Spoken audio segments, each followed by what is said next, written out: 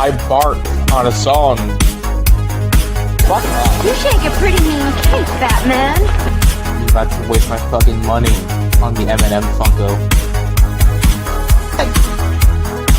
You need to stop! Help me!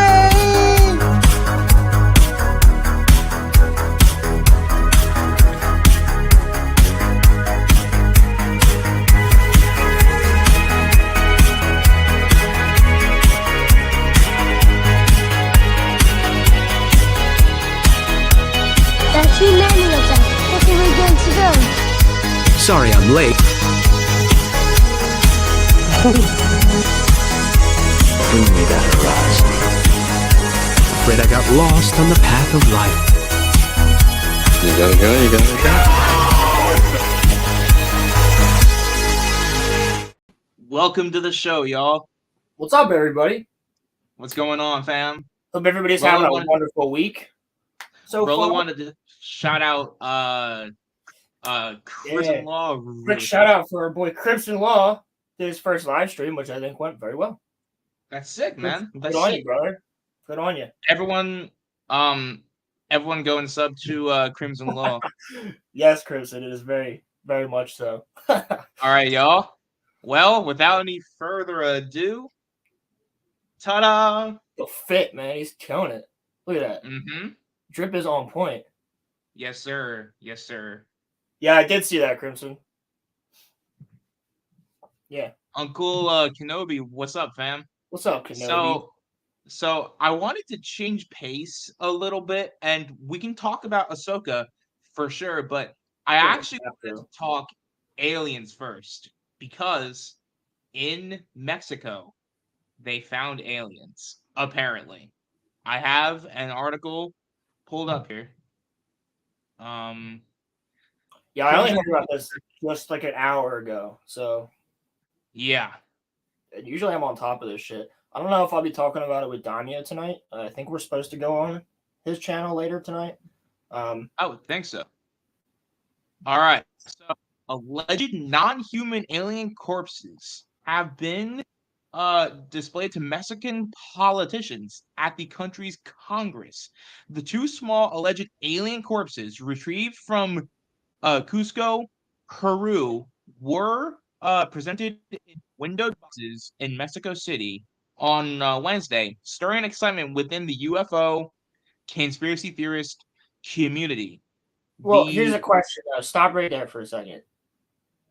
Yes, there's conspiracy around it, but you can't still say that UFOs' existence is a conspiracy theory. You can't anymore. They exist. Yeah. I don't know what the fuck they are. Yeah, I mean, I definitely think you're right. I think it's not so much a conspiracy. I don't like that term. I think that the independent needs to get their shit changed. But Well, there's definitely conspiracy around it, for sure.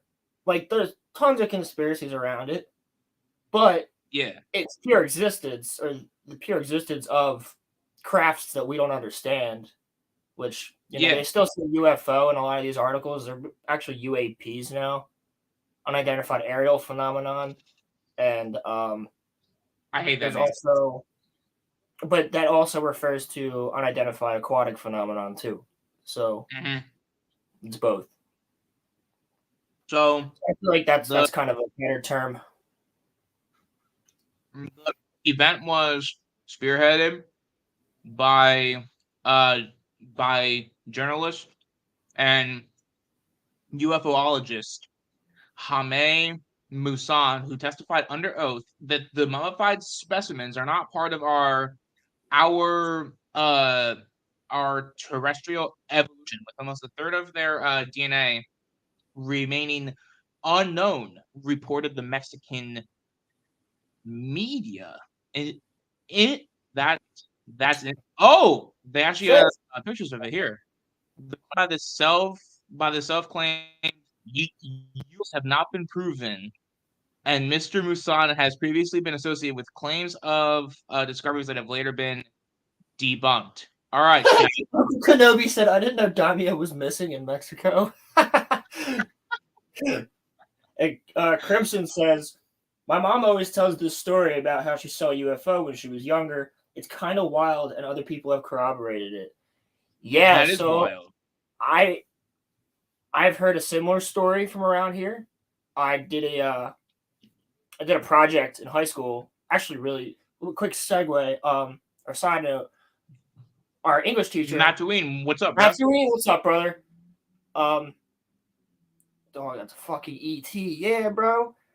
So I had to. My teacher was like, "All right, I'm giving you this project. You guys can pick any topic you want to do it on, but you have to have a product at the end. Whether it's a PowerPoint, if you learn how to knit, bring in some clothes, like whatever. That was just a fun project to do in senior year.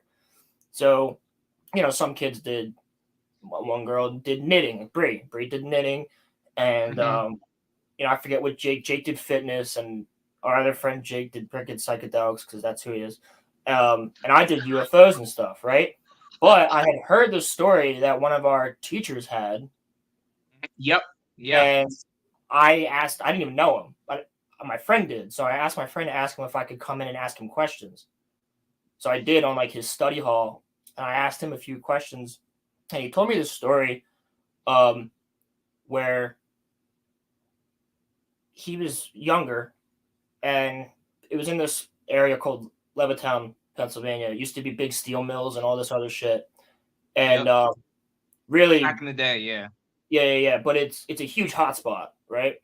Yep. And he said when he was little, he just saw this this black like rectangle just like moving across the sky. And he was like baffled by it. He's like 8 years old looking at this thing. And then the helicopters, he said, were just following it. What? And it just took off. And like these 3 helicopters flew over, like Blackhawks, like flew over his fucking house. And that's wild. He tells this story to his class at the end of every year. And he had told me, like, he was telling the story one year, and this one girl had gone out to use the bathroom, so she didn't hear most of the story. And she got back like towards the end of it, and she was like, "Oh, I've seen one of those in Levittown." And he was like, "What?" He goes, "Yeah, me and my mom, we saw it." He was like, "When?" She goes, "I don't know, when I was little." And literally, he goes, "Draw it on the board right now." And she drew exactly what he saw. Before he even said, she's like, "I saw a UFO in Levittown." She drew the exact same one. Levittown is like close to where we live, G. I know. I've seen shit. Yeah, I know. Neighborhood, and I looked it up because there's a website for most states. I don't know if every state has it, but I know Pennsylvania and quite a few other ones do. When you can actually look up how many people will report UFO sightings in the area. Yeah. So I looked it up after I thought I saw I know what the fuck I saw, but after I saw it, and tons of other people around my area had reported it too, and I was like, I saw one. I fucking saw one. Yep. Now there's a lot of things that could be unidentified flying objects. I'm pretty sure I said this. Like a comet, if you don't know what it is, a comet could be an unidentified flying. You know what I'm saying? But yeah, I'm pretty sure I said this. I'm pretty sure I said this on Daimyo's show on his first episode. But I'm pretty damn sure that I've seen one too. I'm not entirely sure. Okay, but no, chat. And I want to ask Roland too before I weigh in on this. Is the shit real or is it fake? And if it's real, is this shit an alien? Yeah, do you think it's like? Well, there's a lot of people that don't even think that it's like extraterrestrial in the way that they're from another planet. There's people that think that it's interdimensional. Aliens are here. They think it's interdimensional shit. That's why they would just pop up everywhere. Anything I call alien, but I've definitely seen things that are supernatural. I'm pretty sure my grandpa's farm is haunted. My whole family see shit out there. Damn. I'm spending a night in my house, dude. Trust me. Almost everybody I know who has stayed here is like, you got ghosts or something? I'm like, My sinks turn on randomly. I've been grabbed and touched on my shoulders, and my girlfriend got scratched one time by nothing. This this picture though, Kenobi, this is the one that has been circulating around the internet. So I think that Kenobi thinks that this is fake. Okay, that's fair. Uh, at this point, I'm inclined to think that there's more to the world than what we see. That's Yeah. all that I'll say. Yeah, Nolan, absolutely. I 100% agree with you on that. do you think that this is an alien or no? Well, I mean, I would love to get like a better look at it. That's like a full. Maybe they have a full body picture somewhere. Hold on, let me see. Maybe not. But Shit. yeah, I think it's totally possible. We've found elongated skulls all throughout the Southwest and Mexico and places like that. Now, they're human skulls, but what's the point of elongating your skull like at birth? It's like foot binding, but they do it to the baby's skull while it's still soft, relatively, and yeah, exactly what I'm talking about right now. But why? All right, so here, why do you want to make yourself look like that? here is a full body shot here. And look how small they are. Yeah, Look how small they are. I That to don't me think looks that's a like human, that to me looks like your quintessential gray, like that people describe. That just it's looks like 1,000 years old, bro. yeah, Look, there's only two of those shits. and they just look like the grays. But here's my thing about that. I think that ancient cultures. This is just my personal opinion. I think that the ancient cultures who did bind their heads like that did it because they wanted to look like their deities. Yeah, They did it because they wanted to look like what they perceived as gods. And yeah. that's shown all across ancient cultures. I mean, there's one of my favorite pictures to pull up is these hieroglyphics from Egypt. And it has like the slaves at the bottom, the the slaves at the bottom, trust me, I know the government had aliens from the 40s. I've been listening to an audiobook titled The Day After Roswell. I heard about that book. I haven't watched it. They do. They do that. I Now, mean, yo, well, we had to talk about it, bro. What's up, brother? what's going on, man? Yeah, no, I genuinely think that when you look at some of these Egyptian hieroglyphs, right? It's the slaves on the bottom, and then it's like the regular people and the workers and stuff. Then it's like the pharaoh's vassals, and then like the rich, and then the pharaoh is like sitting at the top. You know, he's got the elongated hat on, but there's like a line to show that it's a hat. Yep. And then above the pharaoh is some dude sitting like this or this. I forget what it is, but he's got crossed. I think he's going like, or he's going like this. I think it's this, and it has an elongated head and bigger eyes, but there's no line to differentiate that that's a hat, and they're above the pharaoh, meaning that they were more important than the pharaoh. The doorkeeper's daimyo. There you go. We'll be getting to that later, Daimyo. Trust me. Yeah, we will be. We will be.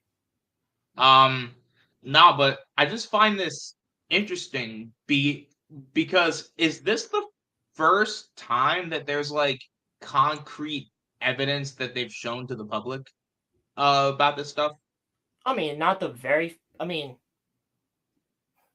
that they've shown grays to the public as well. No, not to my. I mean, not to my recollection. There has been, if you look up the Brazilian Roswell, that's a crazy story. That had bodies. People actually died. Like, people were actually killed.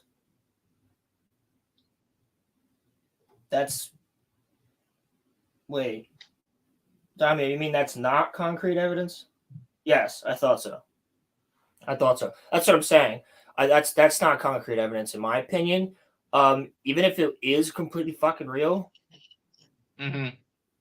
people are still gonna look at that and go bullshit because they just don't trust the governments. No one trusts the world government with that shit, and it's because of Roswell. If they had just come out like in the 50s, like when Roswell happened, if they were just like, "Yo, we gotta tell the American people, it's fucking aliens," everybody would believe in this shit.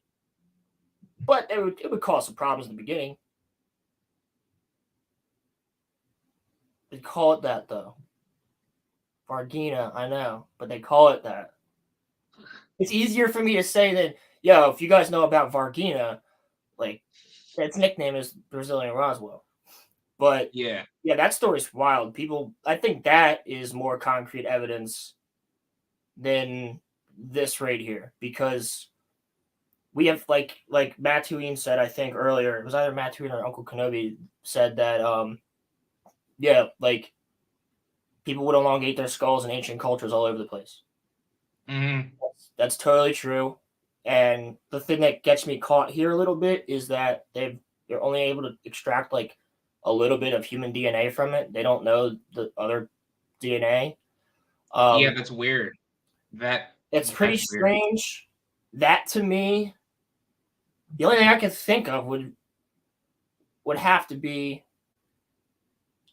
that it would have to be That's true. I forgot about that. Too. Yeah, the radio Halloween scare. So if it's not human DNA though, Yeah, but that kind of proves it, right? But there's human DNA in it. I think if anything that would prove is we're getting a little woo woo here, but that would prove interspecies relations. If it has human DNA, facts. They'd probably run the world a little bit better. The Simpsons actually had a Treehouse of Horror based on that, where it was Clinton versus like Dole, and and they showed them to be like aliens and shit. Yeah, I remember that. Not in America. You have to be naturally born here in order to run for president here. Yo, all right. What if the aliens, right? Set up a little base on Earth and then had a kid. He's technically an American if he's in America. So then, I get it. Yeah. You can't discriminate. Star Wars dog. You can't discriminate against other species, bro. That's speciesist. What's up, dog? You are not gonna call me speciesist. Fuck off. Fuck off. No. I, for one, think that aliens deserve equal rights. Just saying. Fam. with that kind of logic, then when AI inevitably takes over all of our jobs, that means that we'll have to give them rights. And I'm not giving fucking AI rights. Oh, it's not alive. I'm gonna give it rights. Right. I've seen fucking Resident Evil. I know what fucking AI can do. I would die for the Emperor. Facts. For the Emperor. I mean, I have a question. How do we not know that our politicians aren't like lizard people? I'm actually being genuine about that. Like, you seen Zuckerberg that one time? His eyes looking all weird. No, I don't. I genuinely do believe that aliens exist, whether they're interdimensional or not. Don't fucking know. I personally believe that there's multiple species, and if they're here, they're here. There's at least one of them here. Have they infiltrated our government? I don't fucking know. I'm never gonna know. I don't really think about that part of it. What are you trying to imply there, dog? Yeah, Daimyo's an alien. We know that Daimyo exists. I know Dog can't come in today. Yeah, no, that's fine. He's I just up. put Lincoln into the chat. He's in not case getting. anyone wants He's to. not getting here until like. Dog drove all the way up to Minnesota. God damn. Yeah, he had to pick up a crane for work. Dog's going into deep liberal territory. Minnesota. I feel kind of bad for him. He might be out of his element a little bit. No, he's got his privileges on. But he'll be back tonight. Oh shit! I'm sorry, Rolo. What did you know? Yo! What's going on, man? What's up, buddy? Oh, driving through Illinois with my new crane. There you go. That's sick, man. That's awesome. Been a long damn trip. My back hurts. I am sure, dude. You've been driving for like 2 days straight. 6 o'clock Monday morning, basically. Yeah. It's good. It's a good time. We'll probably make it till Nashville tonight. And tomorrow morning we'll finish it up. Nice. Good shit. Yeah, nice. Yep. Just corn and Texas. Crimson. Illinois, it's just corn and taxes out here. Unfortunately, there's taxes everywhere. There's definitely corn every damn where. That's all I'm looking at. Oh yeah. Right now. Nope. Sorry. Correction. There's soybeans right there. There you go. There's soybeans and corn. So, Doug, what do you think about these Mexican aliens? And I don't mean the ones coming over the border. I'm kidding. Talking about Daimyo? Yeah.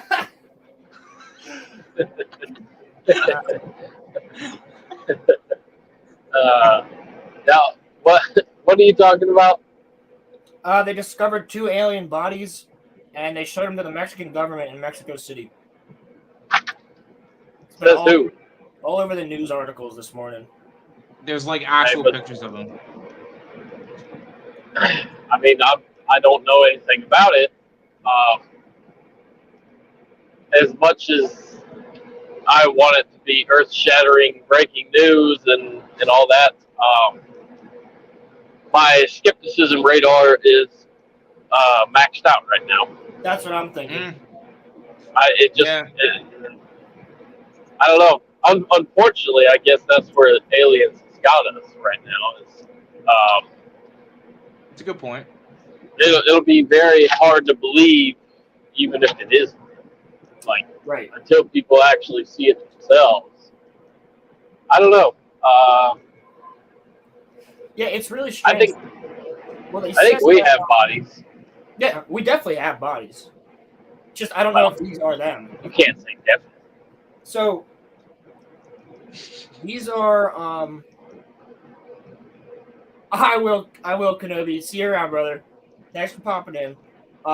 See you, Kenobi.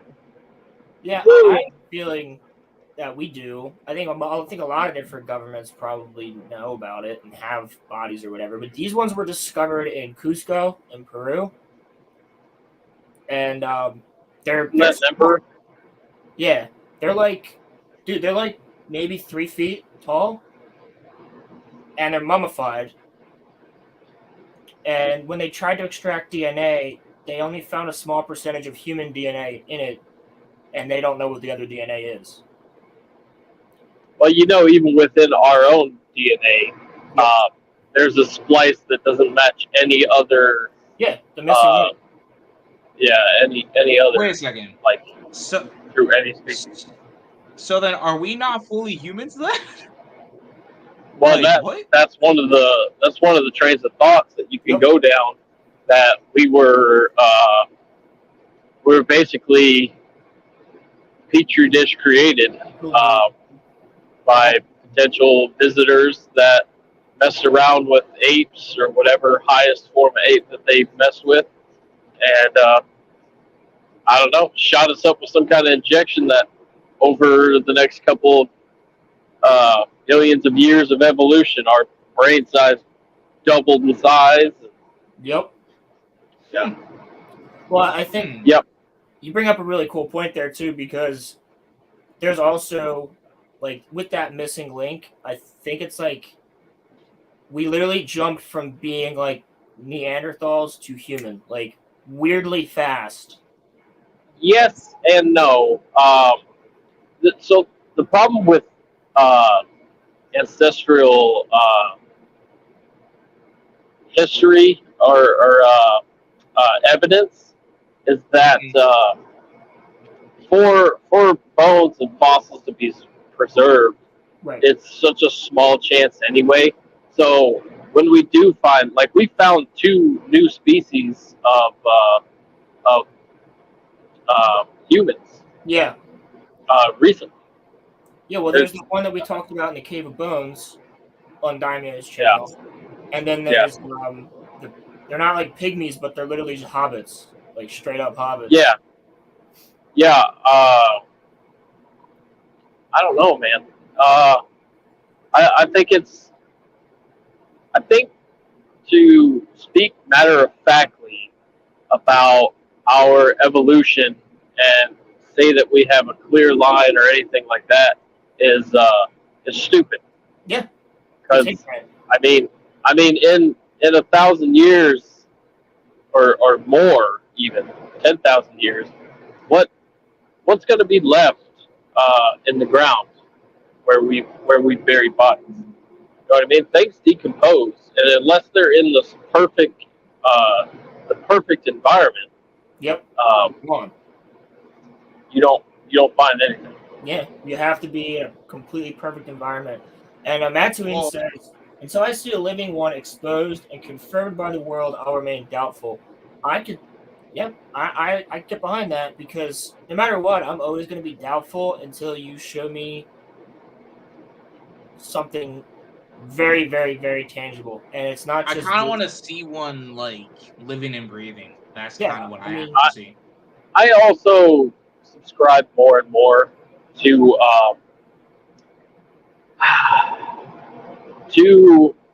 their drone technology. Yep. They're remotely flown. I don't the way that they maneuver. I mean, already is inconceivable to us. Yeah. Like in our modern science. But then if I mean, because the Tic Tac, there's video of it doing what it did. You can't deny the physics that it broke when you watch it happen on the thermal scope. But and you hear the surprise in the pilots' voices too. They're like, "What the fuck? Yeah. I lost it!" Like, right. They're all like, "Holy shit!" Like, yeah. But not only does that just baffle us, how it can possibly move like that, we can't even begin to conceive how you can have any kind of organic material inside of it and it not be absolute mush. Yeah, because the amount of G's that you would experience, like you would have to have an artificial gravity inside of that thing, which very well could be the case. But yeah, I mean, you could also look at ourselves. I mean, yes, we've put a handful of men on the list, you know, as a species, not just as a country. Right. But we put far more robots and only robots on Mars, right? I mean, if you're just exploring, you know, planets that might be similar to the one that you can inhabit, you're not going to find anything, right? Let's send a drone and do some reconnaissance and see what's what before we, we got to get samples before we even know if we can, survive a crash possibly or whatever. You know what I mean? Right. And maybe they're willing to risk it, but logic says breathe our atmosphere. They might have to send drones. You know, they might have a CO2-rich atmosphere as opposed to an oxygen-rich, or maybe they're on a, completely different. Maybe much like trees, they take in CO2 instead of oxygen. So you know what I'm saying?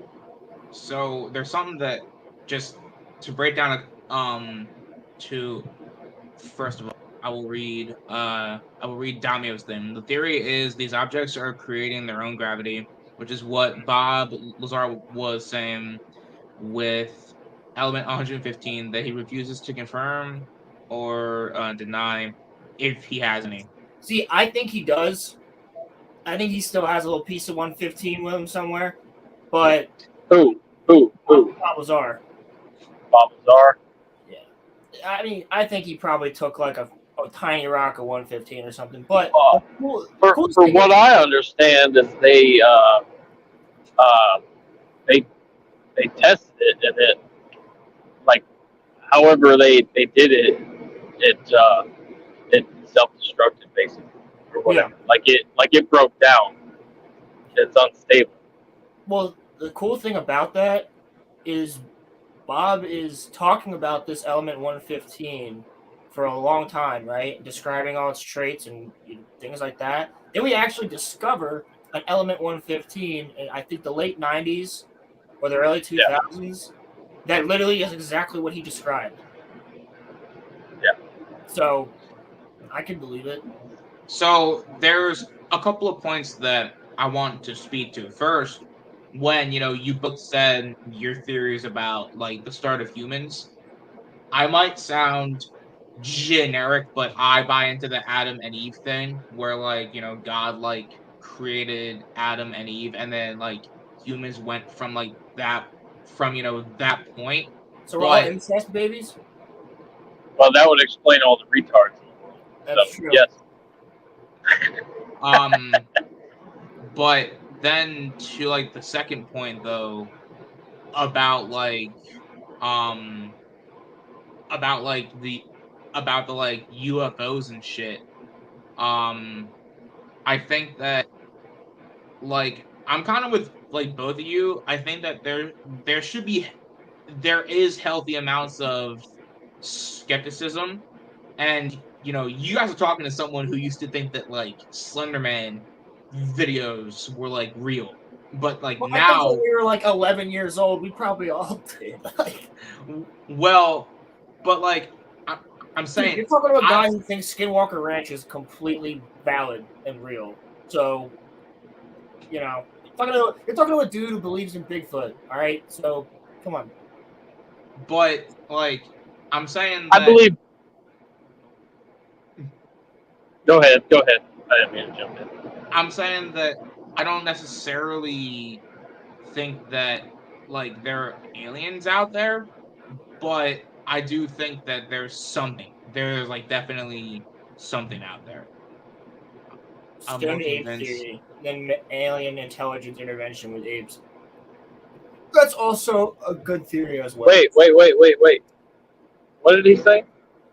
He said he's more convinced than the stone ape theory. Oh, okay. I thought he was saying they were one of the same. Yeah.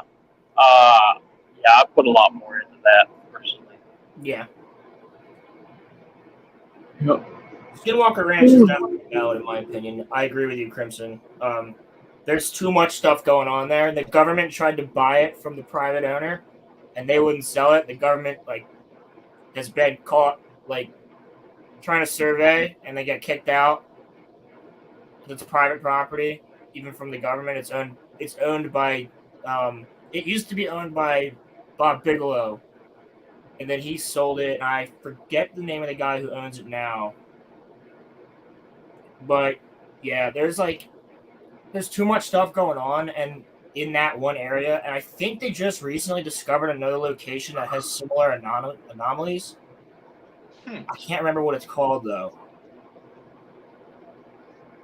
I don't know. I've not heard about this. No, I believe in Gigantopithecus being still alive. I and still possibly having the chance to still have been around at least the time of early civilization, Native Americans, things like that. Again, I made the statement before. You got artifacts and bones and body parts that were found. Thank you, Daniel. The known parts of that species is dated to 100,000. Now there could easily be more, but I don't know. That's a pretty good gap. Yeah. I'm not sure if they survive.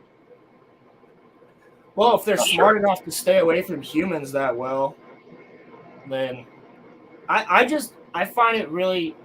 It's the same thing when it comes to me. Ever since I was younger and I got really into history, just believing that aliens were here at some point or might still be, because you have, and that's why I also believe in the Great Flood being a thing, because you have all these civilizations with the same stories, the same exact drawings of UFOs, the same exact drawings of a Sasquatch or a Gigantopithecus, and looking at all that shit, I'm like, there had to be something that caused all of these unrelated ancient civilizations to go, we gotta write this down. Yes. I agree with that a lot with the yoga dries and everything. But a hole I could poke in that is you could say like as far as it comes to like depictions and gods and things like that, a lot of cultures had something similar, right? You have Thor and Zeus and Jupiter and I don't know the old Sam Squanch. It pops up in quite a few different cultures, but I think it's possible that it could be just a depiction of a uh, a savage monster that represents, you know, humanity in a way. That's why it looks like a beastly human. Yeah, I could totally see that as well. I'm not Oh. against. I mean, I I'm have a not. Bigfoot story, so that's just kind of why I believe. But I'm not against urban legends existing. It's just that a lot of the like evidence that people claim to have has been like proved to be fake. So and All then bullshit. and then like of course there's that famous Bigfoot picture that no one knows if it's actually real or no, I think that one was Oh, proven. The two brothers, that one was proven to be fake, I believe. I thought it was the Survivor Man, not the fake ass Bear Grylls, but the other one who did it like for real by himself. Sylvanic Sasquatch, that guy on YouTube, right? He was an Army Ranger and he went and trained with the Navajo and trapped. That guy? No, I'm trying to think of his name. I feel like it was like Lee or some shit. I think that might be his name, but he takes out like game wardens and stuff, and he'll go and find them on expeditions and shit. I mean, there was one video he had of one like peeking through these things, and like, if that was a mask, dude, that shit would be an expensive ass mask. Like the way it moves, the way the eyes blink, and everything is like it's just, it looks like a face. It's really fucking weird. Well, I mean, it reminds me of a Planets of the Apes mask. Yeah, you're right. It does. It looks like that. That's what I'm saying. It'd have to be an expensive. I don't know. I'm not saying in real, that one, and that specific picture, which seems to be the only clear picture we have, I don't know. The hair looks too clean and too like straight. That's a good point. I haven't seen the video in a really long time, but you'd think if that's a real Sam Squanch that they would have like perfectly combed hair. No, fuck no. I used to love. Maybe they got a fishbone comb or something, but I don't think so. I used to just love hearing like random people's stories that are just from small towns, like people that have nothing to gain from it. People that are just like, hey guys, I saw this crazy shit when I was out hunting. Anybody else seen something like that around here, or am I just losing it? And like other people will say something. I'm like, I think that's a lot more credible than half of these pictures and shit that we have. because you'll get stories like that from people that have nothing to gain from it except being called crazy, like all over the place. Yeah, like I'm more inclined to like believe a small town of people that told me that they saw like Mothman rather than like pictures of him. Like there are people that there have was when that bridge collapsed, there was tons of people. The Silver Bridge, when it collapsed, and people said they saw Mothman, dude, it was like the whole fucking city saw him. And that goes back to what Crimson was talking about here with interdimensional things. I think that motherfucker's interdimensional. If Mothman's real, I don't think he's like an alien or nothing. I think he just pops up because he pops up and is only seen at disasters. Not, I think he's causing them. No, maybe it's the angel of death. Who the fuck knows? Like, I don't know. You know what I'm saying? But like Crimson also says in chat. What? Ooh, Daimyo. Daimyo, you run it into the rabbit hole chat. You don't know what the fuck Mothman is, bro? Oh, He's we're gonna talk about him. He's basically, it's like this giant, like, a humanoid figure with wings, and its head. Is that the one who fights Godzilla? No, that's Mothra. You're thinking of Mothra. Oh, okay. Yeah. What does he do? Just slap in people's face and fly into lights, or what is? I think it first started being sighted in the 50s. Mothman is seen before tragedies happen. Yeah. Mostly, usually mass tragedies, like where a lot of people die from an accident or something like that. And there's people that have claimed to like see him. So what about the possibility of psychedelic chemicals being released into your brain, which our body has the ability to produce these chemicals? Yeah, we produce DMT. That's how we dream on serotonin and DMT. Yes, but like for ayahuasca and other hallucinogens, for some reason, a lot of people, especially with similar mindsets, tend to see the same thing on the trip. Yeah. Now, what if these near-death experiences are releasing chemicals into the brain and causing hallucinations? That's more than one person. That's also possible. That's very possible. I mean, there's things that our brain can do and our body can do that we can't just turn on and turn off. Like that's the same thing to me as, look, if you're hallucinating and you and your buddy see the same shit, right? Yep. It could be that. It could be real, and you're actually looking at something completely fucking out of the world. Or it could be your body sending so many endorphins or things like that. Like when a woman picks a car up off a baby. You know what I'm saying? Like, I can't do that.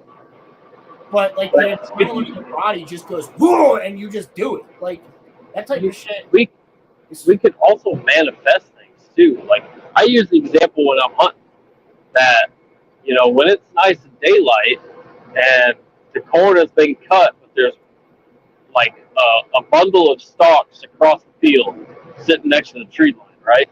So there's a couple sitting right next to each other. It's nice and bright and daylight, and I scan past that little bundle of stalks probably 30 times, right? And then it starts getting dark. And then I forget where that was. And then I'm looking at this spot saying, that's kind of got an outline of a deer. But if I keep staring at it,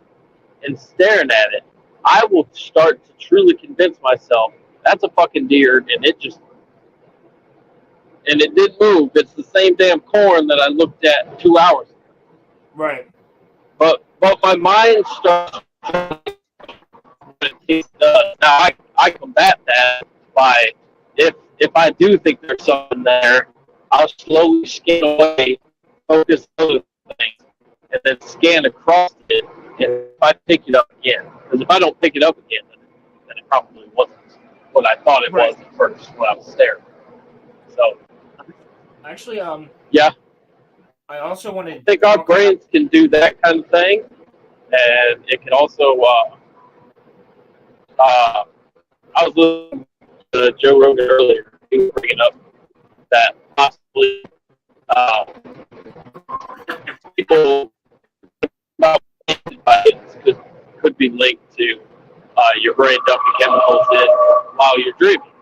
And we've all had an extremely vivid dream before that just felt real as all get out.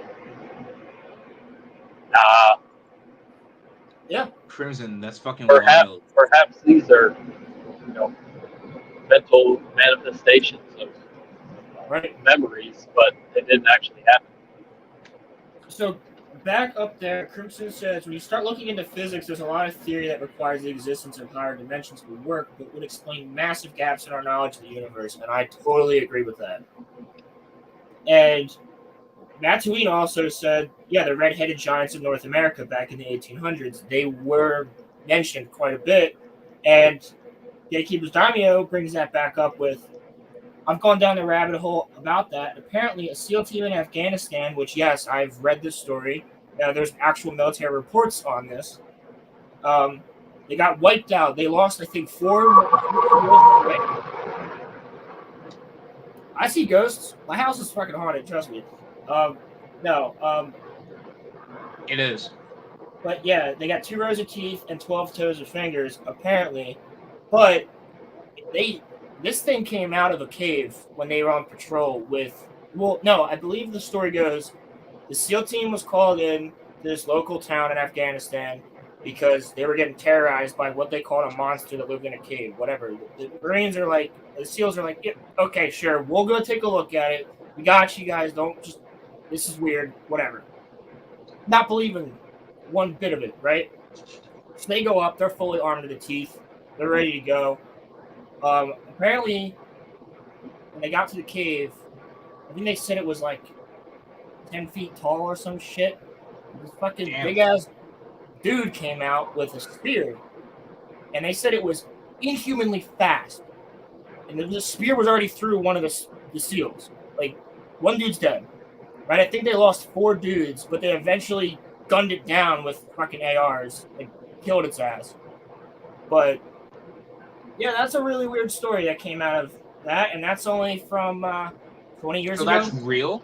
So, like, that's, like, real shit? Like, that's real?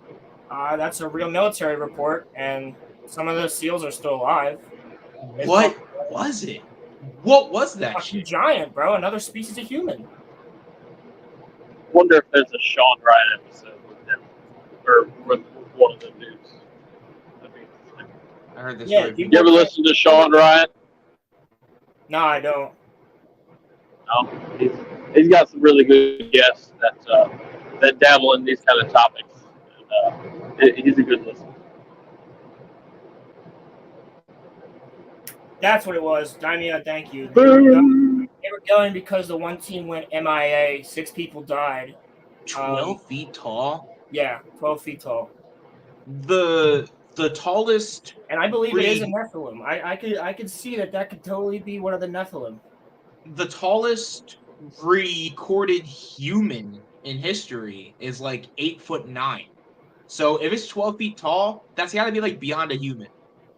Like that's got to be like another that's also like modern history. Yeah, well, true, but I mean humans in general, we're getting taller. Like during this Revolutionary War, the average height was like 5'4" or like something like that. Mm-hmm. And I think actually this is a quick side note. I was watching this comedian. Yes, the Descendants of Fallen Angels, and they're giant humans. That's the Nephilim. But I was watching this comedian the other night, and he was talking about George Washington. Shane Gillis, fucking hilarious. Laughing at it takes a lot to make me laugh at a comedian. This guy had me dying. And so he's like, did you know George Washington was 6'2"? So he was literally like a giant to all of them back then, because everybody was like in the 5 foot, right? He had red hair and he would always lead at the front lines, right? So imagine you're like some 5'4" British dude, like in the woods, in this crazy ass 6 foot tall American with wooden teeth and red hair just runs at you and just bam, just gets you with the sword, just like acting all crazy. He's the first one on the field, like it's like hell yeah. Yes, Jake. I wonder, does George Washington have any confirmed kills? Yeah, I think so. He has quite a few. I don't know. I know he was his general. Yeah, Crimson. George Washington comes out from behind a tree. What the fuck is a kilometer? And in it. We're going to use Fahrenheit. So there's something that I want to comment on though. Was it I definitely you said that. I remember you saying that. Was it Tatooine or was it Crimson who, you know, talked about that there is something that has to be out there to, you know, create all of these like circumstances? Because I want to like question that directly. What's everybody's belief like? Does everybody here believe in Jesus Christ? I believe what Jesus Christ did is real, yeah. But do you think that he had? Do you think he had the gifts that they said that he had? Yes. Yeah. But I also believe that, you know, other religious figures did as well. I call it like poly-religious, right? Mm. So I'm not going to tell you that the Greeks were wrong for believing in 1,000 gods, and I'm not going to tell you that we're wrong for believing in one God, right? And that's us. Now, I don't see any reason why their interpretation of it being 1,000 gods back when the Greeks were looking at it, and our interpretation of it being a singular God is necessarily, it could be one and the same. It's just we are looking at God in a different way. Do I believe in a higher power? Absolutely. Am I going to believe to tell you there's one, or am I going to believe to tell you there's 1,000? No, I believe in it. I pray to him. I still know what I'm thinking. I still believe in Jesus Christ. Let's say something real weird. Super weird timing. I just passed a sign that says Jesus saves. Oh, whoa! What are the odds of that? What are the odds of that? What's up, man? Yo, you heard us talking about him. That's actually that's a cool coincidence right there. That's pretty sweet. See, people are like, that is cool. Well, you know, God couldn't have created us because like we were created by evolution. Well, yeah, but he put evolution into, like, I'm a scientist, right? So I believe in evolution, but I also believe in creation, and I believe that he put things in place so that we could be created, and therefore things would happen. But who's to say that he didn't also do that for other planets and other life? Or who's to say that our God isn't just the God of Earth, and then there's a God of Mars, and then there's a God of Alpha Centauri, all the way out in a different solar system? You know, like, there could be a God for all these different places. You know? Like, there's a lot of different theories I have about this. All I know is that there's a higher power, and I believe what Jesus Christ did actually happened, and I believe he really did awake from the dead. That's just my personal opinion. I think God is your favorite in the world. Sounds corny, but I believe God is the binding force of atoms and elements. The Fibonacci sequence could be God. That's you know, good way of thinking about it. No one's wrong on this either, because like God is like what like anybody thinks that you know God could be. There are probably some, like, isn't it in like certain Asian cultures they think that there's like a god of fire, a god of water, a god of air, like, you know, that like kind of thing too. Yeah. So I don't think that anybody's wrong, but this is just my own personal view. I think that there's one overarching God, but that there's like a god for like each planet. That's so like I'm kind of along the line of like what you think, Roland, is that like there like might be a god for like each like planet, but then I think that there's like a god that is like in charge of like all of the other ones. Well, So so you're thinking of it like quick Tolkien lesson here. That's how he did it. That's how Tolkien described it. You know, there's the god Eru Ilúvatar, who is the one god, but then he has like Melkor and Awe and like all these other different gods that are you know connected for different things, right? So yeah, I believe that there is like an Eru Ilúvatar type figure. Whether there's other gods under him, I don't know, but that's just what I think. I think we can mostly agree that most people on the planet, unless you're like an atheist, you believe in a higher power. A lot of people believe in a higher power of some kind.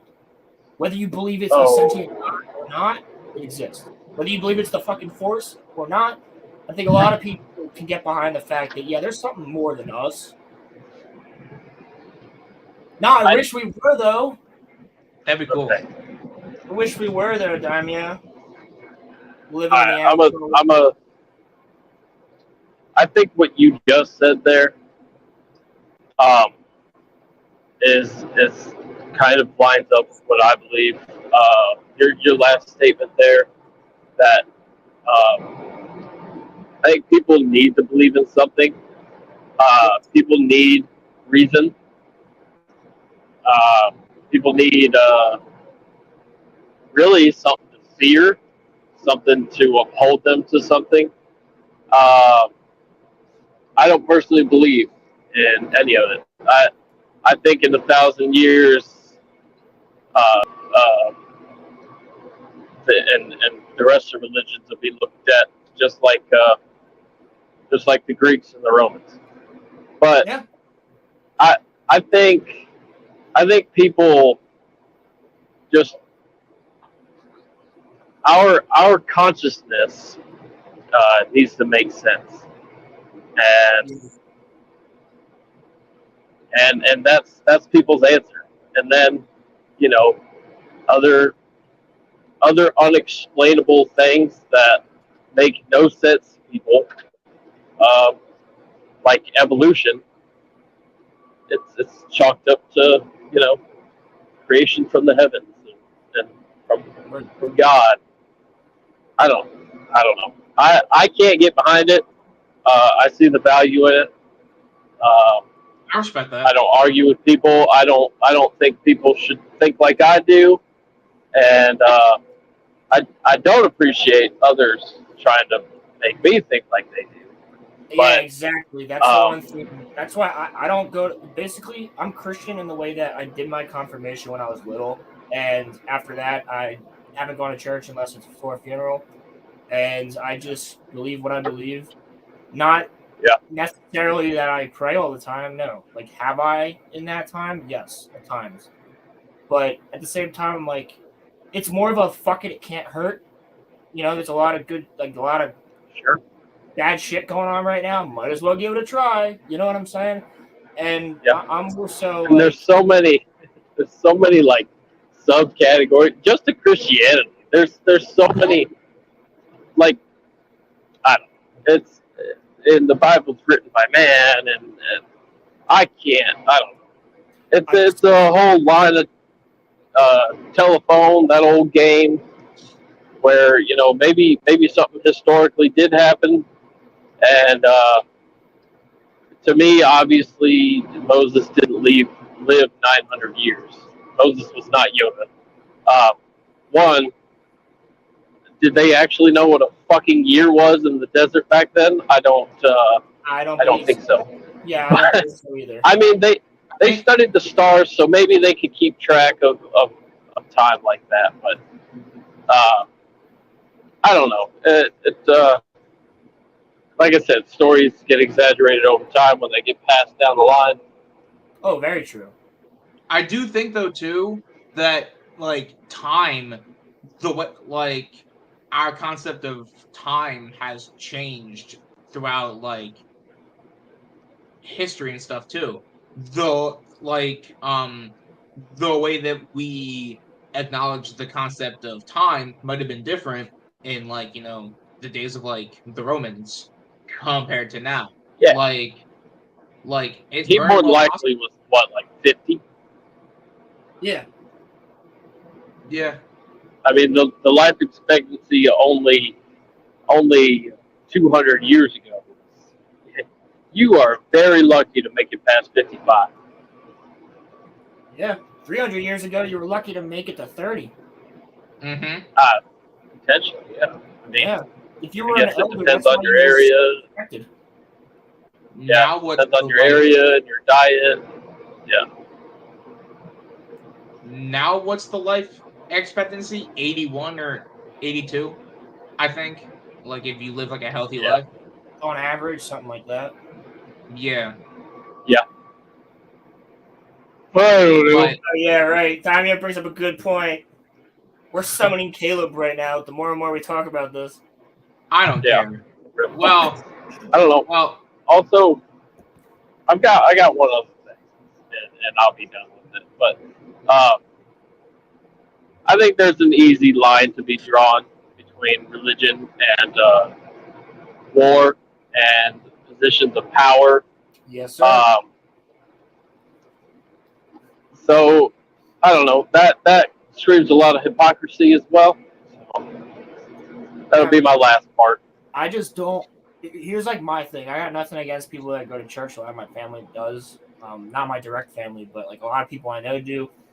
I go to church every Sunday. No matter what religion it is, I personally don't subscribe to organized religion. I subscribe to, like, I feel like we can all have our faith, believe what we believe, without having an institution be like, give me money so that you can come here every Sunday. Give me money so that I can influence wars. Like, to defend that, originally that was to take care of the community. it's So not like anymore though. it was like your city tax basically. Yeah, but right? it's not anymore though. Is what I'm saying. No, not even. Not started even. as a pure thing. It definitely started as a pure thing to help people, and now it's helping really bad people do some really bad things and get away with it. If you know what I'm saying. It can be. Yes. Specifically, the Christian church.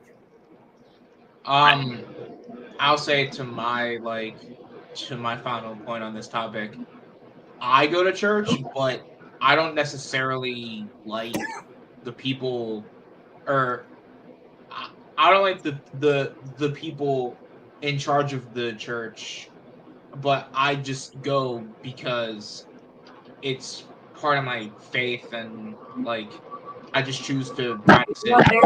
You're there for. You're not there for the guy standing at the altar. You're there for. Yeah. No. I don't, and like I will say, giving money to the church is really fucking weird because if you don't give money, everybody looks at you weirdly, and you kind of feel like you're being judged. Yeah, Crimson. So, there's a lot of churches around us that do that. I would say most churches around our area will like give you $1 at least. You know what I'm saying? They want you to bring cash. It's almost like paying for admittance. And I have other reasons for not going to a church or a funeral. Just other reasons for that. Yeah. You're lucky, Crimson, because it gets complicated. And sometimes it completely throws off the congregation that you're feeling, you know? I used to just sneak in action when I was little. My mom would make me go to church, and I would just be chilling. Like, I gotta go to the bathroom, and then I would just be like in the stall playing with an action figure for like 10 minutes, and then go back and be like, keep in mind, I'm like 10. you know. But Well, because like church is like boring as shit. Can we pivot to whether or not we believe dragons were real? Oh, dude, I think dragons are real. I don't know if they breathe fire, but Yeah, I find that unreal.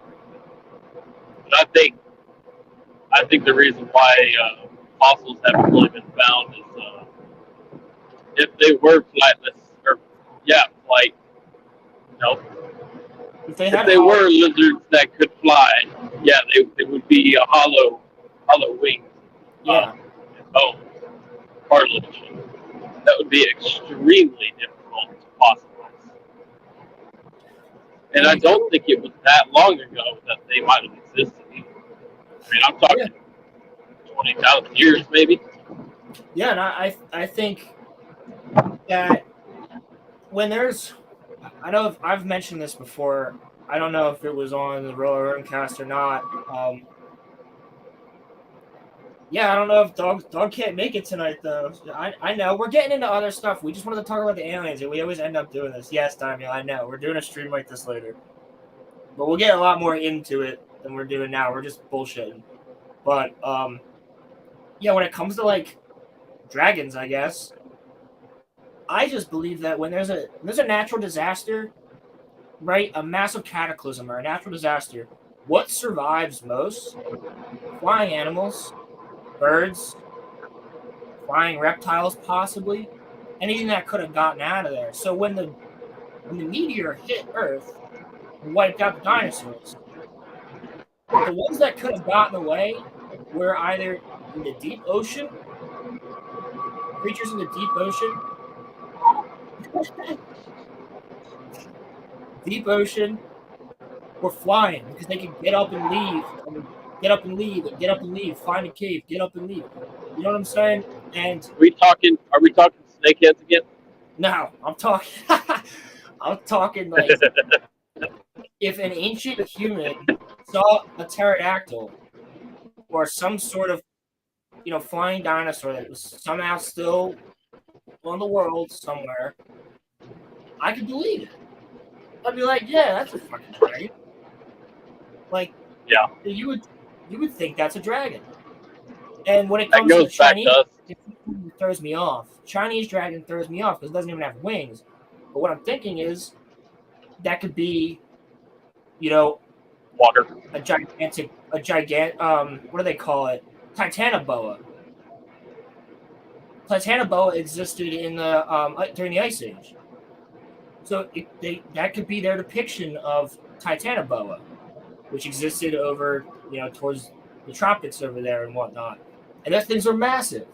But also, Honestly, if you took an anaconda and give it a bearded dragon head instead of its snake head, it like looks like a Chinese dragon. that's a fucking dragon. And there's snakes that actually have like horn, like, oh my god, there's snakes that get some crazy Adders look like that. like jagged details. Yep. Yeah, that very well could be. I think they're all interpretations of gigantofauna or megafauna or just surviving species that just persisted and changed over time the way they look. And I mean, now to me, England was a lot hotter back then, so I could see them actually being, King Arthur fighting a dragon. It could work. He might have killed a dinosaur or something. Of course, it's a legend, but it's possible. Is there a legit claim that King Arthur slayed a dragon? Yeah, there is. Or is that just the tale? I mean, it's the tale, but I don't know. Because King Arthur did exist at one point. Yeah, he was real. That was real. But his legend is pretty dope. That'd be kind of interesting to study that. I feel like that'd be kind of difficult to actually get factual information about the real life King Arthur. Oh yeah, Maybe not. That'd be a fun episode for Into the Rabbit Hole. that would be a I fun. really enjoyed that. Yeah, medieval Europe and like King Arthur and stuff. That might actually take 2 episodes. There's probably a lot to cover in there. Yeah, it probably would. That Yeah, would we be can do fun, some good like- research on that. I'll be able to write that fun, down. like- Yeah, Damia, write down King Arthur. that would be a fun, like, Assassin's Creed game, too. Be fun. Fuck yeah. That would be sick, dude. Really, that's why I like Skyrim so much, because it's pretty similar to it. Yep. I personally I believe wish- the world was far more attuned to the supernatural, spiritual side in the past. As we moved into modern times, we kind of lost the ability to experience these. Yeah, I could get behind that. That's why babies and animals react to the supernatural so quickly and easily because they're not corrupted by our own thoughts. Caleb would have to be on it, or he would get mad at me. We already spoke about doing this. Okay, well then get Caleb on that one. Right? So, Caleb's always mad at you for something, bro. so you guys want to switch gears? You guys want to talk about? You guys want to talk about Peak now? Talk about what? Ahsoka. Oh, what? Peak. Pete. Oh, I didn't watch the last episode, so Yeah, so I don't want to. Oh, I don't want to do it yet. Yeah, Dog I hasn't haven't gotten seen to it. watch it. oh, dog! You're gonna fucking love. Well, you might love it. yeah, I should have in the hotel room last night. But Watch it tonight. ooh, I do have something for you, Roman. If you feel like listening to some political stuff, Joe Rogan did a podcast with Tulsi Gabbard, and it is That sounds fucking interesting. really good. It's really That good. sounds interesting. They talk about Maui and shit like that too. It's really interesting. Cool. I haven't been keeping up with Rogan, so I mean, Yeah. like That was a good episode. that'd be Yeah. cool. I used to watch all of his episodes on YouTube and Spotify, but now that he's like isn't he strictly Spotify now? I just watch the clips. No, I don't he's- use Spotify at the moment, so No, I think he he's is. still He on is YouTube. just Spotify. Is he? I thought he was still on Nah. YouTube, or nah, not yet. or you know, he like No, posts like YouTube started trying to censor what he can talk about and trying to take down his videos. So he made an exclusive deal with Spotify. And Spotify at first wanted to do just audio, and Joe was like, "No, part of this is video, like the image of Elon Musk doing the podcast with the fucking blunt in his hand, like this." It's iconic. Like it has to be on video as well. Or dude, you can't have Alex Jones just on audio. You need to see him emote. you can see his face. Yeah, He's like, dude, the best. Like, no, goddamn, yeah. the best, like Joe Rogan, other than the Bob Lazar one, which was so freaking interesting. One of the best Joe Rogans I've ever seen. It was the second time he had Alex Jones on with who's the MMA guy? The other MMA guy that was on there. And he's like friends with Alex, but he just keeps like being devil's advocate. And Alex is like, they're taking the babies and bringing they're eating it. And he's like, yo, Joe, he goes, I will fight you. I'll jump this tape. Like, it's so funny, dude. Was Eddie it Bravo. Oh, Eddie Bravo? That was Eddie Bravo. Yeah, the one, yeah, dude. yeah. That's the one That's- where Alex is like, That was I'll be it was honest, very funny. I'm kind of retarded. Like, it's so good. Yeah. Dude. That's Well- like the best podcast I've ever watched. I was dying the whole time, but it's actually interesting and factual. Like, Back to this point though, what Yeah, I a like lot of about shit Rogan that he is said is come true. what I like about funny shit Rogan is crazy. Yeah.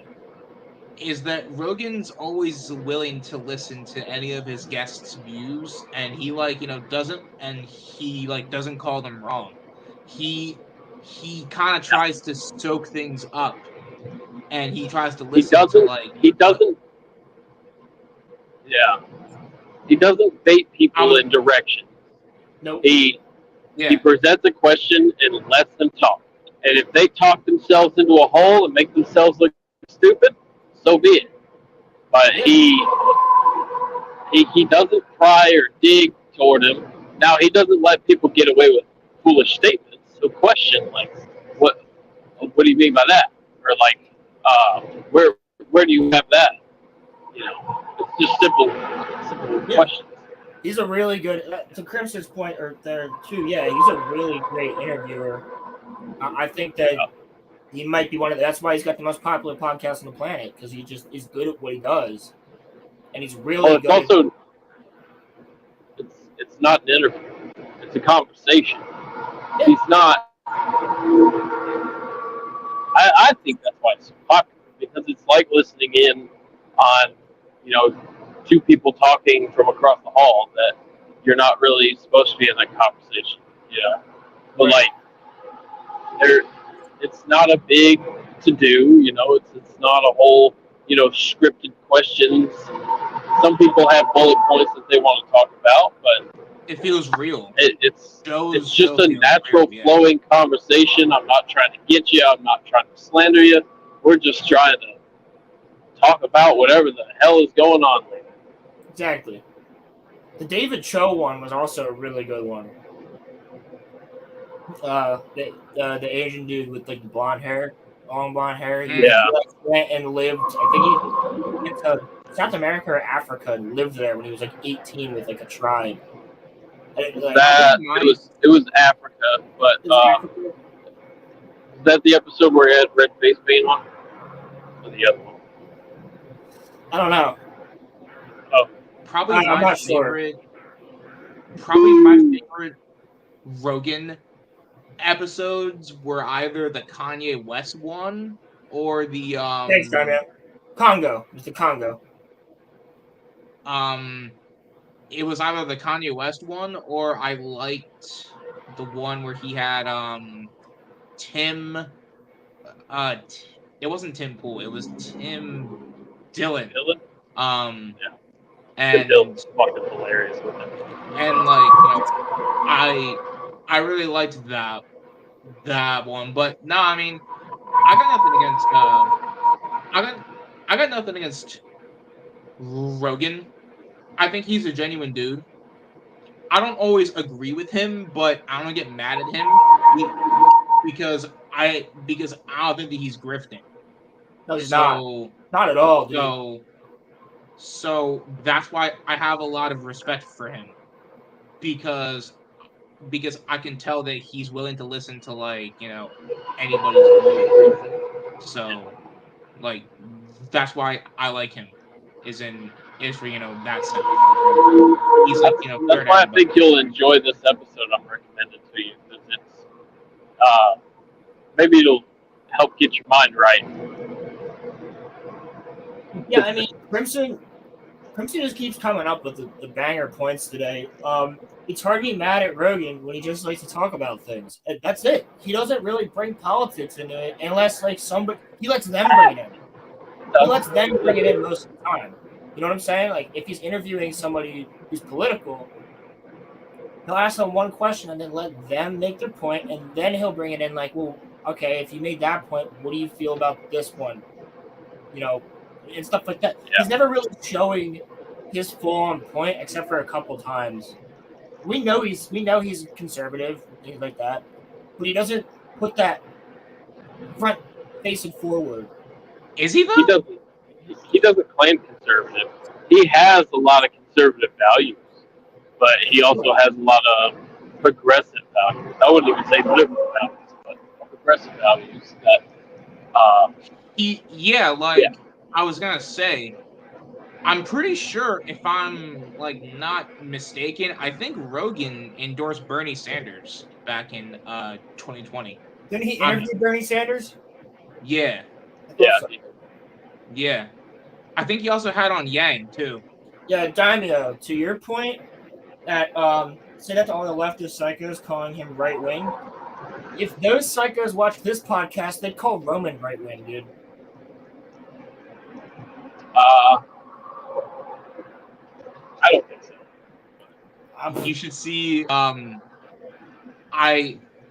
didn't make it any of y'all's business because, like, you know, it doesn't fucking matter. But on a video that I posted, you know, a couple of days ago, fam, I literally got I literally was getting called, like, you know, everything fucking crazy because, like can like are people not allowed to have opinions anymore? No, Like you're not.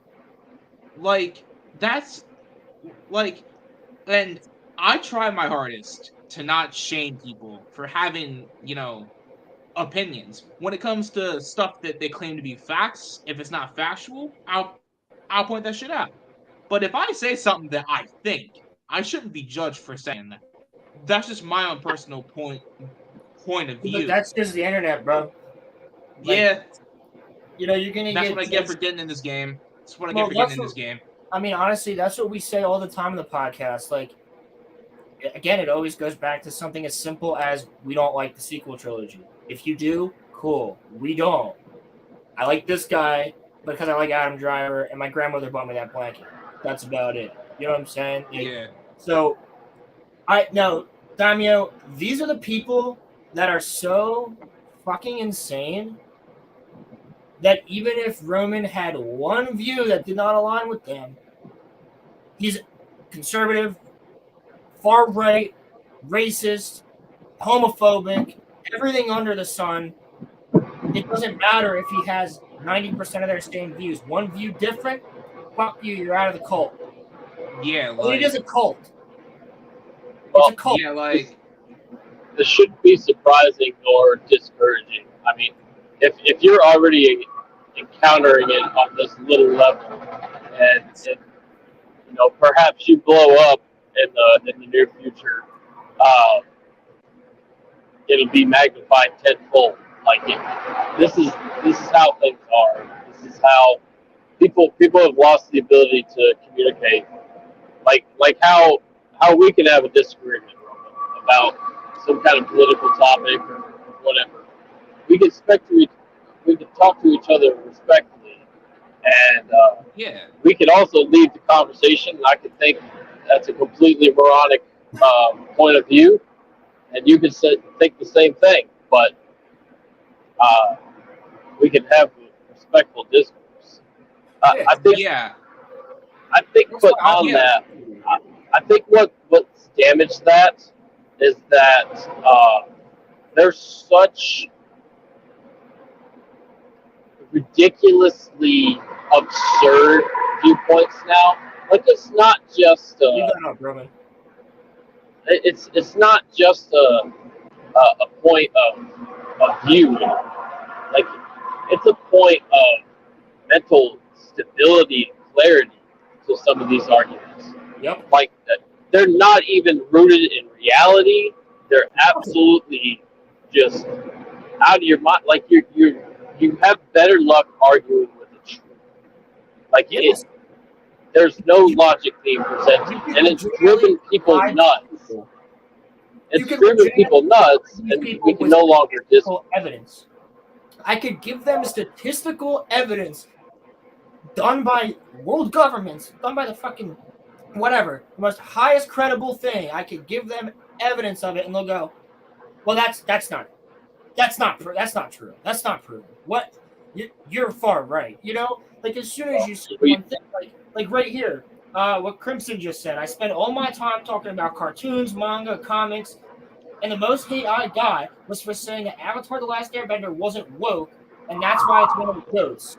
Right, because if you say the word woke, even if you're like Roman here, if you say the word woke, you're far right, you're conservative, you're racist, you're homophobic, all this shit. When in reality, no, get it the fuck out of our entertainment.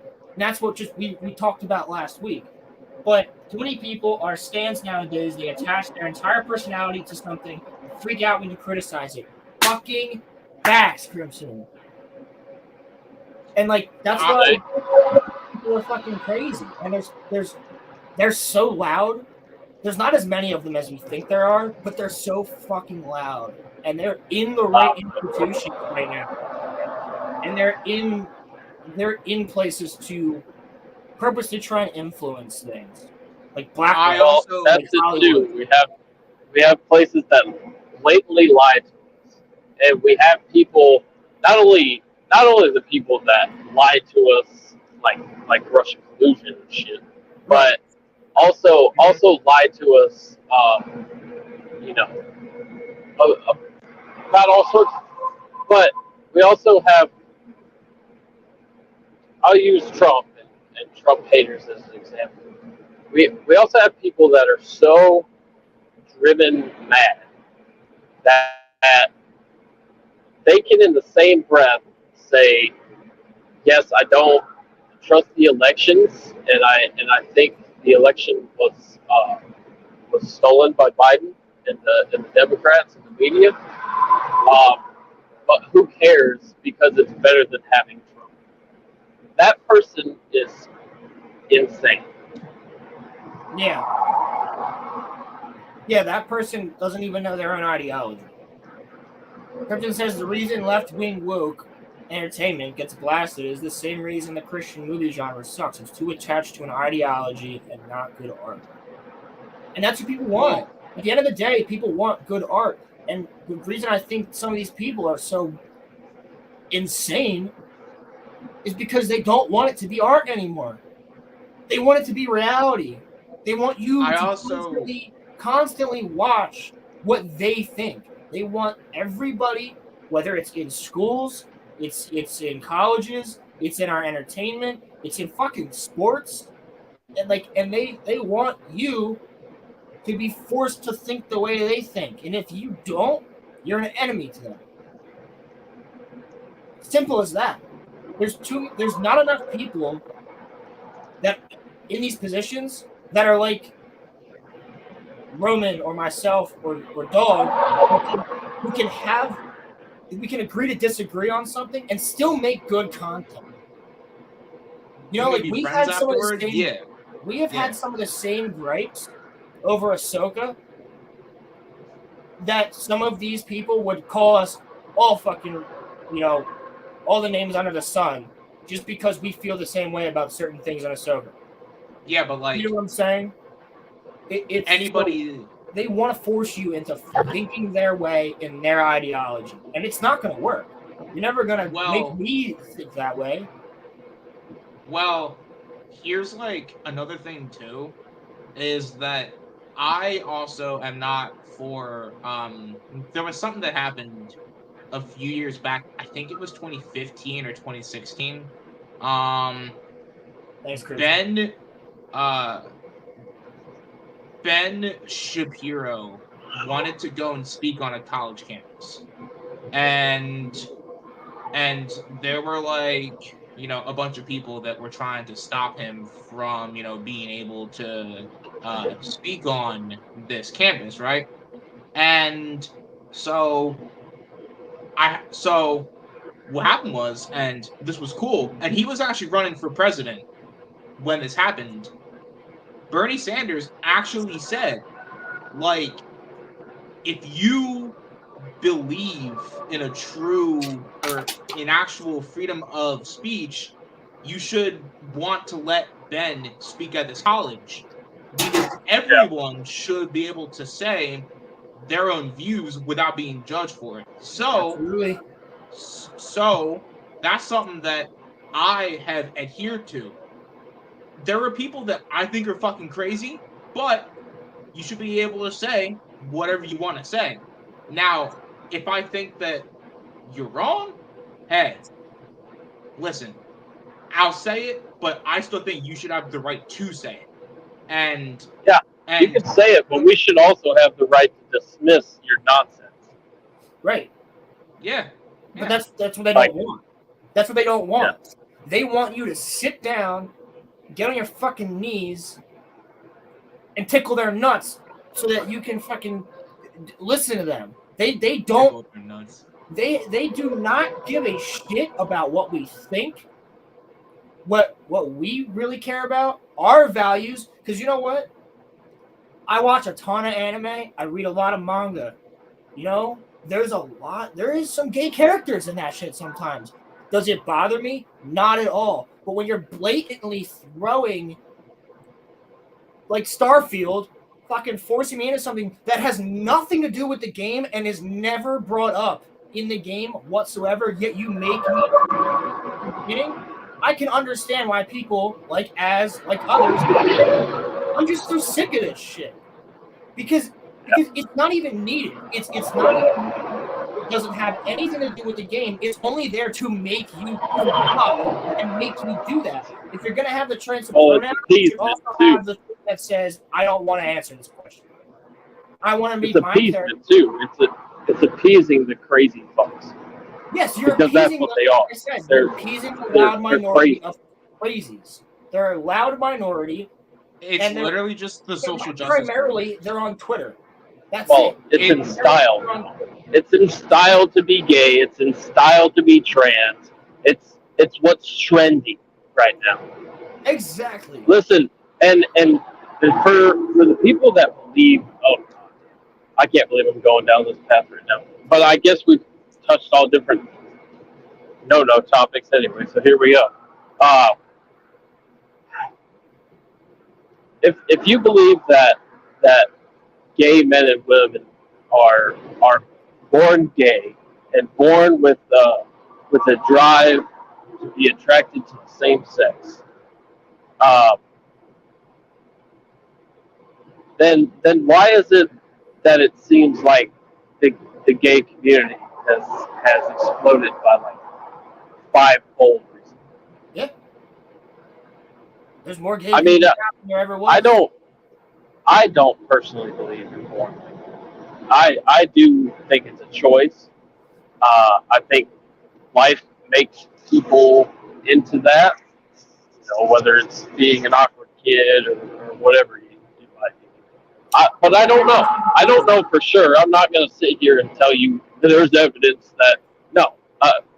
My opinion is that it's a choice, and it may not feel like a choice, but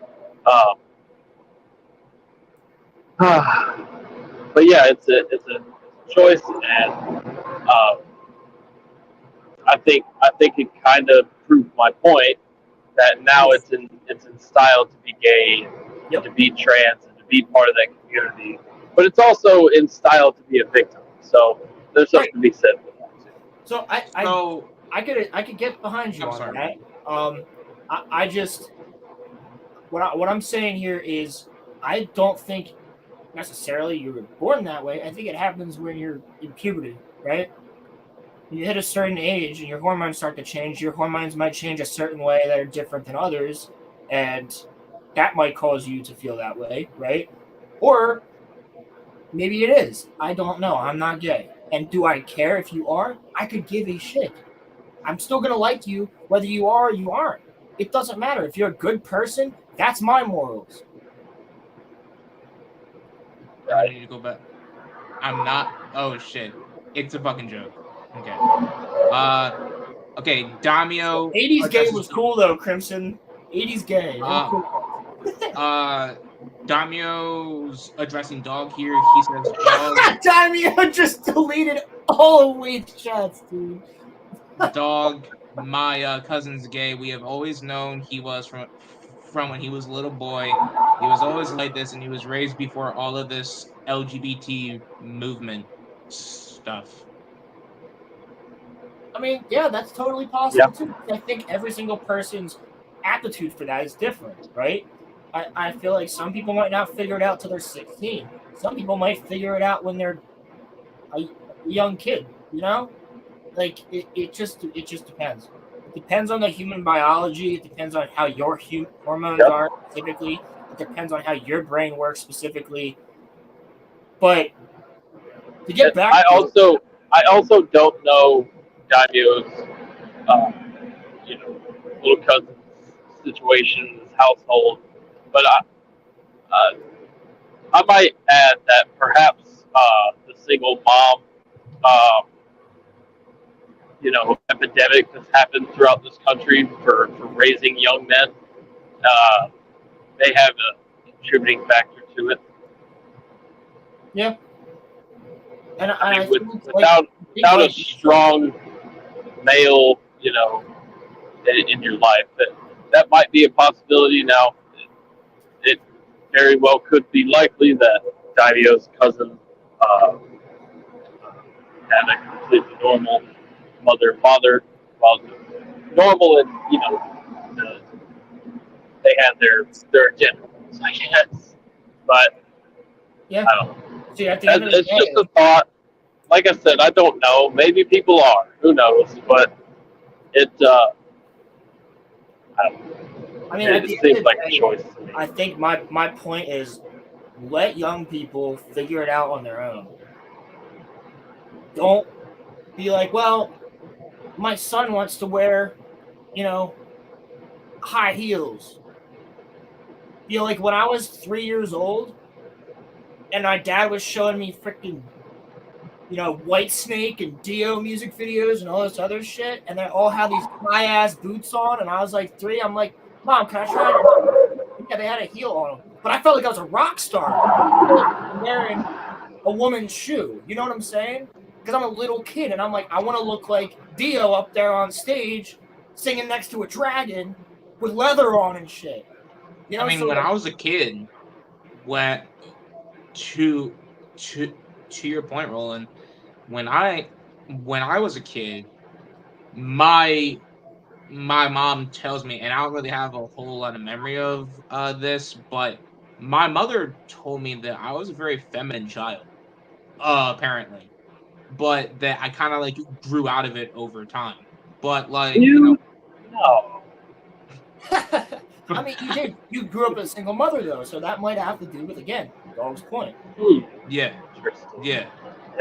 But you might have been breastfed too long and got too much estrogen, which I actually can personally say I did. Like my nipples come to a little bit of a point because of that. Thanks, Mom. But I will say though, when I was growing up, now it's changed for her, but from when I was like 7 to like 14 or 15, my mom was very like conservative. And so like it's kind of weird. Like, yeah, I grew up in a single mom household, but she kind of raised me on Roland, why'd you put that into the chat? She she kind of tried to raise me as a conservative child, but so like that is kind of weird, but like so well to that the Democrats were against gay people in the 90s, right? So here's like my whole thing on that though too. I still think that like the Democrats are not for gay people and they're not for black people. I just think that they tend to be because that's what they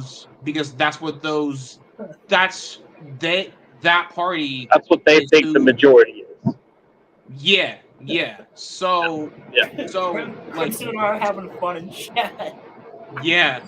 But like me, personally, that's why I don't like either of the parties, but I think that the Democrats especially pander. Yes, they pander way hard, dude. Yeah. Way hard. Most conservatives will tell you, I really don't got a problem with gay people. I really don't have a problem with they pander. Just they pander. Don't put it into our entertainment as clearly like you're trying to make a point when I'm trying to watch Star Wars. You know what I'm saying? Like, or I'm trying to play a space game. I'll make a point, Rilla.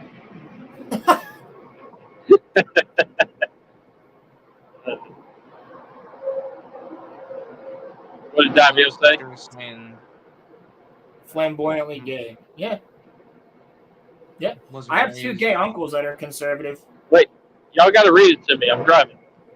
Daimyo says, my little sister is saying she's gay now. I don't buy it. Never appeared like it until she moved to New York. My cousin, who is close to 49, was raised conservative and is and has been flamboyantly gay. wasn't raised to be. In fact, his parents probably didn't like it. I think. Yeah. I don't know. There was a Pierce Morgan interview I seen the other day. LA, so. Yeah, right. Well, there was a Pierce Morgan interview that I watched last night. That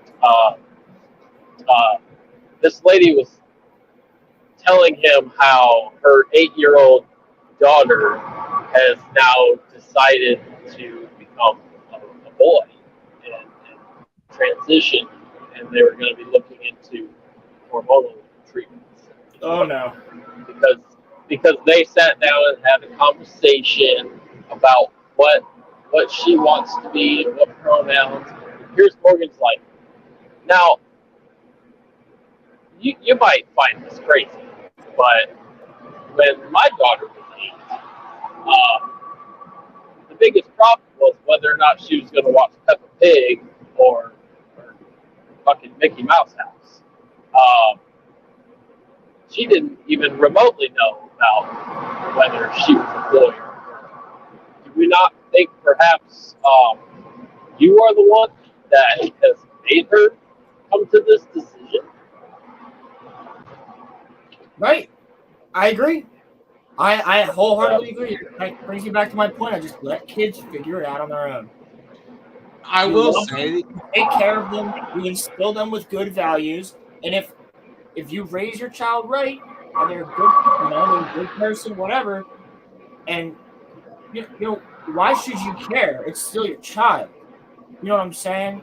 Like, if I have a son one day and he's like, or a daughter, and they're like in high school, whatever, they're like 16, 17, 18, they're like, I think I might be gay. I'll be like, all right, we'll have a conversation about this. I ain't let you transition until you're old enough to do so. You ain't doing that shit in high school. That's a life-changing decision. And right now, the highest suicide rate, the highest Minecraft rate in the country is that of trans people at the moment. And one of the highest, I should say. Sorry, my bad. Well, also, regardless of what transformation surgery you do, you will inherently take years off of your life. Either way. You cannot undo. It's a proven fact. You're mutilating an organ of your body. That is required. You will die young. Not only will you die younger, but it'll fuck your hormones up. And a lot of people don't realize this. They think it's a one and done transition. No, you go back yearly.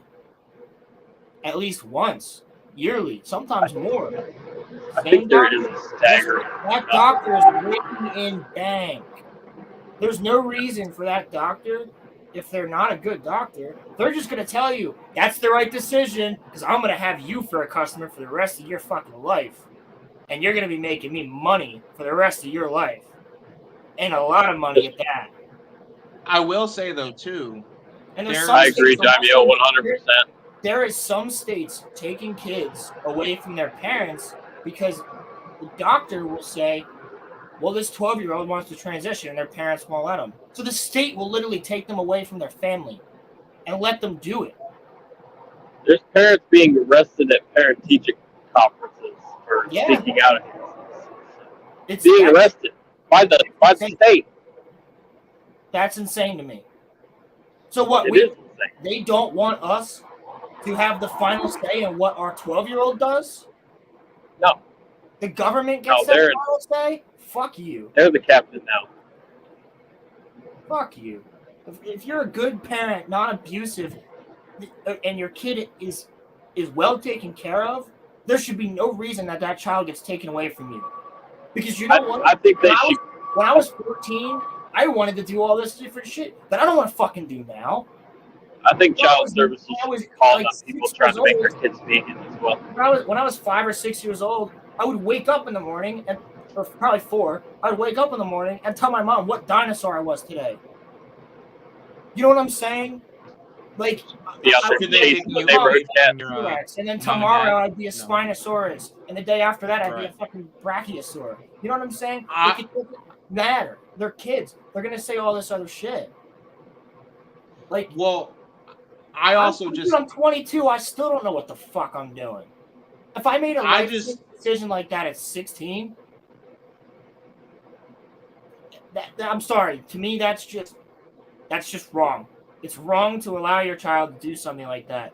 That's as much of a life-altering decision as I want to say committing a bad crime at 16, because it will alter your whole life. I'm not saying transitioning is a crime, but I'm saying it will. Prison law again is on fire. I also identified as a Power Ranger as a kid. I'd be doing fucking flying drop kicks off the couch, yawing all morning long. Right. Prison laws on fire today, dude. Well, I personally just would like to weigh in on this a little bit. Yeah, I gotta grab a drink real quick. I'll be right back. I'm not gonna say her name on here, but there is a family member that I have that I'm very, very close with, and she is in the process of starting to turn into. She's in the process of starting to turn into a man, and now she's felt like this since she was 12 or 13, and she's gonna be 25. So, but she said that like she had one talk with her parents, that she brought it up to her parents, and that her parents said, well, like, let's not think about this now. Let's wait until you're 16 or 17, and then we can have this conversation. And so then when she was 17, she was like, I still feel this way. So then when she How old is she now? What? She's going to be 25. So she's going to be starting the transition. But her parents let her start when she was like 18 to start to dress more like masculine and to like do all of that stuff. But like her parents didn't outwardly like discourage her. They just told her to wait until she was grown. But now she's starting to like start the process of it, like do like the like medical stuff. But she like waited for like years because she wasn't sure if she actually wanted to go like through with it fully. But now that she like wants to, now she's gonna start. But like I just personally, so like I happen, and her parents are, conservative. So like I happen to see both sides of this issue. But I just personally think that like you can have the conversations when, your kids are young, but I think that once they're the age of 18, that's when they should be able to make their own choice as to what they want to personally do. That's just what I think. I mean, I don't know if I hope I don't piss you off or anything, but I don't want to piss you off or anything, but like I think you can love somebody and also think they're an idiot at the same time. There's multiple people in my family that I love. To me, right? To me, like it's sad that that's what she has now formed a belief in, but I still think it's in style to be that. I mean,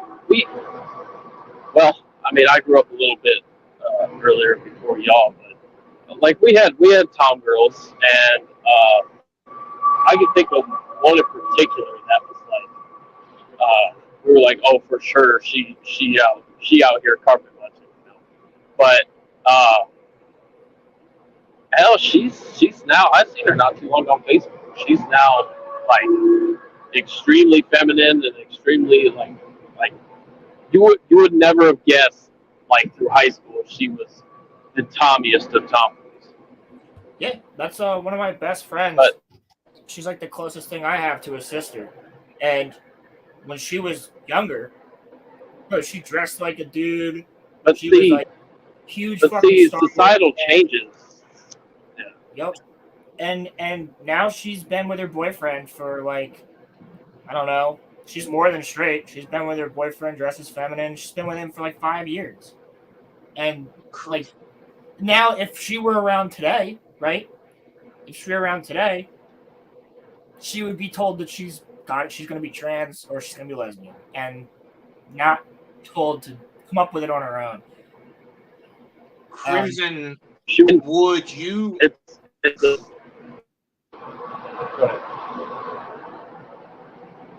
Crimson, would you say that you're like a libertarian then? Because that is kind of what it seems here.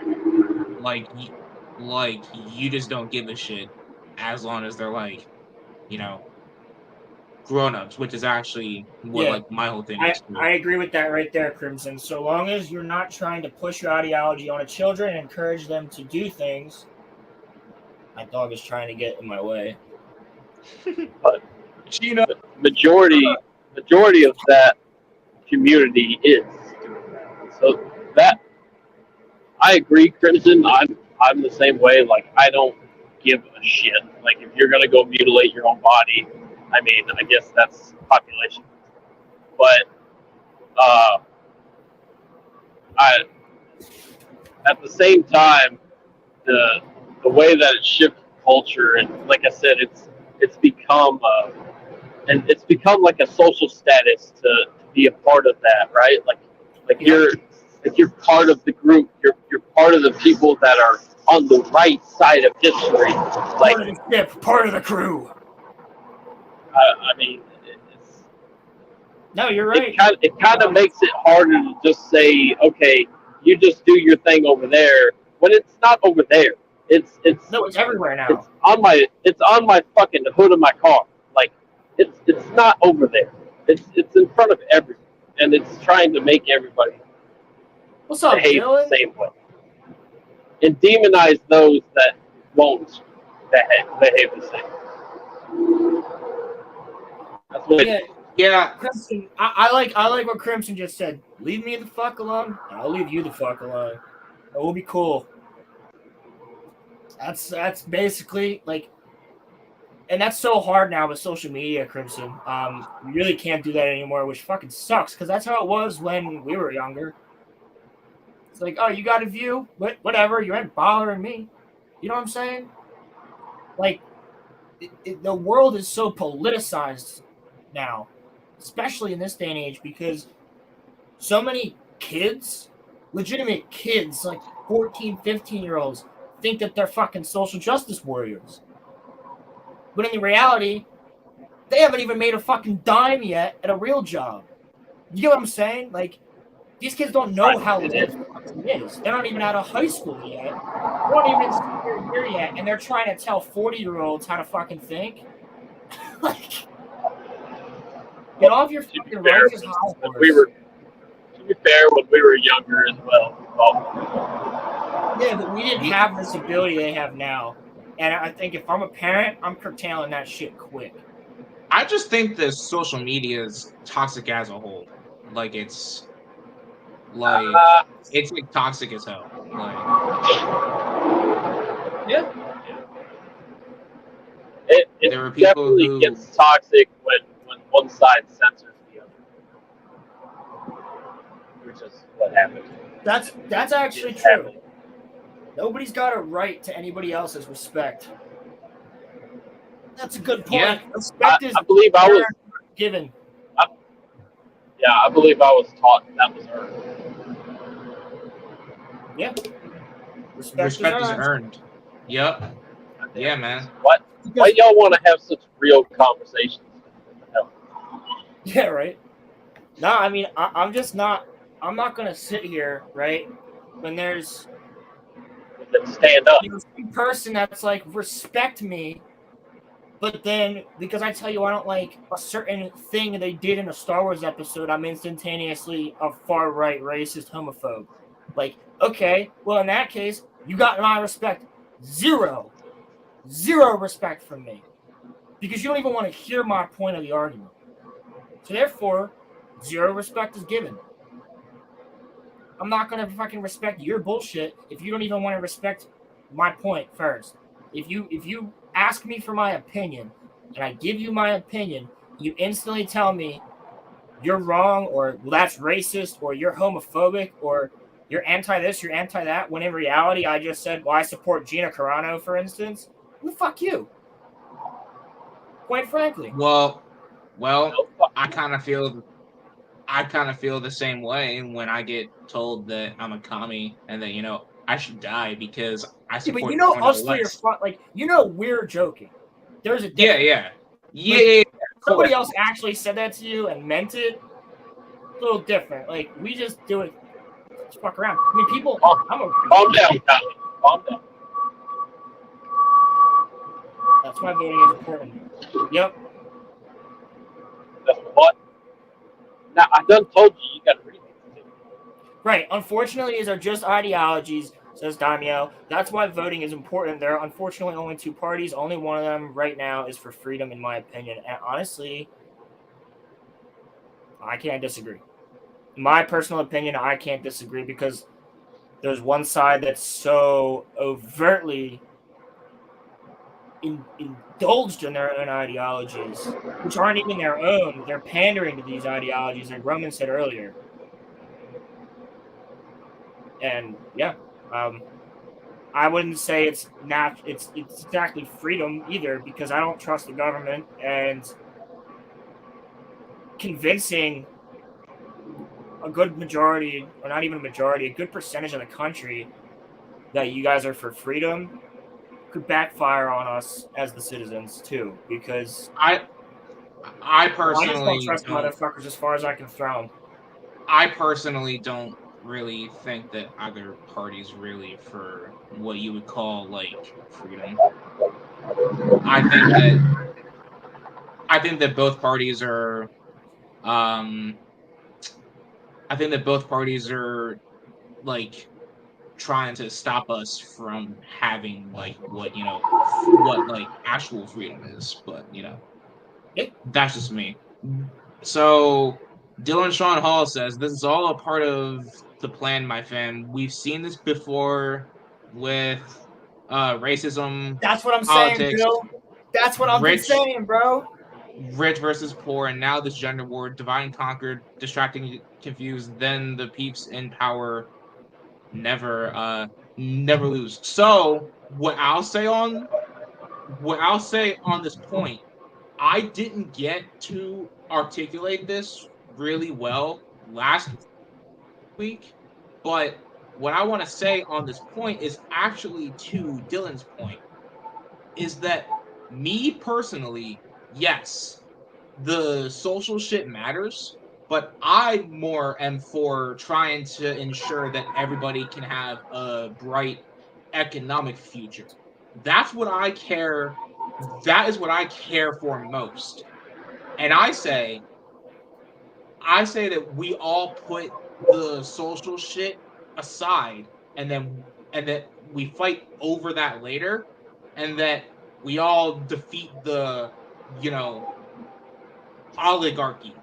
That's fucking empire. That's what my view is. Hold on, let me go get my Welcome to Rebellion shirt real quick. Well, I have a suggestion to help that come to fruition. Put Trump back in office. Honestly, we do need a person that is not. I think at this point we either need somebody. He cares about fixing the economy and making it where our country is walked on by all these other nations in the world. That's like his number one thing. He's been saying since the fucking 80s. So what? He makes mean fucking tweets. I think we need a little damn attitude. But yeah, to be fair, that damn attitude is what got us to have the first United States president to actually speak to Kim Jong Un in person. It's that attitude, not a man. It's tenacity, not a man. You can't deny that. You can't deny that. There's a whole meeting. There's a meeting that was reported between Trump and Obama before Trump took office, and Trump asked, "What's going to be my biggest challenge or threat while I'm in office?" And Obama said, "When you're in office, you are going to go to war with North Korea because things were bad when he went in." And Trump asked Obama, "Well, have you talked to him at all?" And Obama said, "No, he's a dictator." He said, "You haven't talked to him?" He said, "No, he's a dictator." True. Yeah. He prevented us from that. I believe him on the Ukrainian war and being able to stop it one day. I think he could. I think he'd sit down and say, y'all need to knock it off. Because he's a great negotiator and a businessman. That's another thing you can't deny, whether you like the guy or hate him. He's good at that shit. He's bread and butter. Great. Can I chime in for a second? Yeah, of course. So I got to get back to work, so I don't have long. But I just wanted to make the point that why I think the culture war is so important is because if you have a party like the current party in power, and they are pushing ideologies like sterilizing your kids, you have less children. We're already in a population situation where if you're not having enough children, the workforce is going to deplete over time and over time. In our lifetimes, we might not see that, but think about our grandchildren and our great-grandchildren. If this ideology of sterilization keeps getting pushed, less and less kids are being made. That's not gonna become a positive for our economy. It's gonna do the exact opposite. Yep. So I feel like there'd be a balance though, because less resources would be required. Yeah, not necessarily. At the same time, with Daimyo's point right there, which that's a great point. Like, so you said the whole sterilization thing, right? They're pushing that, right? And there's some people that are citizens supporting that push and whatnot, but the more they support that, the less they realize that the oligarchs, they don't care. They're still going to be having kids. Their kids are still going to be having kids. And then you have the oligarchs with the only ones with biologically not straight, like as in gender-wise, but biologically normal people. They want to. I am more and more on board with this thought process of a one world government being pushed right now. I really am. It's hard to see with wars going on, but I'm starting to really think. I mean, if you USC and we all become Spartans like Master Chief, I might be for it. I mean, dude, I don't know if that's possible. I think there's too much cultural divide. That'd be lovely if that could work, but it barely works here. I think it starts with. I think COVID was legitimate, and I'm about to go down a huge conspiracy hole, but I think COVID was almost a test. Like, not, I don't know if I fully believe that, but look at the World Health Organization. They literally created mandates for multiple countries. Multiple countries were shut down at one time. Now they're trying 15-minute cities.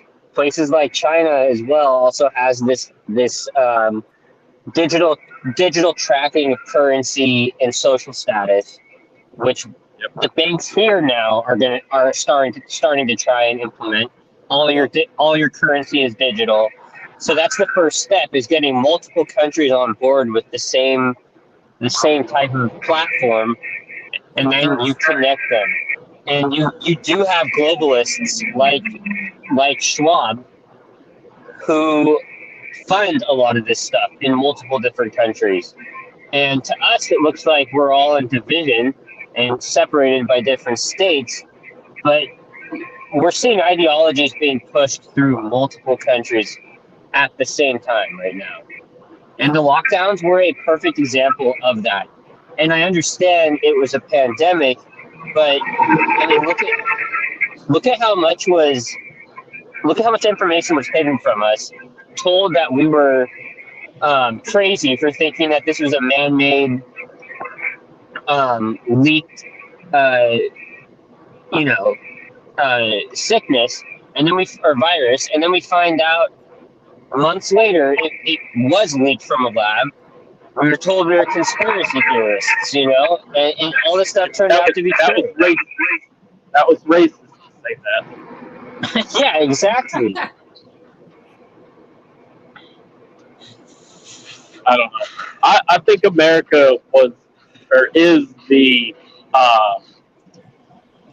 test subject for a world order government, one government over the world, that can be a melting pot of all different cultures, and in this current day and age, we're fucking failing. So I don't know how it's supposed to work in the world. So that's just my point right now. I think hopefully we can get to that point, but I don't think we're there. It won't happen in our time, but it's depopulation. That's how you start. So depopulation through sterilization, or depopulation by how far off is it of a nuclear war, right? And then you're left with only a small portion of the population in each country, and then all the world leaders get together.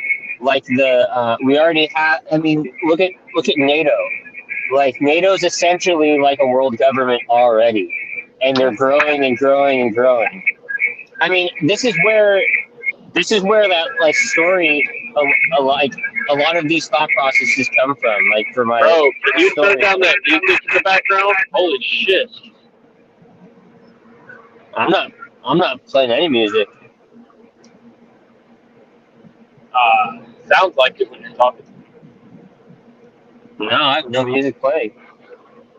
I hear something slightly in the background, but I do too, but it's not mine. I've got. Does it sound like a fan? Because I can turn my Did fan off it. Did that help? If you guys wanted to.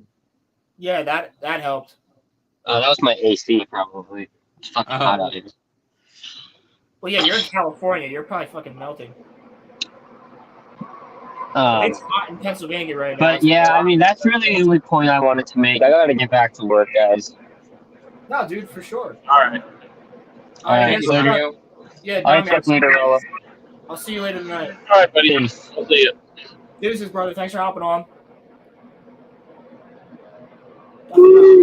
Wade's back. Oh Oh shit! my god, he band-aided before he left. So then it wasn't Wade's alternates that, because after show last week after I episode lost, 50, we lost like 6 subs. and I thought it was all of Wade's alternates and shit. Nah, but it's probably my fault. I feel like some people didn't like the whole Az rant, but I don't care because I think that's needed. Az rant. well, but I'll just say though, to the whole one world government thing, I think that the current leaders are too fucking stupid to actually be able to pull that off. Too corrupt. Yeah. They're too greedy themselves. They don't want to be the one world leader. Exactly. It's gonna take something like you just said. It's gonna take something like a nuclear war where there's fucking nobody on the planet, or some cataclysm or something. It's gonna take that to the point where they're like, well, fuck, now we all have to be together. You know what I'm saying? Yeah. That knocks us back to the Stone Age, so a lot of good that. Yeah, right. You know Well, what, boys, I'm Crimson? about to pull into a truck stop, so Exactly. I'll jump off here and get Dog. some fuel. Dog. All right, Thank sounds you good, for, dog. If coming on, man. you want to pop back on, let me Do know. what? Thanks for coming on as always. Hope you Yeah, drive man. safe. Thank you. Get to Nashville. Let me know when you get to Nashville. Make sure you got there all good. But yeah, All right. All right, buddy. We'll see y'all. Drive safe. Later, yo. That's our moderator, Star Wars Dog. Anybody who's new doesn't know, go and sub to Star Wars Dog. He's got a great fucking channel on YouTube. Really good guy, as you can tell, and he's a good friend of ours. So go sub to him. He is also the best sharpshooter on the 7 Seas when it comes to CFP. That's also something that, like, you know, I want to say too, though, is that, like, even though me and Daimyo and Dog, like, even like, yeah, I'm the I don't sensitive like here. I don't like who they like, but we can all still be friends afterward, and we can have like conversations about that kind of stuff, but then like still be friends though afterward. That's something that I think is important. That people can have like discussions. And that is what is so unfortunately lost. Because I'm going to be on your show later, so I'm going to shout you out. I already shouted you out in the beginning. I'm shouting you out again later. Daimyo, I Dog's literally not going to be showing up again. I do everybody at the end of the stream. You know that. So there also, is what a time video. Are we supposed to go live tonight? I don't know. There is a video that I have, currently blowing up that I actually like shout you out in at like the 21-minute mark. So I hope that people will go and sub. Yeah, how many views on that video now? Let's see. Let's check it. I'm going to check the YouTube stats. Currently, it is at hold on, content. It is at 939 views. That's 39 more than it was when we started this. When we started, it was at 874 views. It has 165. It's blowing up in real time, peeps. It has 165 comments and it has 16 likes. It has a no, nah, man, of course not. Yo, shout out to my fascist. He's the best.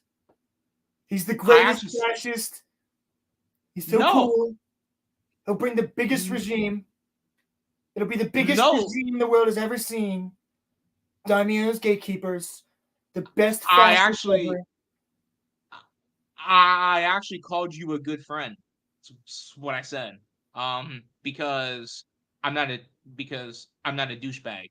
But yeah, nah. So, but like I'm saying though, I think that that's an important thing. Is that like, you know, people don't. Is that like there are people that end friendships over like, you know, political views, and like I personally think that there was. I personally think that's stupid. Started, when was it? It was when Trump and Hillary were going at it, and oh my god, that's a weird. I remember that. Yeah, when they were going at it, man. Like, I remember people like staying up waiting to see who won, and like people literally fucking losing their minds that Trump, like crying that Trump won, and like somebody, I don't remember who it was. We were at like Thanksgiving or Christmas or some shit like that for a family event, and somebody, I don't remember who it was. Somebody literally started like an argument over it, and we're like, shut the fuck up. Like, literally, like, the whole family was like, all right, stop. Like, because we're not doing this shit. And there's people that we know in our lives, and I live in a very, like, split household, right? Like, one of my parents is a Democrat, one of my parents is a Republican. I'm a fucking centrist. So, like, we talk all the time about this, and we don't care. We have no problem with each other's views. Like, my mom has different views than my dad does, but they also share a lot of the same ones. Same with me, you know? But when we talk about this stuff, it's not like a fucking argument. They learn to listen. Yeah. It's the same thing we just did here. Whereas when you have family members or friends that will literally go, I'm not friends with you anymore. I can't fucking talk to you anymore because you voted for somebody that I don't appreciate. Like, that's ridiculous. Yeah. That's ridiculous. Like, one of my favorite videos I got sent by a friend, Craig. Craig sent me a video of, he got 2 pamphlets in the mail that was one for Hillary and one for Trump. And he took them both in his driveway and poured gasoline on it and just threw a match on it and lit them both up. You know what I mean? Like, he was like, fuck them both. And I was like, let's go. I did something similar because I got a pamphlet for Trump and I got a pamphlet for, Biden. And that was in like October of 2020. And like I literally just took both of the pamphlets, both at like the same time, and I just like ripped them both up. And I can passionately say, and I know people are joking, but for everybody that says that I'm like, a Biden stan, I voted for Howie Hawkins. I did not vote for him. And I'm not going to vote for Joe Biden in, 2024 either. Frankly, I don't think he's going to make it to, 2024. Oh, shit. No. Not saying that he's going to die. I think they're going to force him to step down. That is actually what I think. That is what I see playing out. I think that before what happened with DeSantis being a fucking idiot and ruining his political career, I had to stop the politics on my Discord because others were getting bothered and messaging me. Really? In the Domino Discord? I might have something to do with that. Yeah, but no, I feel like people were having pretty good conversations about that stuff for a while there. I don't really go into that part. I'll talk about the Star Wars and Lord of the Rings shit. Yeah. And anime. Speaking of anime, let's get off this political topic and let's talk about some fucking One Piece. Because that slaps. Are you liking the live action show? I'm fucking loving the live action show. It's perfect, dude.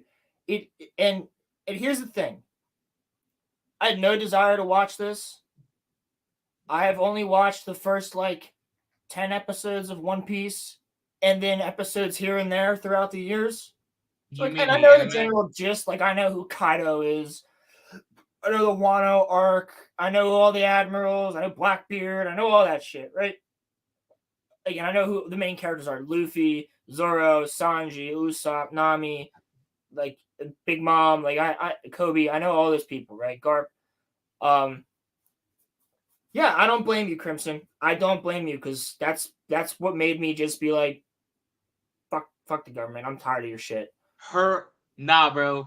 Listen, when it comes to October 2024, I am going to campaign so hard to get Harambe voted in. I don't care what we have to do, bro.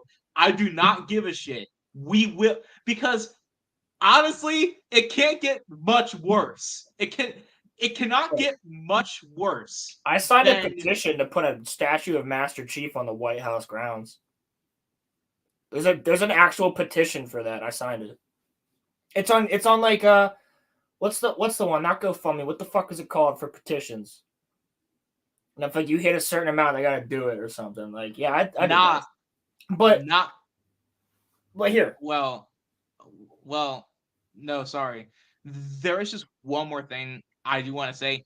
If Biden puts a statue of Master Chief outside the White House, I will wear a Biden shirt. I will campaign for him. well, I do not give a it's shit. supposed to be in the garden. That was the point. It's like in the garden where they're That'd be fucking awesome. You put a Master Chief statue somewhere, and I'm like, let's fucking do it. That'd But be anyway, sick. Nah, fucking but so you say that it's good, but my whole thing is though, you guys can see I'm wearing a Naruto shirt. I'm worried about the live action Naruto show. we'll talk about that after this. Okay. I want to bring that up too. So, Okay. when it comes to the live action One Piece, dicks out for Harambe. Let's fucking go. When it comes to One Piece, I don't know how many people have seen it so far, but I know a good amount about it because two of my best friends they're caught up on the manga. They read it every time it comes out with a new chapter. They've watched all of the show. They're caught up on the show, so every time a new episode comes out, that's brand new to them. You know what I mean? But they've already read it in the manga, Yeah. So, and many times have I been there. I do want your opinion, Crimson. You want to pop on? Why do I keep right-clicking? Fuck. I'm trying to... Only sure a chick can get the sword and... Nami, bro. Nami is... She got a... And they do not skimp on the ass shots, man. They don't. And they got her in a real short skirt all the time. They know what they're doing. And Nah, Oda, fam. shout out to Ichiro Oda, who created One Piece 26 years ago. God damn. And it's still going. He created this as like a young dude. He's like 48 now. And he was 22 when he made that shit? Pretty sure. And Oda said, okay, you can make a live action One Piece, but every single fucking nook and cranny of a decision goes through my desk first. That's why there was a ton of reshoots on it. That's why there was a lot of like casting choices that he specifically cast these people. And the best part about the casting choices was every single one of the people that they cast for the main crew of the Straw Hats are fans of the manga or the anime. Big fans. See, that's what you have to do. That, not to veer too far off of the like anime topic, but when they made the Halo show, the people in charge of the Halo show were not fans of Halo. You want to boil my blood right now, Roman? I'm sorry, fam. No, I did want to bring up Halo too, but right. Crimson Law. Crimson Law for the first time on the show, man. How we doing? What's going on, man? What's up, man? Yo, again, now I get to talk to you in person. You did a really good job. Hold on, let me mute the stream on the other end. Oh yeah. The stuff out of YouTube. I had that going at the same time. No, yeah. Oda basically was the dude like holding all the leash kids on this project. Like I said this when I was live streaming. He pretty much like had everyone on a leash. He was the tyrant running this whole project, making sure it was exactly how he wanted it to. And that is really the one reason that this whole thing succeeded. I agree. 100% I agree. And it's one thing to have, all the actors be massive fans of the property already, but you need to have the control behind that. If they had actually given Henry Cavill more control for The Witcher, we'd have a completely different show. Yeah. And The Witcher would be successful. Yeah, I mean, and there's some funny stuff going on with that in the whole Naruto live action. Yeah, we're going to talk about that too. And I have words for that because Naruto is my favorite anime of all time. Mm-hmm. Yes, sir. Same with me. But nah, bro. I'm sorry. That Naruto live action shit, that shit pisses me off. Like, okay. All right, you two go at it. Let's go, because I'm ready to talk about this. Okay, so I was talking about this. And I clipped it. So they brought in one of the Witcher writers, Tasha Ho, I believe her name was. Mm-hmm. So I started looking into it. They credit the article I found credits her for like the screenwriter of The Witcher. But I started looking into it. Not The Witcher, not the one with Henry Cavill. It's Blood Origin. Henry Cavill. It's Blood Origin. Not only that, she co-wrote a singular episode of Blood Origin. That is who they have writing the script for this live-action Naruto. And on top of the fact that Kishimoto can't even be trusted to write on his own, his editor had to keep him on a leash. You expect that guy to keep everyone else on a leash? No, not. This is a disaster. It's like is Kishimoto massive disaster in the making. But the question is, though, is Kishimoto even involved with this live action show? Because he's still working on Boruto. No, he's not. Boruto's on hiatus right now, isn't it? He's still writing new like mangas and stuff. Well, so, yeah, but I know that for right now, because I talked to in the Discord. I don't know if you guys know Daywalker Comedy. Yeah, she's Amanda. She voices the English dub for Boruto. And she's actually been in a lot of cool shit. But Amanda's like, they haven't called in a year. Like, they have no plan on continuing Boruto animation right now. Like, well, they should just cancel it, to be honest. To be fair, like, I monitor social media for, like, topics and stuff a lot. And Kishimoto's tweets and stuff come up in my feed all the time. So I saw one who's like, when you see this picture, it was Boruto.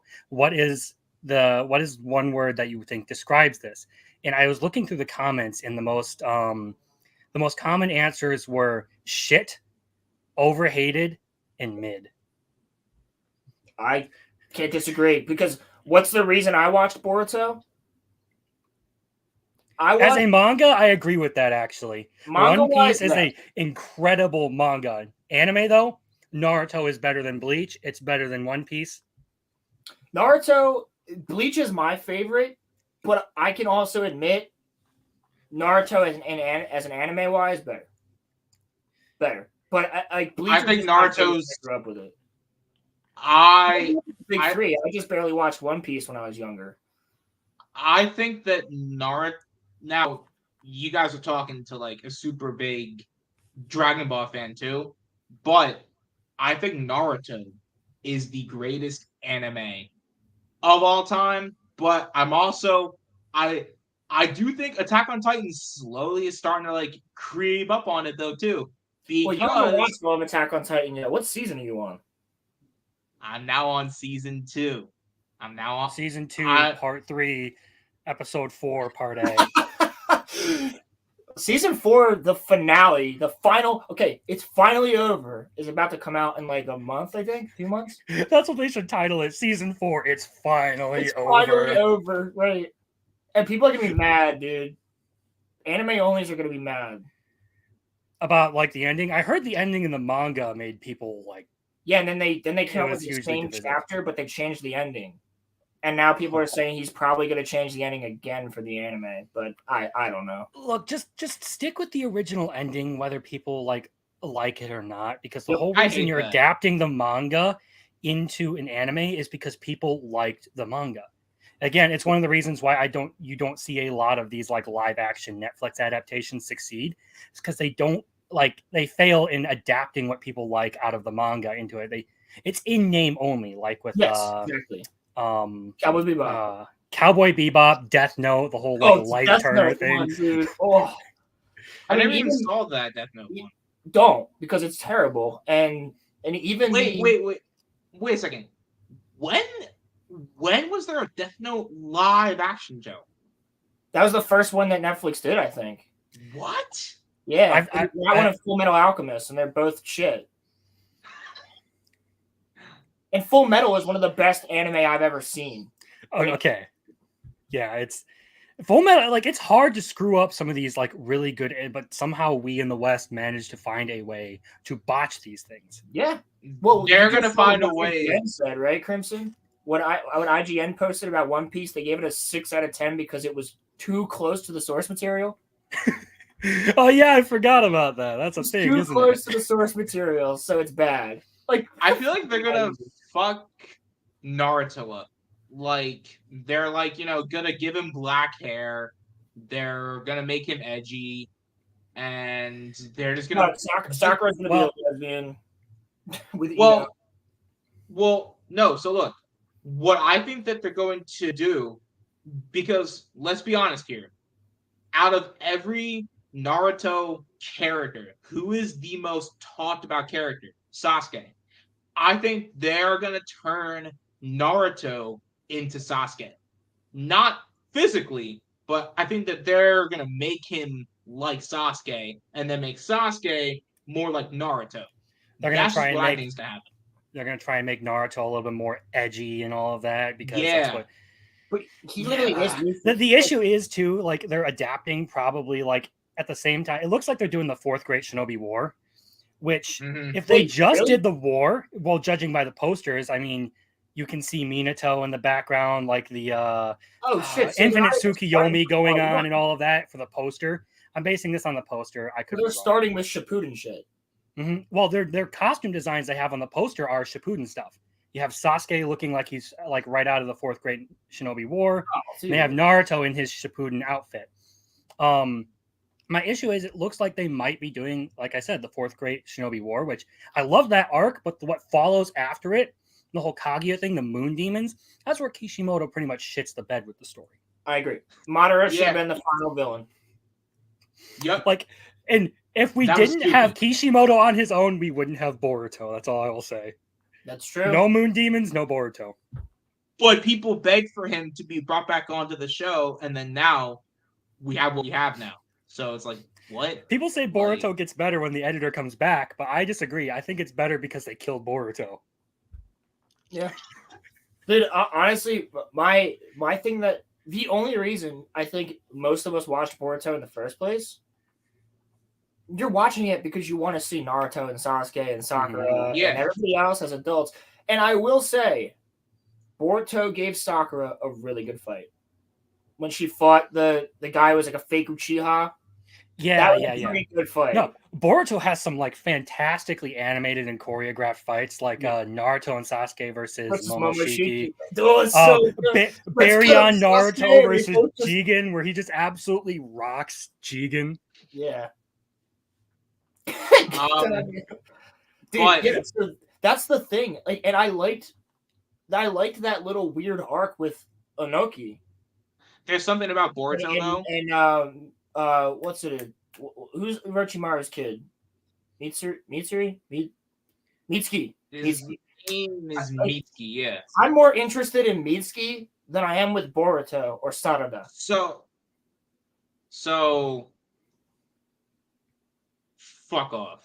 But you're Daimyo, remember when I threatened that I would have Disney make a live action remake of me fucking your mom? I'm gonna make that happen now. So I will concede that there's cool stuff on that Boruto show. But it doesn't have to do with Boruto, the main character. None of it has to do with the main character. It's all shit about people that we already knew and liked. Okay, no, but also to that point though, the part that I stopped watching and I haven't even cared since was when Naruto and Sasuke got bodied by Code. That shit pissed me off. I was so mad. The issue I've had with Boruto myself is they pretty much just like shit all over the characters I loved from the original series. Like they kind of like turn everyone that you get attached to, like Shikamaru, Choji, Sasuke, Naruto, all of them into like men, nobody dads. So because they need to nerf those characters in order for Boruto to be relevant in his own series. If Naruto and Sasuke had been like at the same level as they were at the end of Naruto Shippuden, nothing Boruto did would ever matter because Naruto would literally be able to solve any problem, and anything that's bigger than Naruto, you have Sasuke to help. Right. Naruto is the Hokage. He should always be trying to get more and more powerful. But then he lost Kurama. Why? What was even the point of that? Again, because they needed to nerf these characters. Like later on, Sasuke loses his Rinnegan too. They needed to get these characters out which is I hated something that. I've been working on in the background, talking about what I've pretty much started calling the Boruto effect, where you drag a series on too long and try to replace the main cast, and then you have to butcher the original cast to try and make your new characters seem better. Kind of like what they did with Star Wars. Yeah, no, it's exactly what they did with Star Wars. You're right. And that's what I call the sequel effect. So you call it the Boruto effect, I call it the sequel effect. That's the same thing. The Boruto was the first one where I saw this happen, so like, Well, where I really started paying attention to it, and I was like, "Huh, this is a thing." So I just started calling it that. But like Indiana Jones, Star Wars, Marvel now, Jurassic Park, even Jurassic Park should the whole like Jurassic World shit should not have even like I know people say there's only 3 like Indiana Jones movies. I'm in the camp of there's only 3 Jurassic Park movies. I can agree with that. The first 2, but once they brought in the fact they used the DNA cloning to clone a human, and then they released the dinosaurs across the world, which was why in the books they nuked Isla Nublar to kill all the dinosaurs. Like, that's ridiculous to me. It's yeah. Well, I do want to say though, because they're like me. It's like, yeah, but they're gonna go out and kill tons of people that are like you. Like Hollywood morality, dinosaurs are neutral. I genuinely think that Daimyo's like he's trolling right now. There's no way he believes that. He's trolling, but that Disney live action remake is still coming. It's too late. So like, here's my whole thing though. What you said about the Boruto effect, I just want to say I'm not trying to flex or brag, but Goku's still the main character when it comes to Dragon Ball. So I don't really want to brag. Yeah. Like hey. And Luffy has been the main character for 26 years. Yeah, well, one of the things, I love Naruto. It's like the one that made me love anime overall, but I can acknowledge that there's a lot of flaws. Like, to Roland's credit, Bleach gets like a huge bad rap for being like a filler sandwich, pretty much. Like the middle third of the series doesn't matter. But Naruto is arguably worse in filler by percentage. It's 35% filler. And Bleach has way less episodes. Out of the 366 episodes of Bleach, there's like, I think, 5 arcs, but they go on for a while that are filler.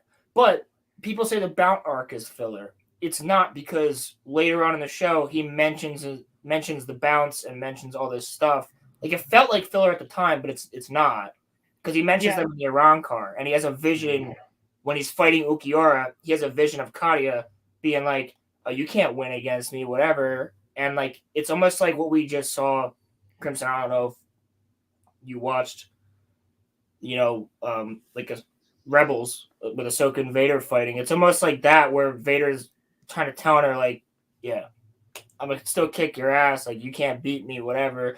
And she's like, well, I'm gonna die trying. And that's what makes Ichigo wake up and be like, I can kick ass, I got this, we're beating this guy, Okay, I'm gonna say this. If Bleach had the same production value that Naruto had, like, you look at the choreography and the animation for some of these fights, like the Naruto versus Sasuke fights, if Bleach had that, it would probably be my favorite anime. The issue I felt like a lot of times you would get to a fight and it was incredibly boring because the choreography wasn't there and the animation wasn't there. There's one arc it's after they defeat the Fullbringer arc, which not it's before Fullbringer. It's with it might have been a movie, actually.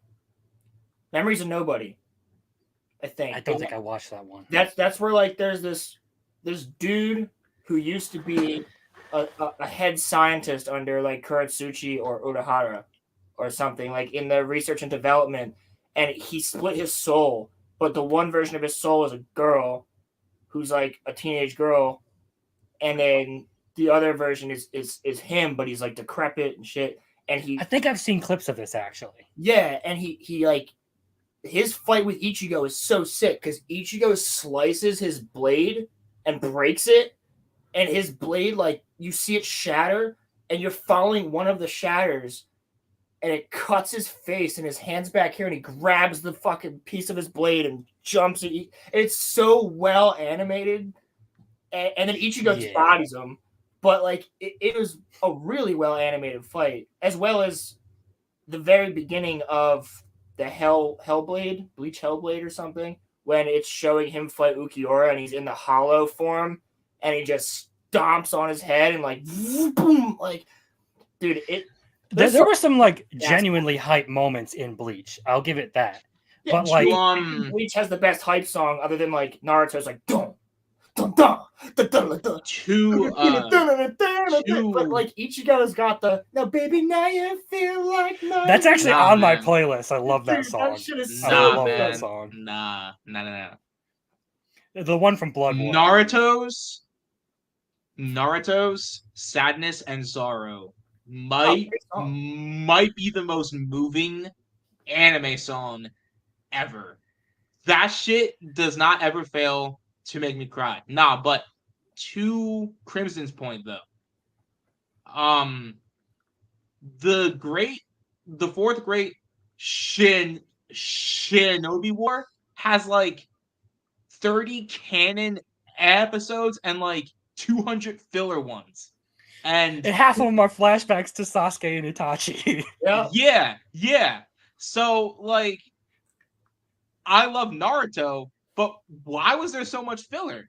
Like, and half of that was not in the manga. Half of that shit was literally just like made up. Like is like, I think it's like the whole weekly structure because Bleach, Dragon Ball, Naruto, and One Piece, I believe, were all released on like weekly episodes. Yeah, they were. So they would hit a catch-up point, and then they would have to like sort of like filler it up.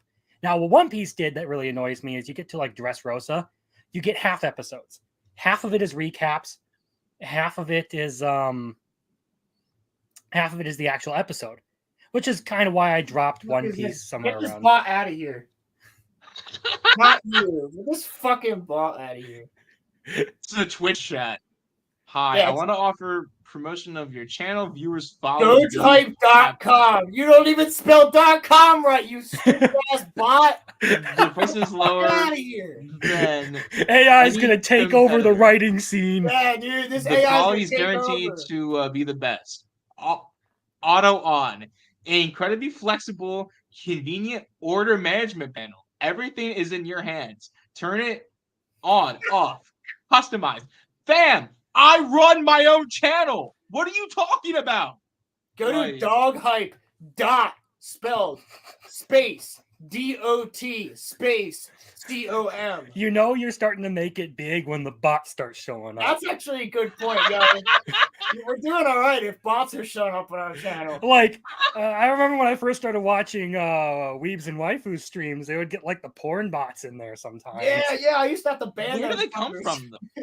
Where do the bots even like come from? Do people send it or what? Like, I think they're just programs to find people who are like live and with a certain audience level, and then they just go from there. Yeah, Crimson, you and I have been mods on Weebs and Waifus for a while now, haven't we? I'm not a mod. You're not? I'm just some shitter who talks a lot. Yeah. Oh shit! I thought you were. Are you a mod on something? I know. No, I see you all over the place though. All the G&G groups. Yeah, when I have time. Yeah, I'm not a mod for any of them. No. I don't even know how I got it. I think it's only because on Ivan when Ivan came on, it was like a Tuesday night's main event or something like that, and he was like, "Yeah, we're starting the anime channel," and Jeremy was on there talking about it, so I subbed to it.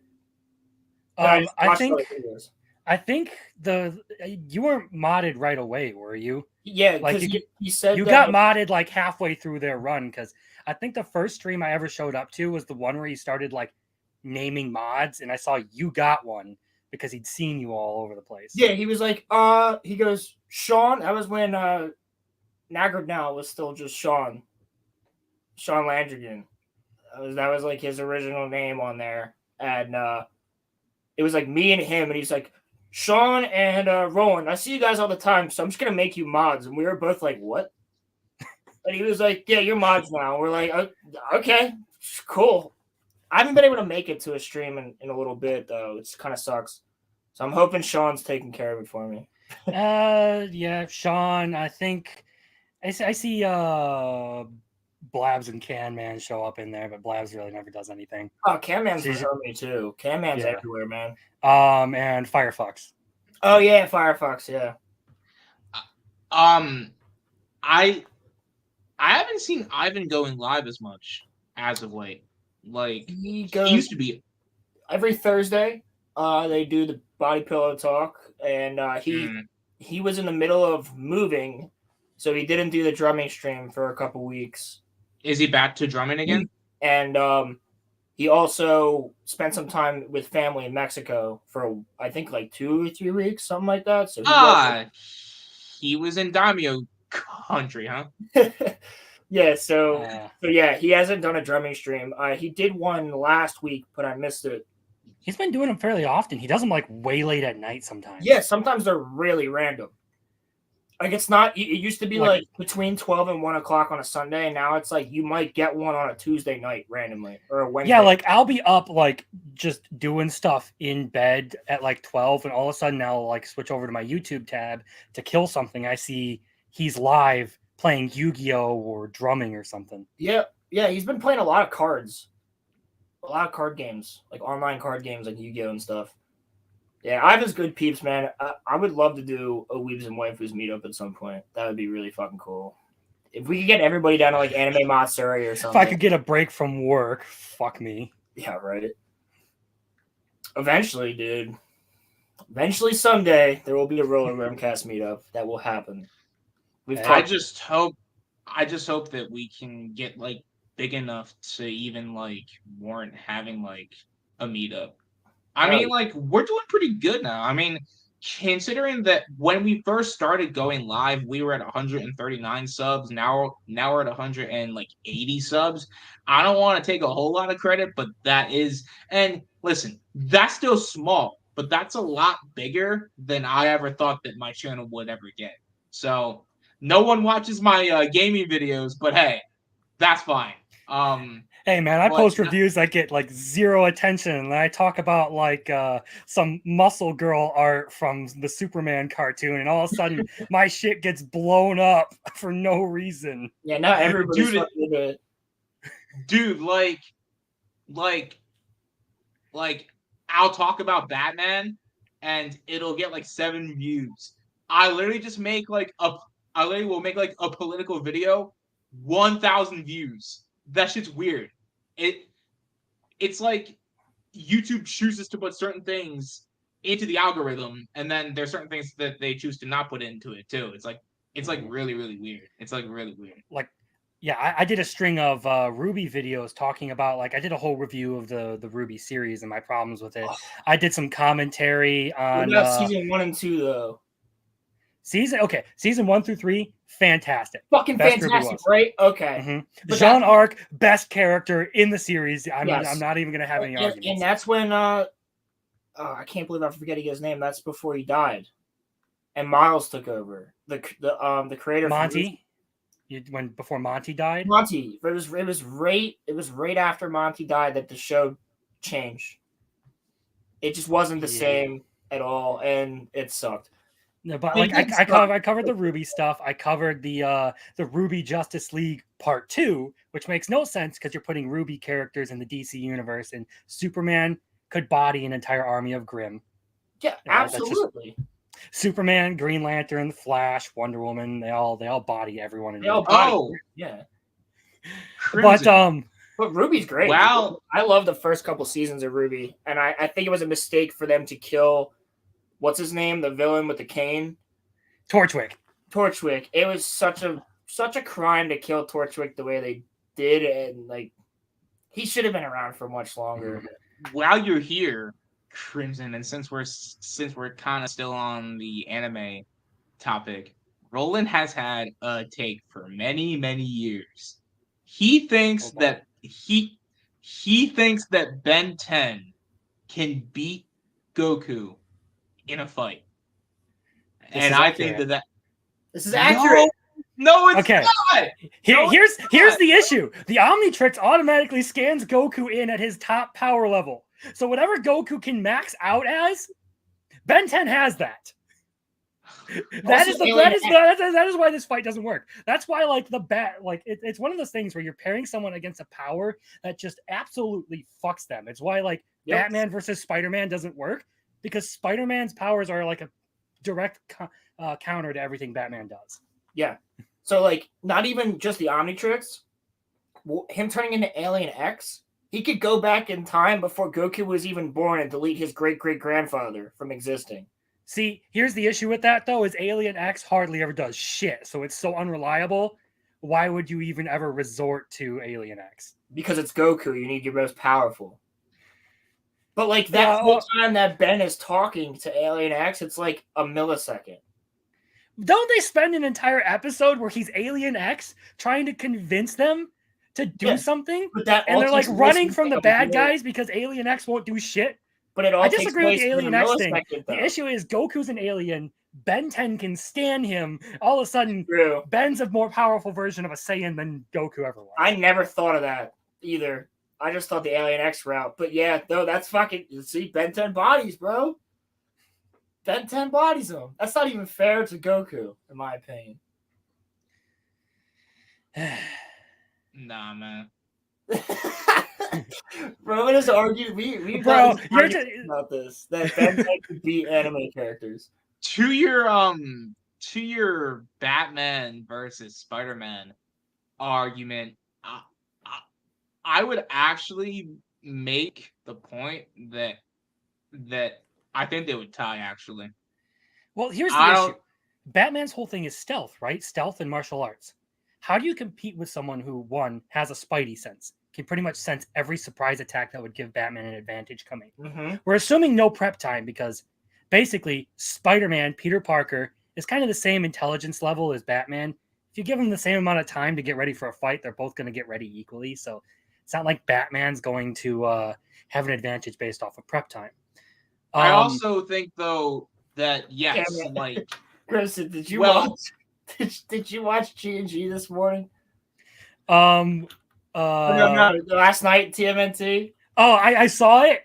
Epic Mike being salty that Captain America lost to Batman in the comics. And Captain America could totally beat Batman, and he's like, well, prep time. And Mike's like, well, his prep time, what he needs to just go back and prep so that his parents don't fucking die. You know what I mean? It was just funny, dude. It was so funny. Well, Mike's just salty. He's prepping for his prep time. I was dying. So, me being a super fan of,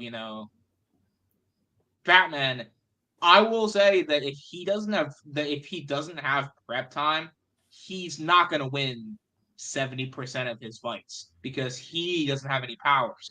But I will say that if he goes up against Spider-Man and he knows all of Spider-Man's powers, Batman would just build a suit where Spider-Man's sense wouldn't work. How? So there actually are instances in the comics where Spider-Man's spidey sense hasn't worked. I'm pretty sure there was an instance where he got saved by Wolverine because Wolverine could smell some ninjas coming that the spidey sense didn't detect. He also can't detect he also can't detect venom. It actually makes sense though. But I'm saying I feel like Batman would just build a suit that would be able to block that, so Batman would have a huge advantage. Right. But here's how Batman would have the advantage: if Batman and Spider-Man are in the same universe and they're gonna fight, all Batman needs is the symbiote.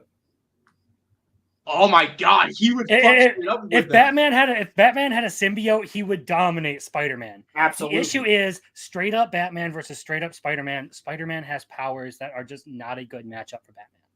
No. And look, I'm saying this as Batman is my favorite superhero of all time. I love Batman. I have the Blu-rays for the Batman the Animated Series sitting down here. I did a whole review as to why it's one of the greatest cartoons ever made and how it's the best portrayal of Batman out there. That's my shit. 100%. That's my shit. But at some point, you have to acknowledge your own biases and acknowledge that just because you love a character doesn't mean you can sit there and stand them winning. That's why one of the reasons I hate Gojo simps is because they all think Gojo's gonna be everyone, but at some point, but they're probably anime onlys. Yeah, they're probably anime onlys because Gojo's glory holes. That's what they are. Gojo gets bodied himself. So, but then there's also those people though that have said that if you put Batman up against Goku, the Batman would body him. No, Batman would not body a Saiyan. That just would not happen. Absolutely not. Even with the Hellbat armor, Batman would still lose. Dude, that's why I thought it was the stupidest thing when they did. I don't know who it was. Obito versus Darth Vader. Oh, I stopped watching Death Battle because all their shit started to suck. It might have been a Death Battle. They put Deku against fucking Asta. How does that make any sense? No, and it was fucking Asta should be able to fucking I don't even know. They have so many different they're too different. The Aizen versus Madara one, that I get. Aizen from Bleach, that I get. But when they did Batman versus Darth Vader and Darth Vader fucking lost, or no, Superman versus Darth Vader and Darth Vader lost, I was kind of pissed. It was either Superman or Batman versus Darth Vader, and that's an animation someone made, and Batman loses that. It was just some fan film. Yeah, it was like a fan film, John. But there was also one where somebody killed Vader. Oh, the Doctor Doom one, where Doctor Doom kills Vader. Nah. They're well, Doctor Doom has a force field around him, so Vader can't use the Force. And I'm like, that's retarded. I'm sorry, but a force field that's made of energy does not stop an inherent force that's in everybody. You can't change that, in my opinion. Doctor Doom is extremely powerful. Don't get me wrong. But I still think Vader bodies him. It's just they just did Vader versus Obito. Didn't watch that one. And Obito gets him by looking at the mask. But I'm you have to look somebody directly in the eye. If Obito were to look at Shino, and Shino's got the glasses on, I don't think that's the same effect as it would be the other way. Well, here's the argument you start getting into with all the Genjutsu stuff. Remember Itachi Genjutsu Naruto with just his finger?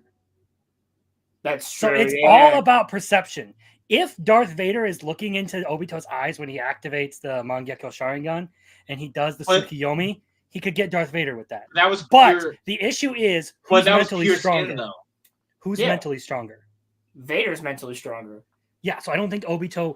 Well, yeah, I don't think Obito would be able to mind trick, so to speak, Darth Vader because of the Force. He makes Vader's Padme in front of him. That's how he got him. He distracted him by putting Padme in front of him, and Vader's like, "What the?" And then he fucked him up. And I was like, "That's you wouldn't even know about Padme, Mr. Obito here." You don't think that? But I'm saying, you don't think that if Vader got put into again jutsu, that it wouldn't mess him up a little bit though? It definitely would mess with him a little bit. Here's the thing about the Padme thing, and you're kind of right. Once the Genjutsu activates, it doesn't have to be specific. I mean, if you want to stretch the boundaries of fiction here, you're talking about something I want to portray I want to reflect his emotional insecurity in front of him and stall him. You don't really have to be specific. I've never seen anything that makes you need to specifically know what's going to happen in order for the Genjutsu to work. It's mostly just kind of a mind trick. So it's probably just Obito playing off of Darth Vader's own past trauma. Still, it's kind of dumb. I don't think Darth Vader loses to Obito. It's a difficult fight, but the moment Vader gets a hold of Obito with the Force, it's over. It's over, literally. And they didn't do that. They had him pick him up and throw him and do all this other. But Vader would literally just Like you just Force choke yeah. ends Obito. Lightsaber doesn't do much. Force push, force lightning, force choke. Done. Game They over. also had Harry Potter versus Luke Skywalker, and Harry Potter won. And Harry Potter won, and I was like, what? Honestly, that's a little bit different.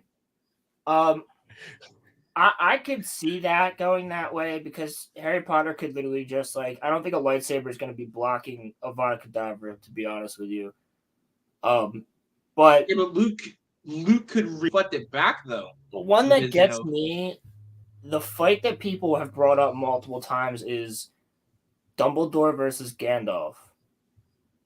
And I don't think the people that bring it up don't realize what Gandalf who won that fight is.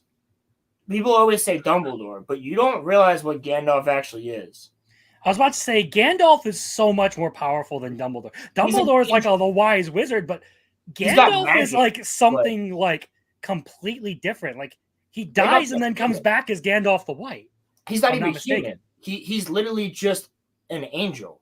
And Gandalf has been around for thousands of years, 7,000 years or something, as an old man, because when Eru Iluvatar put the 5 wizards on the Middle Earth, they gave them the bodies of old men because otherwise they would have literally just bodied the entire continent if they wanted to.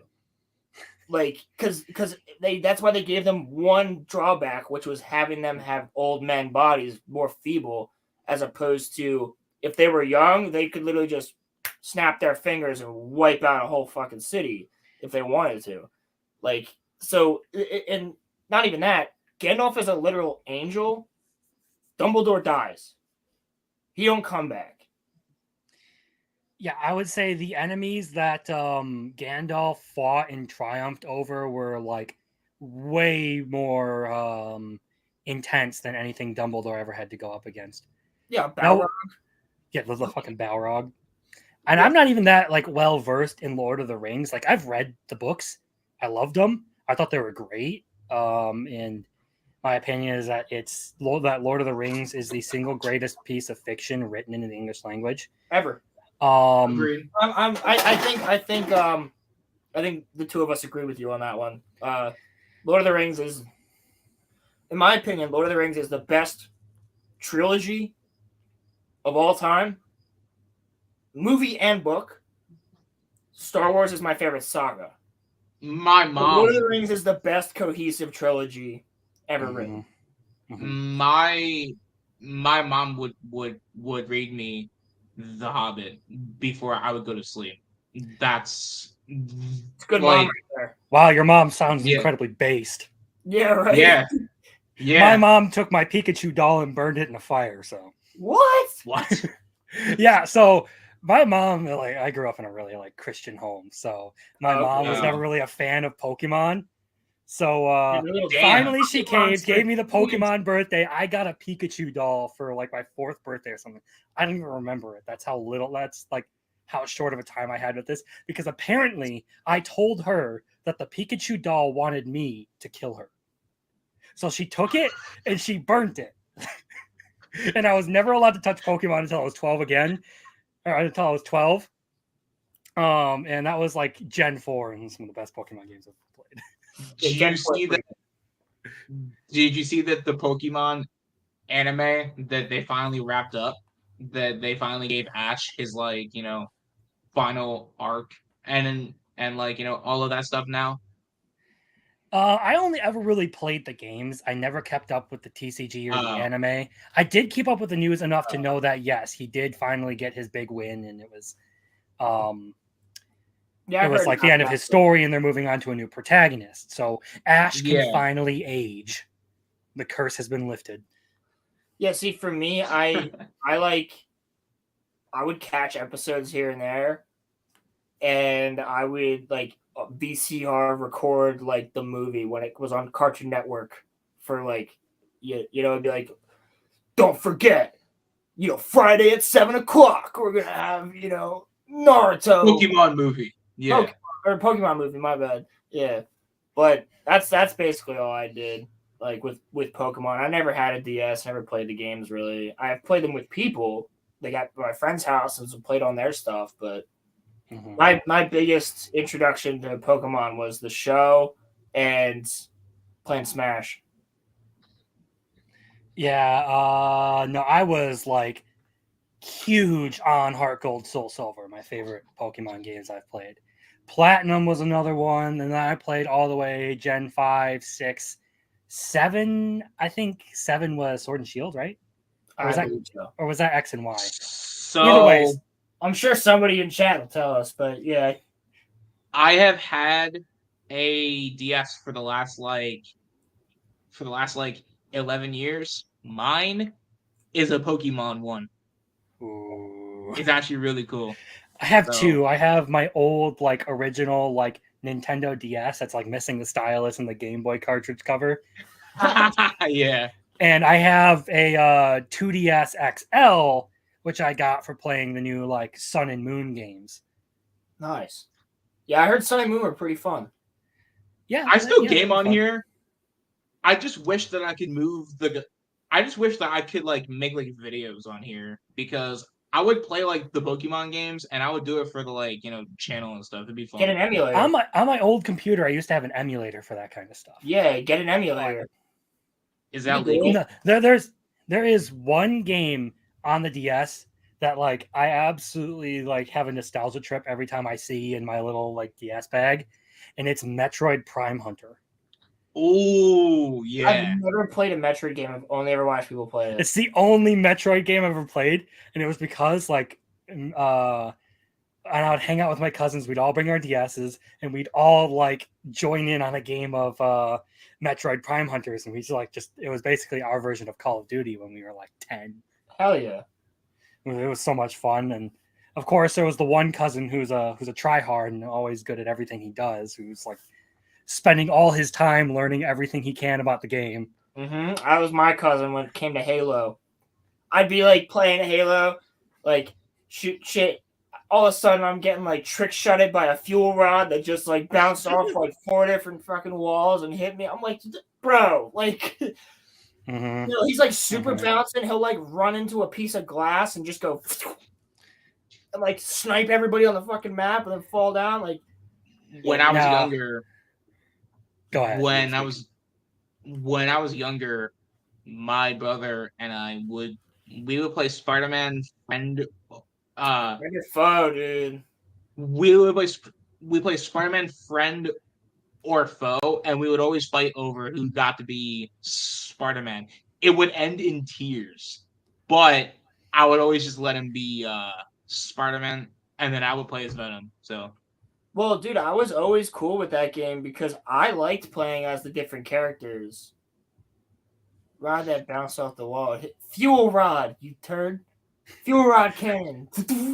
But no, I used to play Spider-Man Friend or Foe with my cousins. Same thing. I let him be player 1 so we could be Spidey. I had no problem playing as Taskmaster, Black Cat. You get. I think we only ever made it to Doc Ock and then Scorpion, and every time we beat Scorpion and the next mission would have been me playing a Scorpion, the game would crash every single time. I never made it past Scorpion. My copy always crashed after I unlocked Green Goblin. Yeah, he's an earlier one too, I think. Yeah. Yeah, Good but game. It was fun if it didn't crash, but yeah, it was basically Crimson. I don't know if you ever played it. It was basically all of the Spider-Man villains were all mind controlled by somebody else. I think it might have even. I think it was Mysterio. I want to say it was Mysterio controlling all of them, and Spider-Man was trying to beat them, but at the same time free them from their control. And when he would beat them, they'd be like, "Holy crap, Spider-Man, you're the one who saved me." And he's like, "Yeah, I got you." They'd be like, "All right, I'll help you get farther." Kind of we're still enemies, but my enemy is my friend. You know what I mean? I never played that game. Most of my time, like I would play games growing up. I spent way too much time on Black Ops 2. Oh like, yeah. I don't want to talk about the hundreds of hours I sank into that game. That's me and Halo. I never played Halo. I did play Star Wars Battlefront 2, the original one. Oh yeah. I wasted a lot of time on that. I spent so much time, bro. Dude, hold up. Star Wars Battlefront 2 right there. Can you see it? I see it. I think yeah. I was okay. How much time I spent on it? I found out that on Kashyyyk there was a specific tree. You know those like platforms that were up high on the Kashyyyk map? Yep. You could take a speeder at that tree, and if you hit it in the right spot, you would just go up the wall onto that platform. Oh, that's sick.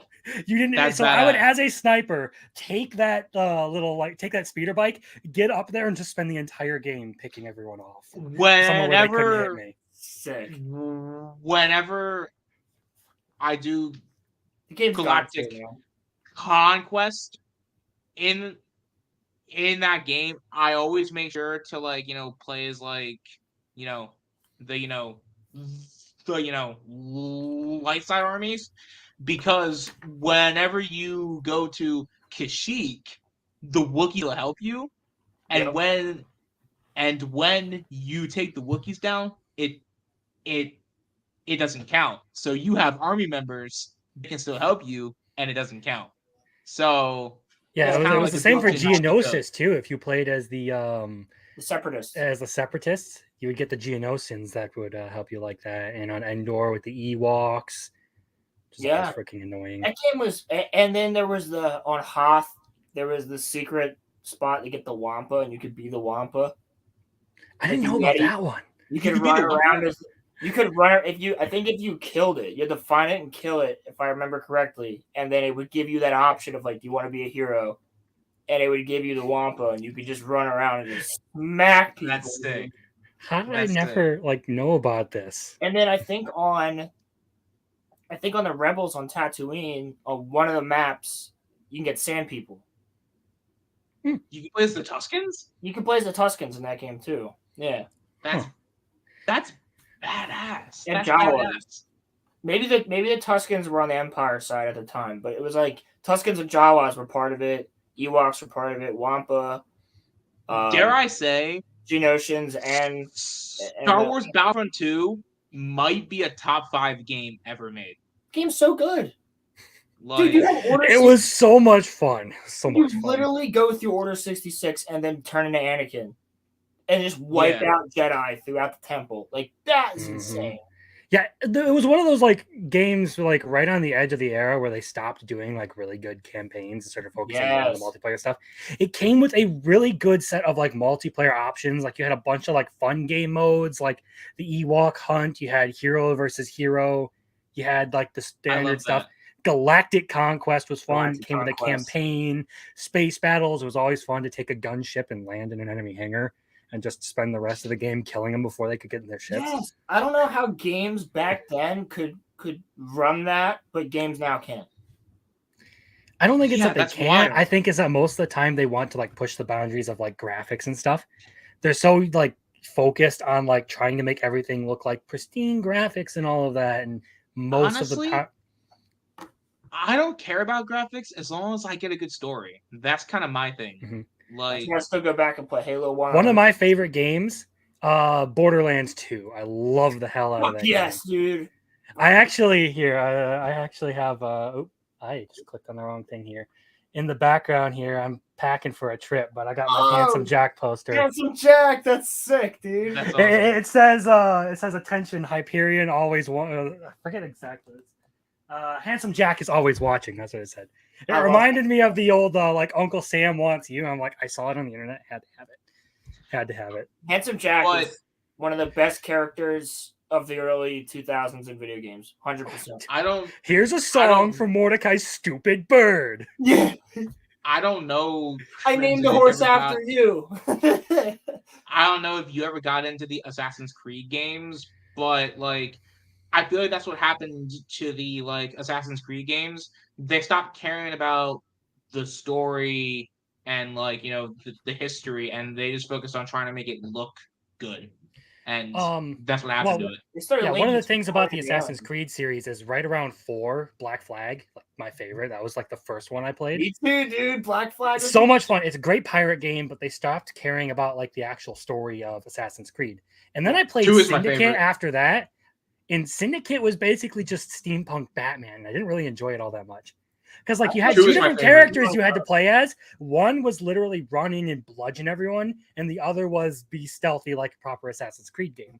And the story started making no sense because you're basically just doing a bunch of like fuck all until the main villain finds some like cloak of immortality or something.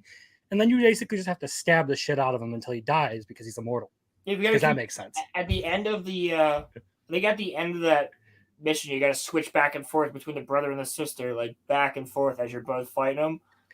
I enjoyed that game, but not as an Assassin's Creed game. See, there would have been more fun. They did a little like Easter egg follow-up thing. You could go to like one of their descendants or something, like granddaughter or something, during World War II, where you're basically sneaking through London, taking out Nazi spies. That was a really cool little Easter egg. Good. And you meet like Winston Churchill in the like clock tower. Oh, I didn't play that. I played that was cool. I was like, why can't I get an Assassin's Creed game like this? This would be a really cool Assassin's Creed game, but no. So I played the one where it was there was a DLC where you hunt down Jack the Ripper because he killed the sister. He killed he attacked the brother. You're playing as the sister. Is that what it is? He was the brother's apprentice, and he like went crazy and like kidnapped the brother. Right, and now you're hunting down Jack the Ripper, and I was like, that's pretty cool. That's a pretty sweet like. The whole thing about Assassin's Creed is that I think that the problem stems from, and I'm not blaming Ubisoft because they had something going with it, but they gave Ezio 3 whole games. Everyone else only got 1. So like, it's because they knew they struck gold with Assassin's Creed 2. Because Assassin's Creed 2 is so good. It had a great story. It was a long, long campaign. Like, if you want to do everything, it's like 40 hours. Like I like Brotherhood better, actually. And Ezio is just a great character. He's got a great story. And they realized, like, you know what? People love this guy. Let's continue his story past 1 game. But keep in mind, that's the first time they did that after Assassin's Creed 1 with Altair. It then went into Ezio in 2, and then they did all of Ezio's story, and then they started doing a thing where we have Connor, we have Edward, we have Arno, we have Jacob and whatever his sister's name was going down the line. Jacob and Ellie, I think. I forget that game ended up being so forgettable for me. It had like no replay value. Yeah, I'm surprised I remember Arno's name from Unity. The French Revolution one that they tried to do multiplayer, but the multiplayer was so broken. Like Ezio versus Borgia fighting for the apple is still crazy. That's still one of my favorite fights in video games ever. Well, that is so wild. Assassin's Creed 2 up until Revelations is the closest one, in my opinion, other than Assassin's Creed 3 with Connor, that's as close as it can be to actual historical events. Yeah. Like, you actually have the Borgias. The Borgias die the way the Borgias actually die in real life, in history. And then the certain people you meet during Connor's game, during the, American Revolution, same thing.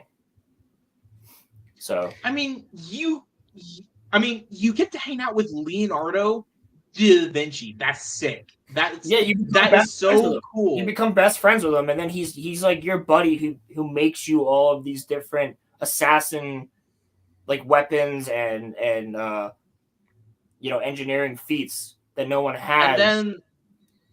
And then like in the later games, it stopped being about the story, and they would flex about how we made the map bigger than it ever has been. Assassin's Creed Odyssey had something special They did the Spartans and they fucked it up.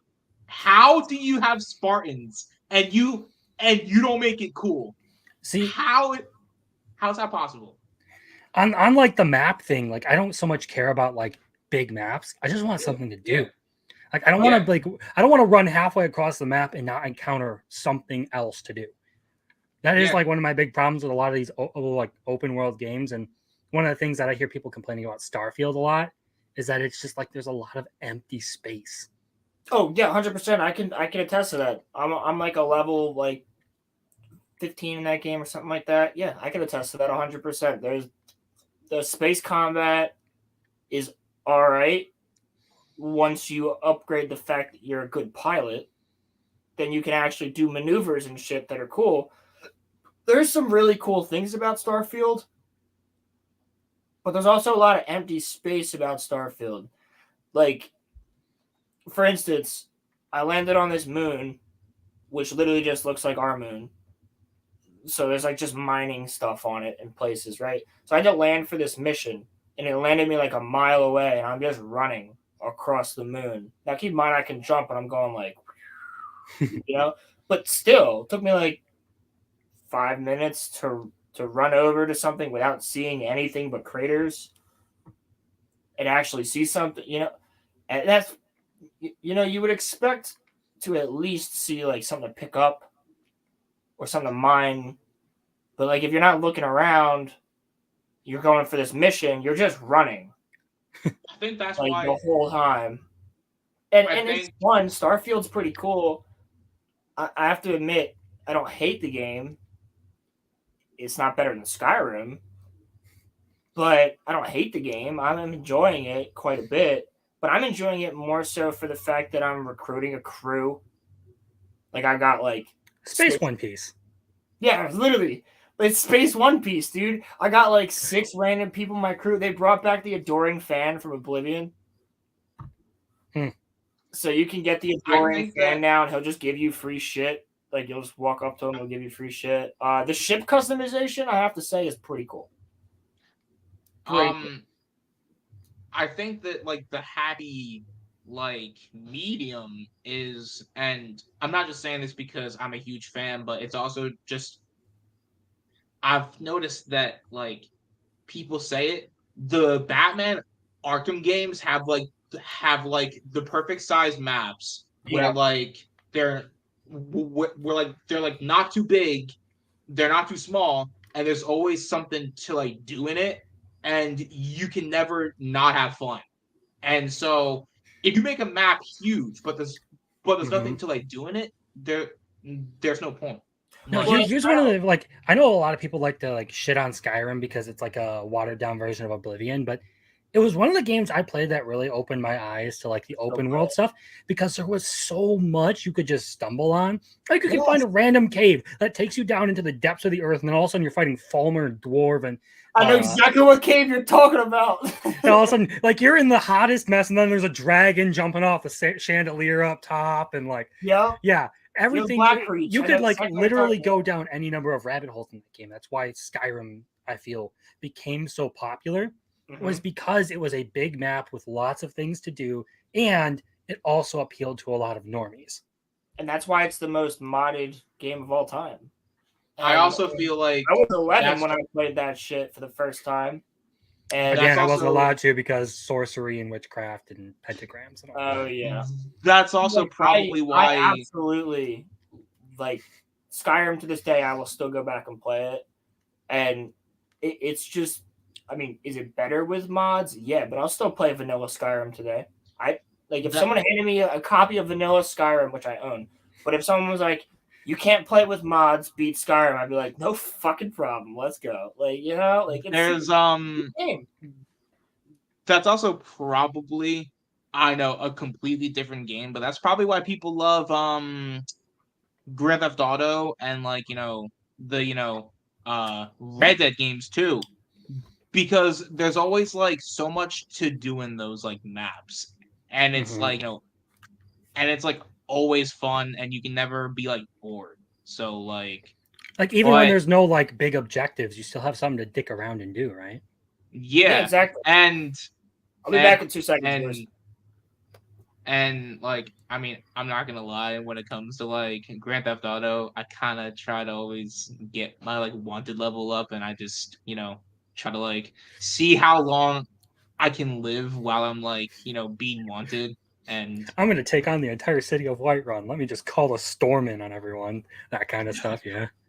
Well, like I would be like I'd have Trevor, Franklin, and Michael all like hanging out, and I would get to like the 5-star wanted level, and then I would go into an alleyway, and I would just fight cops for like 35 minutes, and then they would bring in fucking tanks, and they would like do everything, and like eventually one of the characters dies, and then for some reason the fight ends. But yeah, nah, I mean, it's just fun.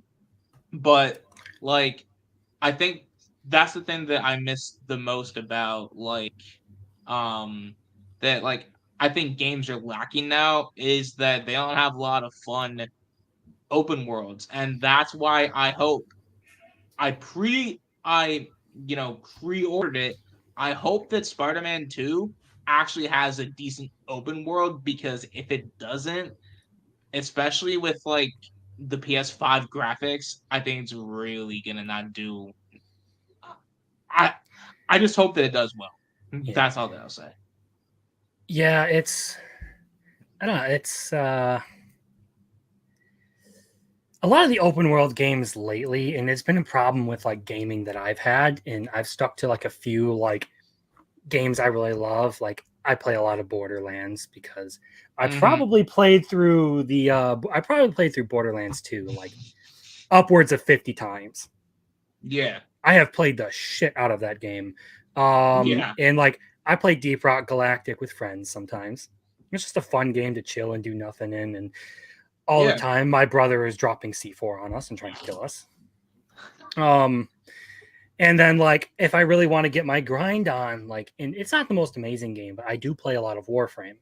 I've never played it, but I've seen people play it. It's one of those games where like it's just like the whole point in it is just you're having fun, kind of like grinding things out. There are some interesting things you can do, like the whole like the Kuva Liches and the Sister of Parvo stuff. That's actually like a complex fight where you have to like unlock a specific code in order to kill these enemies, and you'll spend like an entire night unlocking that code, finally get it in the right order, kill them. Then you have to go do a mission in like a ship out in space, board their little cruiser or whatever, and then go kill them finally.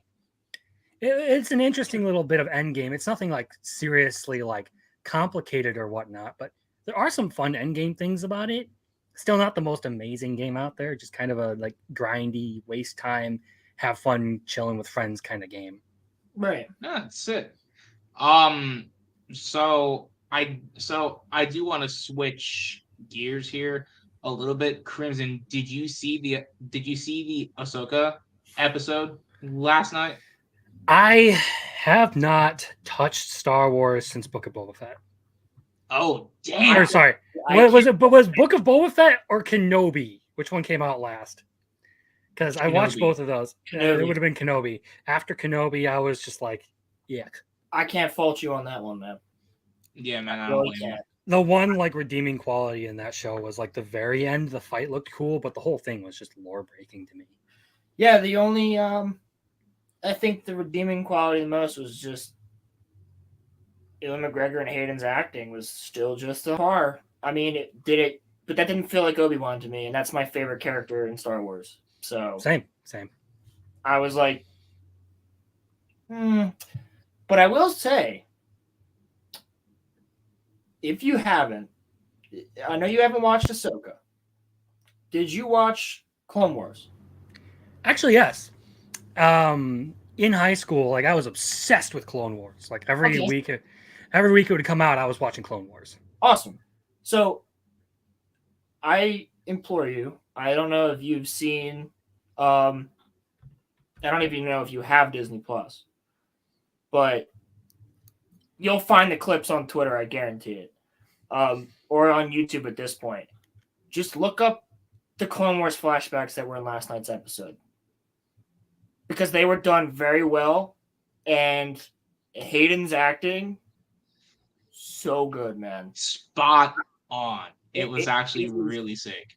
And you can tell he didn't forget a damn thing from Nick Gillard training him with the lightsaber back in Revenge of the Sith, like in Attack of the Clones. Like he did that, and we know that Nick wasn't the one who did any of the choreography for this.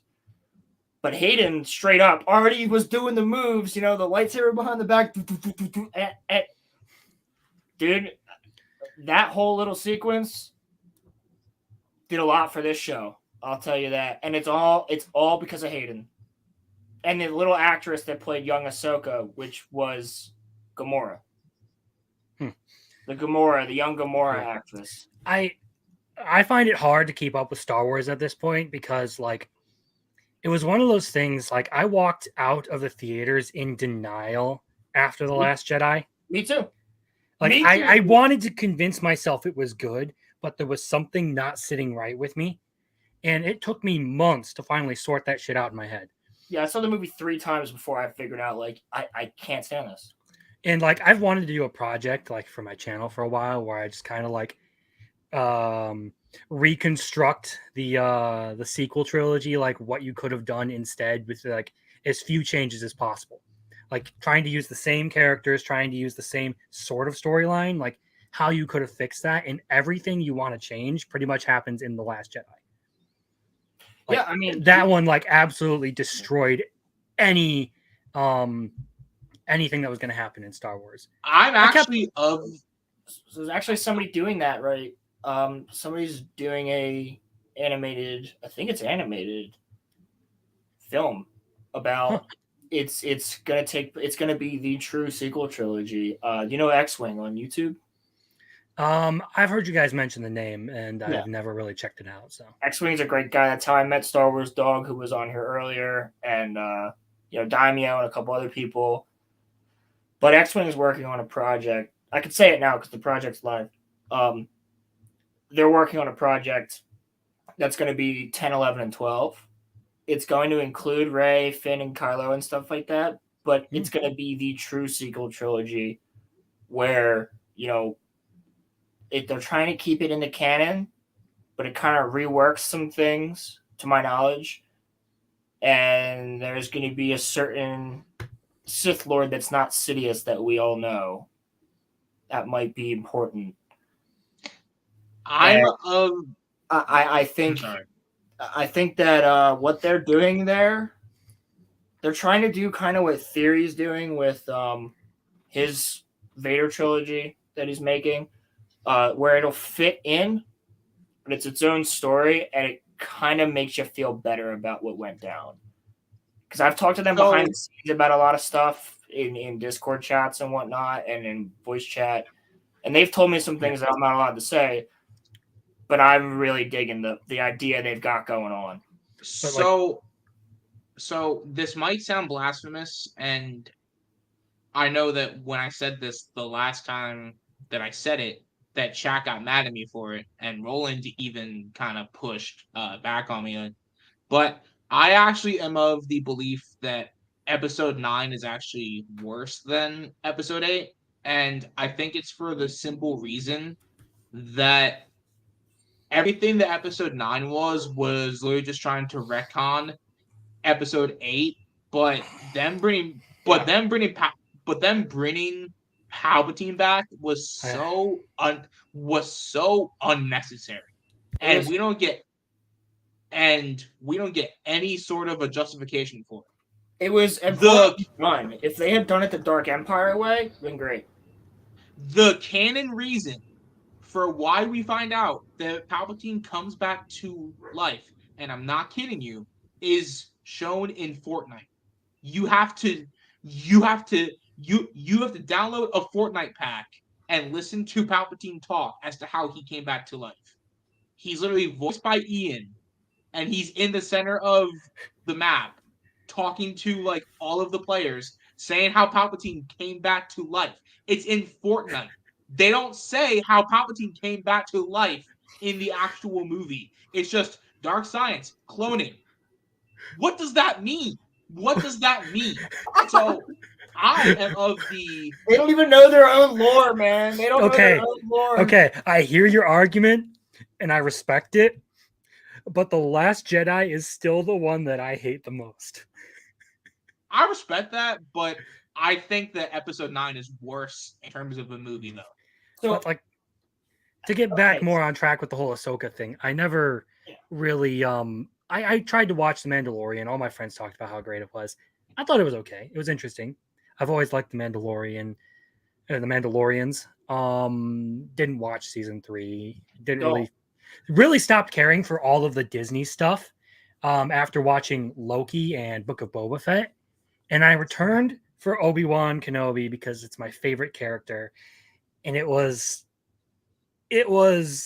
butchery is what it was. And I stopped caring after that. You mean the Reva and Leia show?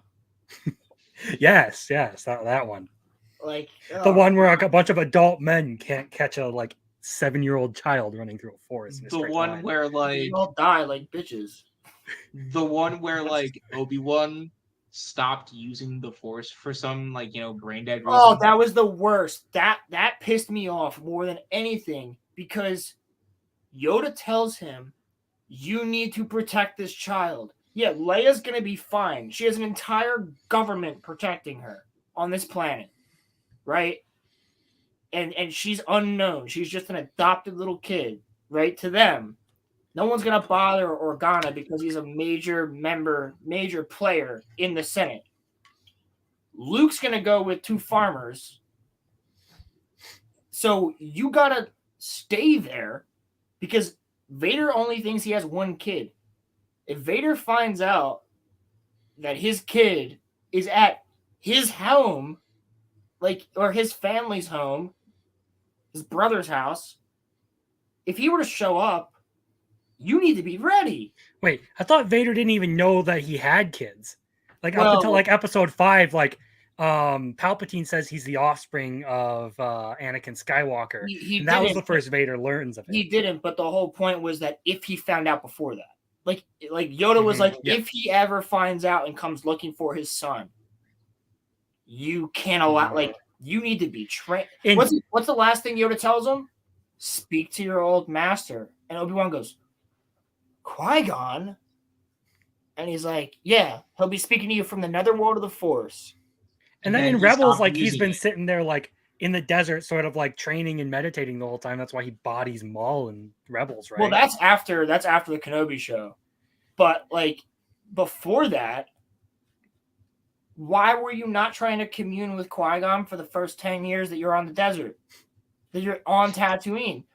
Why are you not training? Why are you not meditating to keep yourself in line with the Force so that you can protect this kid? Instead, you're just moping around until something happens. And then when something happens, you're afraid and you're not ready?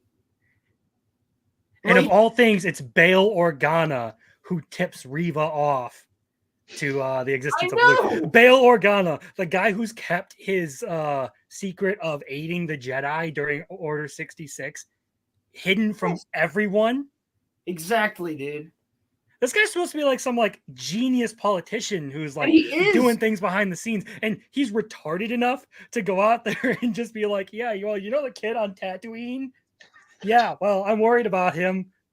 Anakin's son, the one you're supposed to protect. I'm worried that something might happen to him while you're gone. He's trying to get Obi-Wan. It's so dumb. It's so dumb because Bail would never do that. And I'm a big fan of Bail Organa. I've always liked his character because not only does Jimmy Smits really do a good job in Attack of the Clones and Revenge of the Sith, but at the same time, in Clone Wars, he's a good character. In other shows, I think he's in Rebels, he's a good character. In the books, he's a good character. Yes, is he a politician? Does he do much fighting? Not too much. He does, but he doesn't do a ton. But he's behind the scenes. That's his whole character. He's always trying to do the right thing, even if the government isn't going to let him do it. And you would think he'd have like some sort of like suspicion, like even talking to Obi-Wan, like on a line he would think is secure. You think they'd have some sort of coded language for discussing this thing. Exactly. Right. You just in case it's ever intercepted, you don't compromise Luke. Anakin Skywalker's son, like, that's the stupidest thing. Obi-Wan Kenobi, you should be talking to Anakin Skywalker's son. That's on Tatooine with his relatives. Tatooine, at this direct location with these two people that don't have the Force or weapons. Go there. Like, it's so dumb. And I actually really did. The one thing I can say about the Kenobi series that I liked was when Vader first showed up to the town and just started killing innocents until Obi-Wan showed himself. That I thought, as far as like Vader's character goes, like his personality, I thought they did pretty well. And the fight at the end of that series between Obi-Wan and Vader, I thought it looked spectacular. I thought it broke the whole lore of the last time I saw you, I was but a Padawan. I always thought that it felt like an anime fight. Well, maybe that's why I like it, because I'm a huge anime guy. I just don't understand how Obi-Wan, like, what annoyed me about that fight is that Obi-Wan was getting crushed by rocks and he's fine. And then he has a vision of Leia. Not a vision of like of Luke or of anyone else. Or Padme. It's a vision of a girl he just met. That he knows is his like family in a way, you know? But like he just met her. And that's who he's thinking about. He's not thinking about the kid he's been watching for the past 10 years and how he has to get back there to protect Luke. He's thinking about Leia, who has an entire planet that will protect her. And he's she has her own personal Star Cruiser to do whatever she wants. And he's not thinking about Anakin, and he's not thinking about Padme. He's not thinking, like, if I was Obi-Wan, right? Like, I'm best friends with Padme and Anakin and Ahsoka even for the entire Clone Wars, and even longer when it comes to Padme and Anakin. And he's like known them since they were kids. And he's not thinking to himself about like what Padme said to him. Like, there's good in him. I know it, Obi-Wan. Like, that's what I think would have made him get up and be like, all right, sit down, Anakin. I'm going to kick your ass real quick. That would have been like a really good like emotional beat to follow, like Obi-Wan still chasing the old Anakin. Yes. That would have been perfect. That's what I'm expecting. And then it's like him just seeing Leia and she's like, yeah, well, you're an old man. And like that's like the whole fucking thing. Like she's mean to him for the most of the show too.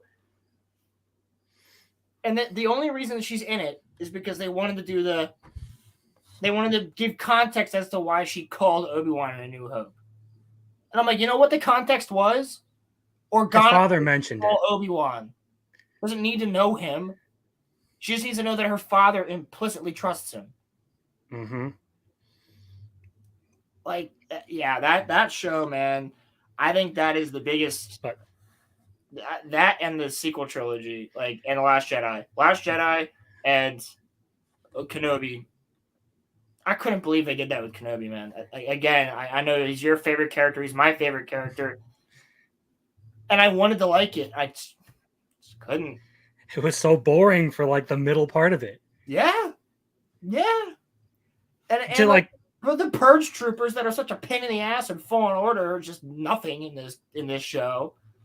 Like, to transition a little bit more over to the Ahsoka topic so that Roman can actually, hit his topics. Right. I've seen Disparu do his takedowns of all this stuff. I've seen I was talking to my mother, sorry. That's okay. We're transitioning over to Ahsoka now. I have seen basically the episode breakdowns up till this point. I have not seen the latest episode. So like I've seen some of like the lightsaber work they did with like Balin, the Sith guy, versus Ahsoka, the stuff you guys were talking about, I think last week, right? Balin's best character. So. Yeah. No, even just like the little bit I've seen of him, there's just some sort of like charisma or aura to him that like inherently draws you in to that guy. And the way he fights is very like Vader-esque, with like the sort of like heavy swings and like power attacks pretty much. So, and one of the things that I recognized was when I see people like Az or Ryan going, that's fucking real Star Wars in this one isolated scene, that shows a lot. You know, considering that these people have been completely cut off from Star Wars since the sequel trilogy. You know what I mean? So like, well, you go with like Ryan, you start talking about a guy who like started disowning Star Wars back when Clone Wars hit because it bastardized the EU. And that's why I value. I like Ryan. He's one of my favorite YouTubers. He cracks me the fuck up, and he's a genuinely good dude. And like when I'm watching his, yes, he's the most angriest man on the internet, but he's actually a really fucking good guy in person. If you ever like, I haven't talked to him in person, but talked to him one-on-one on chats before, like in the chat when he's just doing a solo stream, and he's super freaking nice to everybody. And like, he's just a massive Star Wars fan. He's passionate, and that's what's so important to me. And it's the passion of why you love Star Wars. And when he was like, Balin's the best. And when Balin does that, like, they clash sabers with Ahsoka, right? And they're sitting there, and she's pushing back, and he just goes, "Ugh," and just pushes her back to the ground, dude. I was like, all right, this guy's something different. They really need to drive home the fact that like Balin is a heavy hitter if this series is like, from what I've seen, if this series is going to do well, they need to like drive home that sort of like combat style that he has and like the way he fights, overpowering people. He fights like a knight. She fights like a samurai. And that's the cool part. Because he's always got two hands on the blade for the most part. He'll drop it to like do a block or like do a spin jump. But most of the time, he's got both hands on it. It's a longer blade than most. It's like a greatsword. So it's like somebody fighting with a greatsword against a samurai. It reminded me of For Honor. You ever played that game? I tried to, but Ubisoft blocked me for some reason. What the fuck? Yeah, I don't know. I gave up. I was like, I don't know. I guess the fates have. I guess God has said I'm not supposed to Deus Vult. Yeah, right. But no, like, Balin is the most interesting because even when Ahsoka shows up, so you haven't watched it, so you probably don't know the context of that fight. Like, so like Ahsoka shows up to that area where he's just waiting for the map to, you know, put up the thing so they have the coordinates. They're scanning the coordinates, right? Yeah. Yep. And she shows up and he's just sitting there in his cloak, and he already knows it's her. So he has some sort of, like, whereas Anakin is really good at seeing in the future, and, you know, we have Cal Kestis, who has psychometry, who can, like, touch an object and see the past, like, hear the past of what that object's memories were. And then you have, like, Ezra, who's good with animals and stuff. So, like, Balin can just read your mind like that. Like, he already knows your emotions. He's a very emotional character. And so as soon as Ahsoka comes up, hold on, my dog is now barking. Mine was going ape shit earlier. There was like a delivery or something going on. I don't know if you guys heard him. No, she heard my dad get home, but so my cat meows like excessively, and she's in like every one of my videos, and she's like always meowing, and all she wants to do is eat or sleep. But then when she's not eating or sleeping, she's like meowing at me to feed her. So, like, listen, you're 15 years old. Just sleep. Just sleep. You're old now. But yeah. The only time I've ever had to throw out audio for a recording was because there was one time where my brother was screaming at his friends over a game in the background. So I like, you can literally hear it over me talking. You just hear him like freaking the fuck out in the background. I was pissed because I just spent 2 hours like scripting and recording that shit. Did you say any gamer words? No, he only says those when there's no mics or phones around. Okay, good. Yeah, because there's been times I got close to saying something. Did you hear Steph on Tuesday Night's Main Event last week? No, I don't think I did. Dude, she was reading a super chat, and it was like the locals chats. So it was like right before they were about to end. It was like 11:30, 12 o'clock at night. Like they went really long. And she's like, I just want to read the locals chats because I'm falling asleep. We're about to get off. So like there's only a couple of them. Let me do it. And she reads what it might have been from Alec Baldwin's finger, I think. And great name. Great. Bro, some of the people in those chats have amazing Oh my names. god, they have such I see his names. I see like there's like Butthole's another one. Jay's left nut. It's all J's. There's a ton of J's. Nah, there's someone who shows like, up in the Weebs and Waifus chats like Stanky Pussy or something like that. Yeah. There's like someone who's in the like Star Wars theories chat that's like, you know, Kathleen Kennedy left like tit or something. Yeah, something like and that. I'm like, bro, what? But yeah, nah. Dude, those like, you know, names are so funny. I just hope we had someone in here maybe like a month and a half ago. What was the name? And it was so ridiculous. It was like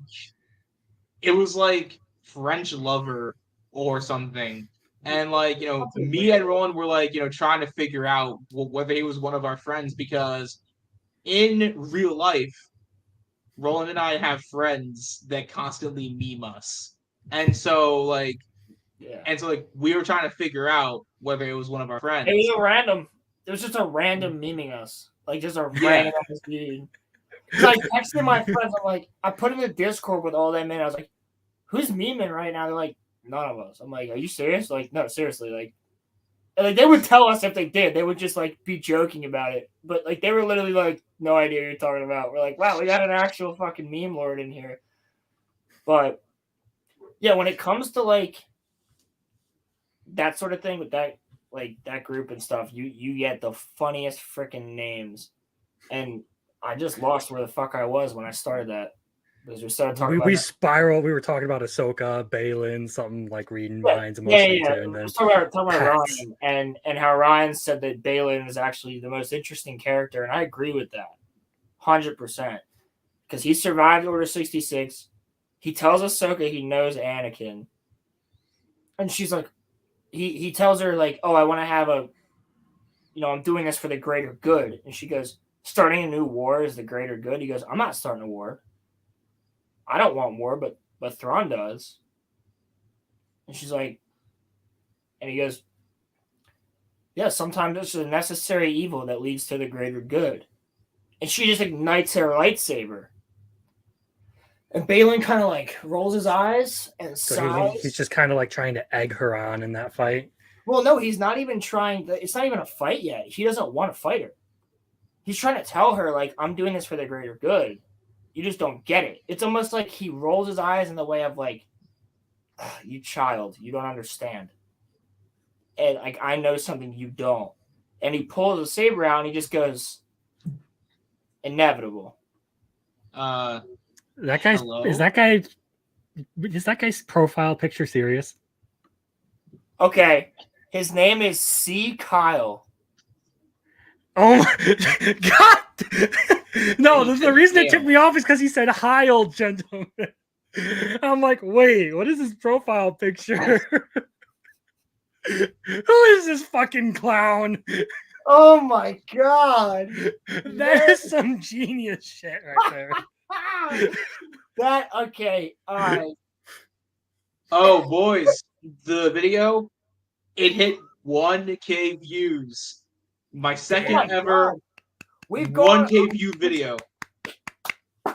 Dude, we went from what? You were at 8 something before we started the stream, and now you're over 1,000? The fuck? I am a derelict man. Are you from Daryl's like community? Oh, if you're from Daryl, the derelicts community. So when we started this. When we started this, capital C dot space Kyle. when thing we is, started like- this, Sorry, go ahead, dude. That's the name that'll get you, bro. I should really stop moving my hand around. That's the name that'll get when we started this, I was at 830 views. Now I'm at 1,040 and 42 views, which is actually crazy. Let's go, dude. I don't know what's going on, but there's 165 comments, and I have Camelot right here, yo. Where you just put up one video, and all of a sudden it blew the fuck up for no reason. and I have gained 9 subs from this video. So Sick. I gained half of all of mine. I'm at like 87 right now. I gained half of all of mine from a ReZero video. Oh, really?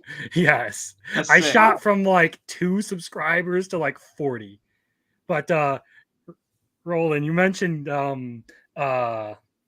like you should stop moving your hand around. It reminded me of a story. So when I do like writing, I start with like going through the motion, like basically putting myself in the role of a character and all that. I was sitting there giving a speech, and like I had my door closed. My mom walked in, and at the time I was like this, and I froze because I was embarrassed. And I looked at her. I'm like, I can explain. You just like. I'm like, it's not a Sieg Heil, Mom, I swear. That's buddy. That's the equivalent of like YouTube recording, but if your parents walk in when you're watching that part of the anime. You know what I'm saying? It's the equivalent of the same. Bro, my mom walked in. I was watching Ruby with my brother during the scene where Jean Arc dresses up in the white dress for the after the bet. I'm like, I swear, this isn't what this anime is about. No, it's not. It's just a meme. It's a joke. Trust me. No, but this guy comes in here with the name C. Kyle. And that just happens to be similar to the name of one of the characters I was working with for one of my own writing projects. It's C. Kyle, and then their last name. I'm like, that just reminded me, oh God. I never even realized it. I mean, so one of the characters' last names is Kyle. Their first name. No, his middle name is Kyle, which he goes by, but his first initial is C. And I never thought about it until this guy shows up in chat. So, now you're making me think about my characters. I'm writing. I'm like, when me and Roland were in 11th grade or 12th grade, I think it was 12th grade. Our friend brought his speaker in at lunchtime. Oh, and he played the Soviet Union theme for the whole lunchroom, and so many people stood up and went like this. Dude, and it was the awesomest thing ever. Random ass people. He played it to see. Like, I wasn't even at that table. No, I don't think so. I think you were in line to like get food. Was it? Wait, it definitely wasn't senior year because I wasn't in lunch in senior year. That was junior year. That was our junior year. Who was you sat with me in first name? Year. Wait. First name. Who was it? David. Yeah. Yep. Sounds like him.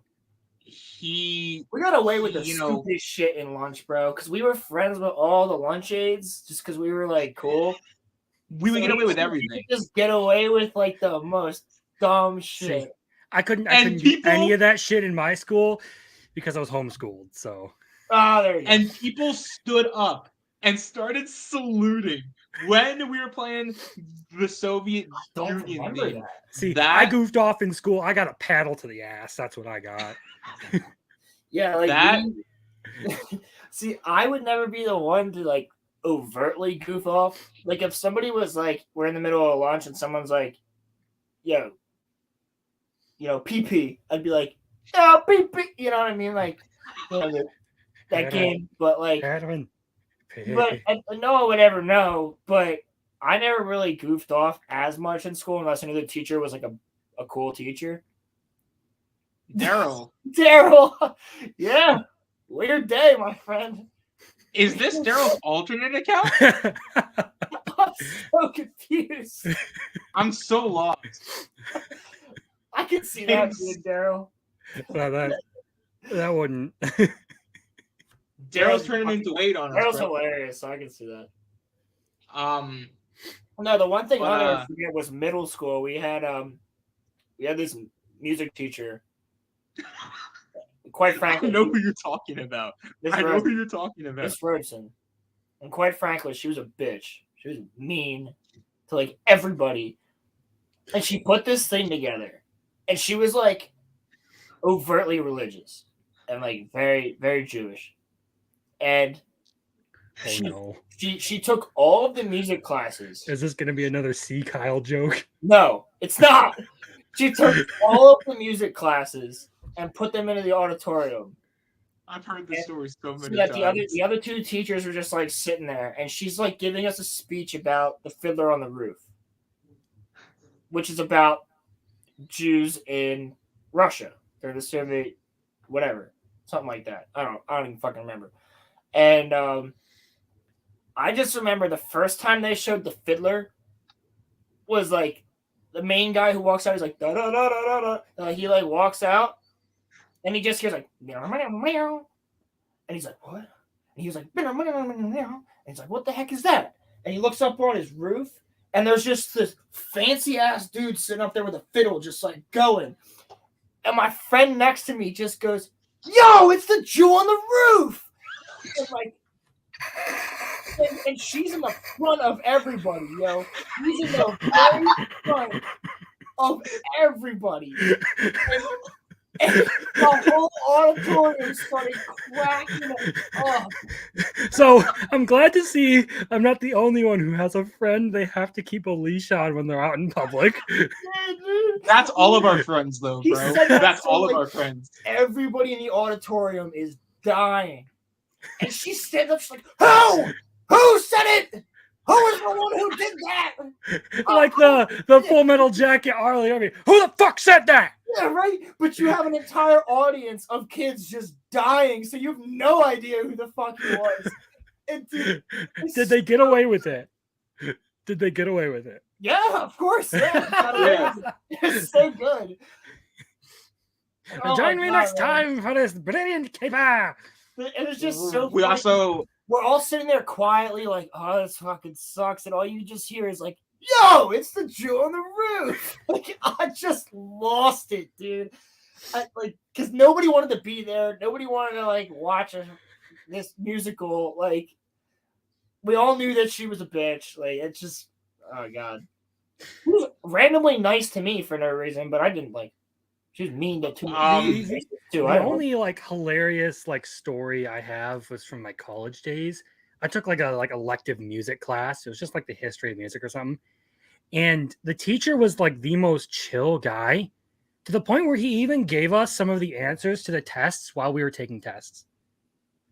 Like there was one time where like one guy, he started talking, like one guy asked a question about something on the test. And all of a sudden the teacher's like, well, I'll give you some help. And he writes out the question on the chalkboard and he crosses off one answer and he keeps chatting back and forth. And the guy gets the teacher to cross off everything but the right answer. And then you get to the end of the test and there's this question that's extra credit. And it's just, are puffins cute? This is the kind of man who is teaching this class. Just like straight up bullshit the whole time. There was one time he spent an entire class session just talking about his horse riding trip over the weekend. Oh, dude, I had a teacher. Somebody told me this. I had her in 7th grade. Great biology teacher. She was awesome. Really sweet lady. But she had an autistic son or daughter, one or the other. And if you were to ask her how her kid was doing, she'd talk about it the entire class. Yep. And somebody literally found that out and told me that. And like as I walked in, I was like, "Yo, how your kids doing?" And she just did not stop talking about it for like 40 minutes of the class. And she's like, "Oh, we have 10 minutes left. All right." Autistic gene activated. Yeah, it's like the one teacher I had senior year for psychology. I walked in one day and all the lights were off. My class was like, "What the heck?" And she goes, "I'm tired. It's nap time today." And put her head down on the desk, and we were like, "Okay." A lot of times, our teachers just didn't want to teach. They would just like kind of let us do our own thing, and that was actually really cool. The best teachers were the ones that wanted to teach, but they were cool. Like my boy DLA, D Los Angeles was his name. He was like 30 when he was teaching us. Cool dude. I did some artwork for him. That he paid me for. I made some. I used to take white Vans shoes and just do whatever the customer wanted on the shoes. So they have their custom Vans, right? So he's Asian, so I did he wanted me to do like Asian culture and stuff. So I did the whole I had koi ponds and bamboo and the gates and stuff like that, cherry blossoms and that. So he's my homie. I still have him on I can text him whenever I want. Cool dude. He's also my track coach. But yeah, I had some really good teachers. And then I had some teachers that just didn't care. Like I had a teacher's freshman year of high school, and she was my biology teacher. And she was also the leader of the union for our district. And that sounds like a real fun combination, huh? Yeah. She was really, really mean fat lesbian. To be fair, and she was open about that. Did you really have to go that far describing her? Open about that, like she was dating a teacher that was in the middle school, and she actually, the one day comes in 40 minutes late to class with sunglasses on and like a mug and a jacket, and she just walked in, looked at all of us, and just sat down and put her head down on the table. And we're all like hungover. Like she literally was drinking. She was wasted, bro. Like she literally came into school completely wasted. Still the leader of the union. Like to this day.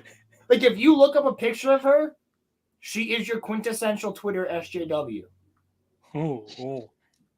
Okay. Like, I'd be surprised if her hair is not colored at this point. She was mean, man. She was mean. She like one day, this kid had a closed bottle, fully open of Sprite, like fully full, right? Closed bottle, didn't even open it yet, just had it on his desk. Moves his shoulder and knocks it off. She goes off, dude. It didn't open, no spill, nothing. It just fell on the ground. She goes off. She makes him pick it up, go over, pour it out in the sink. Even though he bought it, didn't care when somebody else knocked it over, but that kid was black. You know what I'm saying? Like, she was something else, but she was protected. Oh, boy. She was protected. Oh, boy. Do you guys have the evil Canadian geese? Yes. Okay, so when I was in college, it was like a big campus with multiple buildings. Right here on my shirt, this is an evil Canadian goose. And I had to walk from one end of campus to the other for some classes. Well, at certain times of the year, it's overrun with geese. So like there's some parts you would just have to run through, or else you'd get attacked by geese. There was one kid who got, because I think they're apparently like a protected species or something. There was one kid who got in trouble with the cops because one attacked him and he just straight up uppercut the thing and killed it. You got in trouble. He wasn't having it, so he just punched the goose in the face, and that got him in trouble. I mean, I would. They can't be protected. I would too. They're everywhere. Canadian geese are they're in Europe now. Like they're freaking everywhere. They go down to Mexico. They're evil birds. They are evil incarnate. I hate geese like that are the bird version of a wasp. You're nature's dickhead. Like you're just a dickhead for no reason. This is true. Yeah, my dad, when we used to I didn't, but he used to be the director of a kids camp, and the geese would show up and they would play like coyote screams on the the loudspeakers so the geese wouldn't land there. But sometimes if they did, my dad would just get like a pellet gun and just pop them, and they would fly away. Like it wasn't enough to kill them, but it definitely would like scare them off.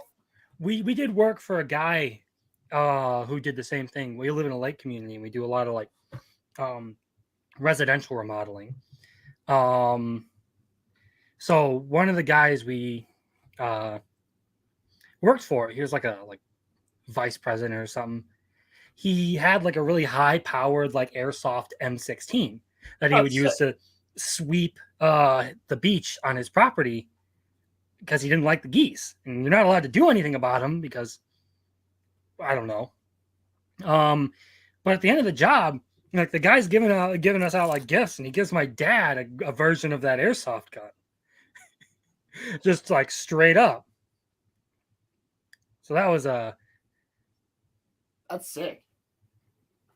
Yeah, we used to just keep them away from the docks because like we had like 4-year-olds and 5-year-olds there. You know what I mean? Like we can't have geese just being nature's assholes to be nature's assholes. Like you gotta get out of here. Go to a different park. Like Roland, what camp did your father run? Cherokee. Do you remember an Erin Doherty? You ever met her? Yeah, I think so. She I was and Erin. Then went Wait, Erin the counselor, Erin? Yeah. And then cause was she a lifeguard? I don't know, but I just know that when I was at kids club, she was the counselor for me and Hector. So I wonder if she ever worked there. Because we were across from Adventureland, which Adventureland was like the shittier version of us. But we when my dad became the director, we put a zip line in, bro. We had like 2 pools. We had kids doing zip lines and like obstacle courses. We got Gaga. We had fishing. My grandfather run the fishing. So my Gaga was dope, bro. Gaga was the shit, yo. I used to go in there when I was a CIT, and I'm like with like 10-year-olds, and I'm like 15. I'm just like throwing that fucking ball. I'm like, let's go, boys. Never take me out. Remember, did you ever play Can Jam? Yeah, bro. That was fun too. We did Can Jam. We did tennis racket baseball. I had so many friendships ended. We had archery ball there too, and it was not funny. We taught kids how to fire bows. That was pretty cool. We had a whole art thing, and it was a really good camp. We did a lot of good work there. We had a good amount of land in the back, so we cut some trails and did like little nature walks, and then we would, show kids what all this other stuff. It was a fun time. I did that for like 5 years. At one point, I was in the camp because I wasn't old enough, but I kind of had the status to just leave and go do shit because all the counselors knew me. So I would just like go and like help out. I was kind of doing CIT work before I was technically a CIT. But yeah, it was fun. I liked that place. That was way long ago, but yeah, we had a lot of fun there, and I remember. Dude, there was 2 crazy things that happened at that camp. One of which, it was so hot one day, it was like 100 degrees. So we brought all of the kids up to the pools. And yeah. No, you, Daimyo. Yo, Daimyo, I almost said an F slur. But like, we're chilling in the pool, and I'm like out there doing my CIT thing, and this one kid who was like a year younger than me was about to be a CIT the next year. Like, we're shooting the shit, and we had just had in the beginning of the season the entire area surveyed. So these guys got sued, right? But we had the entire area surveyed. We just hear crack. And I look up, and this fucking tree is falling on the pool with people into it. So I just tackled this kid into the fucking water. And it was like a quick time event, yo. Like, I literally look up, I see this big shadow just boom, boom, boom, boom, boom, boom. And then there's like shatters of wood everywhere. Remarkably, only 2 people got hurt. But this whole freaking tree just fell across the pool. And it was that's wild, bro. I have never had anything like that happen. That was freaking insane. All I remember is just tackling my friend in the pool so that he didn't get hit by the tree. Both of us were about to. And like, since the tree was long enough, it went over the pool. Nothing came in. It destroyed the fence. Like, I think one girl broke a leg. She was a sensei, I almost said. She was a counselor. And I think another kid got like hit by a tree limb or something, but he was fine. It was like nothing crazy, but it was a miracle, like a straight up miracle that no one died from that. Like, it was freaking wild, dude. Shatters of Wood, the Rolo story. Yes. You didn't answer Daimyo's question. Is this the camp you were assaulted at as a youngling? Like the time you told me. I was never assaulted. What do you mean? Assaulted in what way? I was never. I think it's supposed to be a joke. I was going to say Daimyo. Or... I was going to say, I don't know what the fuck you're talking about. Yeah, because I've been friends with you for years, and you've never, ever told me anything like that. Oh. I've never been fucked with. Oh, I might have... Oh, see, you fucker. Well, the one time at Boy Scout camp, we did get in a fight with another troop. That was a little different. And our Boy Scout troop fucked them up. Just like you, Boy Scout troops going gangsta, huh? Bro, you don't fuck with Troop 19. That's all I'm gonna say. Like, we were stacked with a kid who had a legitimate blacksmith forge in his basement and would make weapons. Like, we gave him this title of Weapon Master. He had a legitimate badge that said Weapon Master or like Steel Master or some shit. And he would make weapons. And we had like we were very like the leaders didn't know this. We had like 6 fucking drug dealers with a lot of connections in our fucking troop. The leaders didn't know this, right? Our leaders so that explains the beef in you were as high as fuck. So our leaders were cops. We had like these kids that were hard as shit, but they were older. Then we had like all these dudes that were football players, and then you have like us, and these kids were fucking with the younger scouts. Like over like at some point, and these younger scouts came back, and one of them had a bruise on him. They were like, "These guys are assholes," and we're like, "What just happened?" They're like, "Well, they're throwing rocks at us." And, like, we're just out there, like, looking for sticks for the fire. And they're just throwing rocks at us and calling us all these names and shit. My friend Andrew Worth, bro. Good-ass man. Bakes cakes for a living. But he's, like, keep in mind, he's, like, 17, and he looks like he's 30. He's, like, fucking huge. I just remember him walking down the path and going, "You fucking pansies! What did you do?" And they were like, he goes, "We're gonna fuck you." Like, dude, it was fucking great. Like, it was the best, dude. These kids were trying to start shit and trying to fight everybody, and Andrew just shows up. Like, "I will kill you with a punch." Like, you don't fuck with Troop 19, man. We were, because at this point in Boy Scouts, the real One Punch Man. Right. Exactly. Like, at this real Boy Scouts, the real One Punch Man. Every troop was either not camping at all in our area, like, they didn't camp.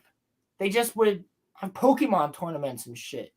I'm like, that's not Boy Scouts at all. Like, so our troop is like hardcore, like no phones, no electronics. Like, you are camping, you are doing everything like that. Yes, you can bring a speaker, and on certain nights you can listen to music.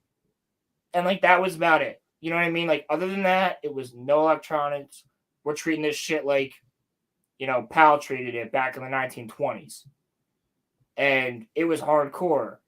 So, like, any other troop with these kids that thought they were slick messing with our younger scouts, But we were also goofballs, too, because we got in trouble. The whole troop got in trouble because we had to sing a song for a skit one time. And there's this song called the Gray Area song. And it's like, do you want to roll a joint? Yeah, I want to roll a joint. Roll your joint. Roll your joint. Yeah, roll your joints. And it's like your joint. It's like, do you want to screw your friend? Yeah, I want to screw my friend. Screw your friend. Like, and we like came up with this fucking song, dude. And you'd poke each other in the shoulder. Do you want to rub your balls? Yeah, I want to rub my balls. Rub your balls. Like, it's like. We all know that you like. So much fucking Listen, fun. Roland. We all know that you like to rub balls. No, dude, okay? it was not hilarious, a secret. dude. Says the guy who said he would be down to be done by Palpatine. Yeah, right. No, dude, this is us purposely trying to fuck with. It was this one camp that we just got sick and tired of all their bullshit because they were so strict that we just sung that song, and our leaders were like, "You know, we're never coming back to this camp, right?" Like, Crimson, were you here when I said that live? Were you here when I said that? I was in the chat. I listened to the whole thing. You went through like the Darth Roman, the pegged, and all of that. I saw it all. I was instigating it.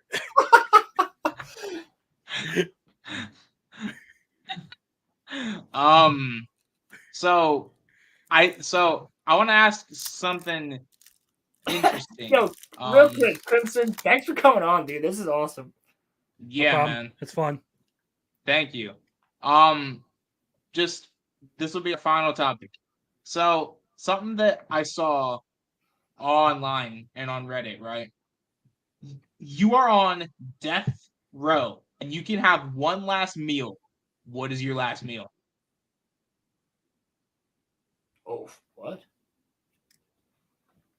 What would you choose as your last ever meal?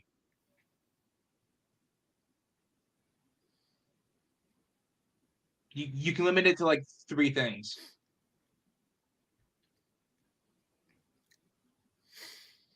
Trying to come up with something witty here, but I'm drawing a blank. I got it. All right, go. I want an ostrich steak. Okay. I've had that one time, and I tried it only to try it, and it was in North Dakota. I figured someone would say something like that. Padme. Yeah. Big fat Frank. Palpatine's penis garage. Nah, let me get I would just make it remarkably hard for them to find. Like something remarkably difficult. You would just like delay your death while they like find it. No, I would just make it something so ridiculous. Like I remember this old joke where it was like this guy asked for the golden apple from wherever. And it's like one of the longest jokes in the world. It's all about this dude trying to get this freaking apple.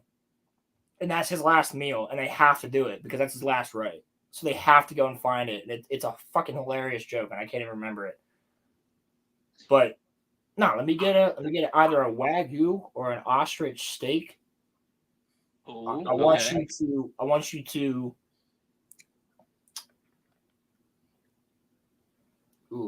to go to Japan and find me some perfect miso soup that's still hot and not unspoiled when it gets to me. Hot and sour soup, actually. They just bring a chef in and have him make it for you. No, that's a lie. It has to be from Japan. I would find like some ostrich steak, fucking. Which honestly, ostrich steak tastes just like it's like steak. They're because they're such muscular animals. It's like steak, but it tastes like steak, but the texture is so fucking perfect. So that, and then give me some authentic, fresh sushi. Fresh. She's gotta be fresh. So you gotta transfer me to somewhere where I'm close to the water with some good chefs. And then I get to pick a third thing. Yeah.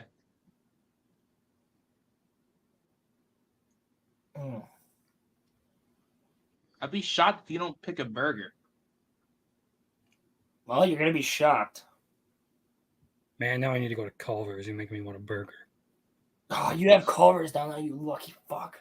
I don't have Culver's. I only get them when I go on road trips. Cheese curds and double bacon cheeseburger, bitch. Oh man, that's not the fair.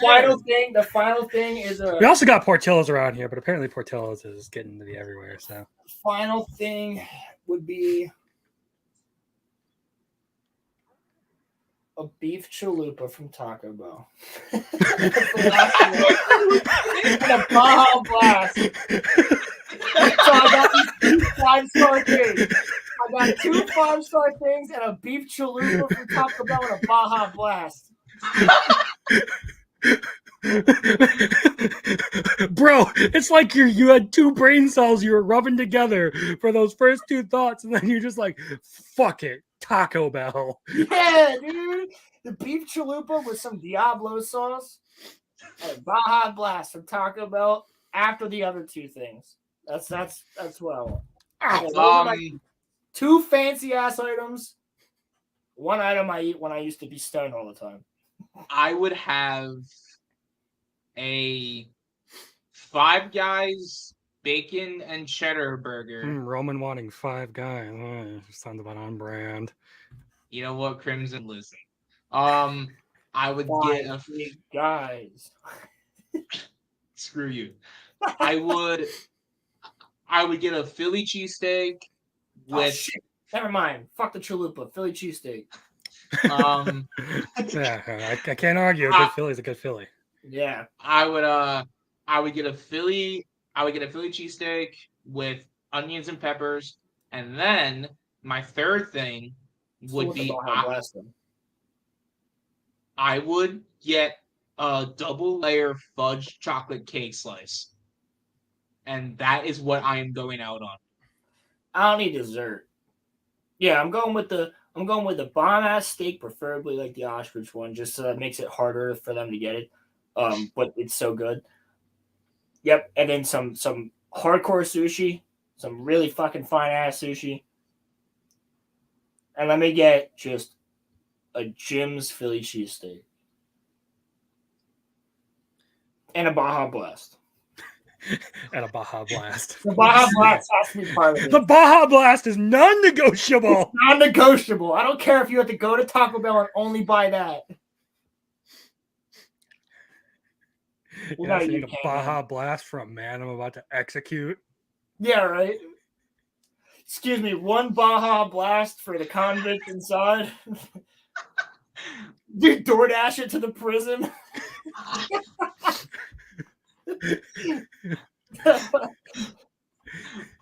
All right, Crimson.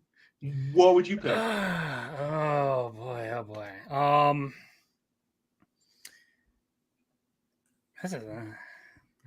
This is probably like a Wagyu steak, something like really, really nice. Yep. Nicely cooked steak. I've been watching too many videos on YouTube, and I just want to. I know, dude. I can't watch those videos. It screws with me. I'm like, don't watch Guga Foods and all his weird experiments he fucking does. And because I'm a seafood fanatic, probably some crab legs with that. Do you like me some seafood? Yes, shellfish. And anyone who says that if you eat shellfish but wouldn't eat bugs, you're a hypocrite. You're wrong, because the wet bugs are dry inside and the dry bugs are wet inside. Okay. Facts. A real bug don't got no meat. No, it doesn't. No, I agree with you. I love seafood, dude. I was this close, instead of the cheesesteak, to saying 200 little neck clams. Actually, I take back my chocolate cake. I actually take back my chocolate crab legs, lobster. I almost said give me some Alaskan king crab legs, a nice fucking steak, and then what else? Alaskan. I take back my chocolate cake. I actually would go with the lobster roll. You gotta have some seafood in there before you die. You know what I mean? You're about to get electric chaired or lethal injection or firing squad if it's back in the day. Like, you need to get something good. Man, I don't know. It's Illinois. There's tons of Mexican stuff around here, so probably just some like authentic tacos. That'd be cool. Nice. Like we're the furthest away from fucking Mexico, but there are so many Mexicans in this area. Oh, we have a lot up here in Pennsylvania too. There's a ton of Mexican restaurants around us in Pennsylvania. Yeah, it's like for here in Illinois, it's like pizza places, like Chicago style pizza places, and fucking Mexican restaurants are everywhere. Yeah, we have Italian spots and Mexican spots and a good amount of Asian places. And that's like most of your thing. Like if you're going somewhere, it's either a pizza place, a Mexican place, or an Asian place, unless you go to like a steakhouse, which they're few and far between. Yeah. So like give me some authentic like chorizo tacos, some Alaskan crab legs, and a nice Wagyu steak. Yes, big chorizo energy. Early gang has big chorizo energy. Oh yes. I think that's a good answer. There were so many people, I'm not kidding, that said that they would have an Arby's roast beef sandwich as their final meal. I've never had Arby's before. To be fair, that roast beef sandwich do be pretty good. Is it Padme's? Before they opened up a Culver's in my town, we only had the Arby's, and I would basically just that roast beef was usually what I'd get when I was out. Now we have Culver's. Well, the sandwich isn't bad, but I wouldn't have it for my last meal. I'd have it for like my third to last meal. Yeah, it's still a fast food roast beef sandwich. Yeah, I mean, you know what? Curly fries are good though. With Daryl mozzarella sticks. Sometimes you get them like undercooked and they wouldn't be all that great, but nah. I gotta. You know what? I'm with Daryl. I'll take Padme's roast beef sandwich. Padme's roast beef. Hey, if she makes it for me, you know what I'm saying? You guys, come on, get it out of your gutter. Come on. You get it out of your gutter. I'm just. Oh, I know that's Roman who wants 5 guys inside him.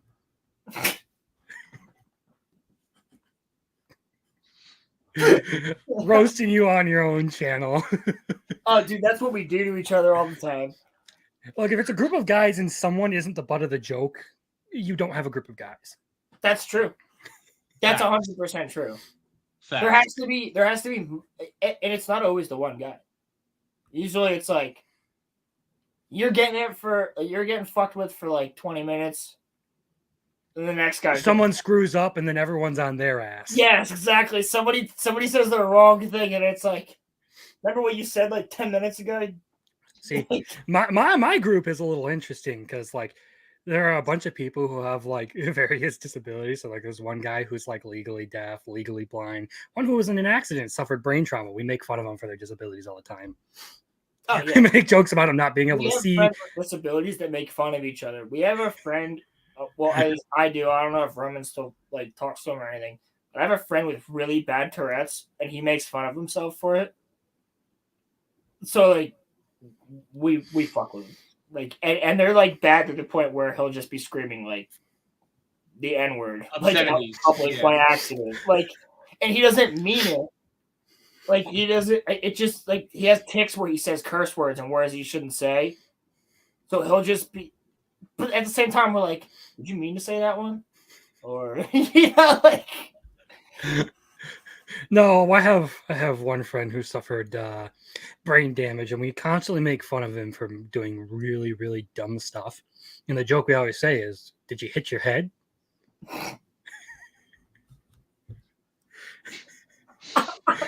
The dude fell out of the back of a truck and like smashed his skull on a rock, and we make jokes about him hitting his head. It's gotten to the point where it's gotten to the point though where he just like owns it. So like whenever he does something stupid and we start laughing at him, that's the first thing he resorts to. He's like, "Dude, give me a break. I hit my head." See, that's awesome. That's you gotta be self-aware about jokes like that. Like that's the best part about those things. No, usually they're he's a guy who can take a joke. That's one of the things I appreciate about him. Is we can make fun of him the whole freaking night and he don't freaking care. I saw a comedian who was a burn victim, and he would constantly make fun of himself. Like constantly make fun of himself.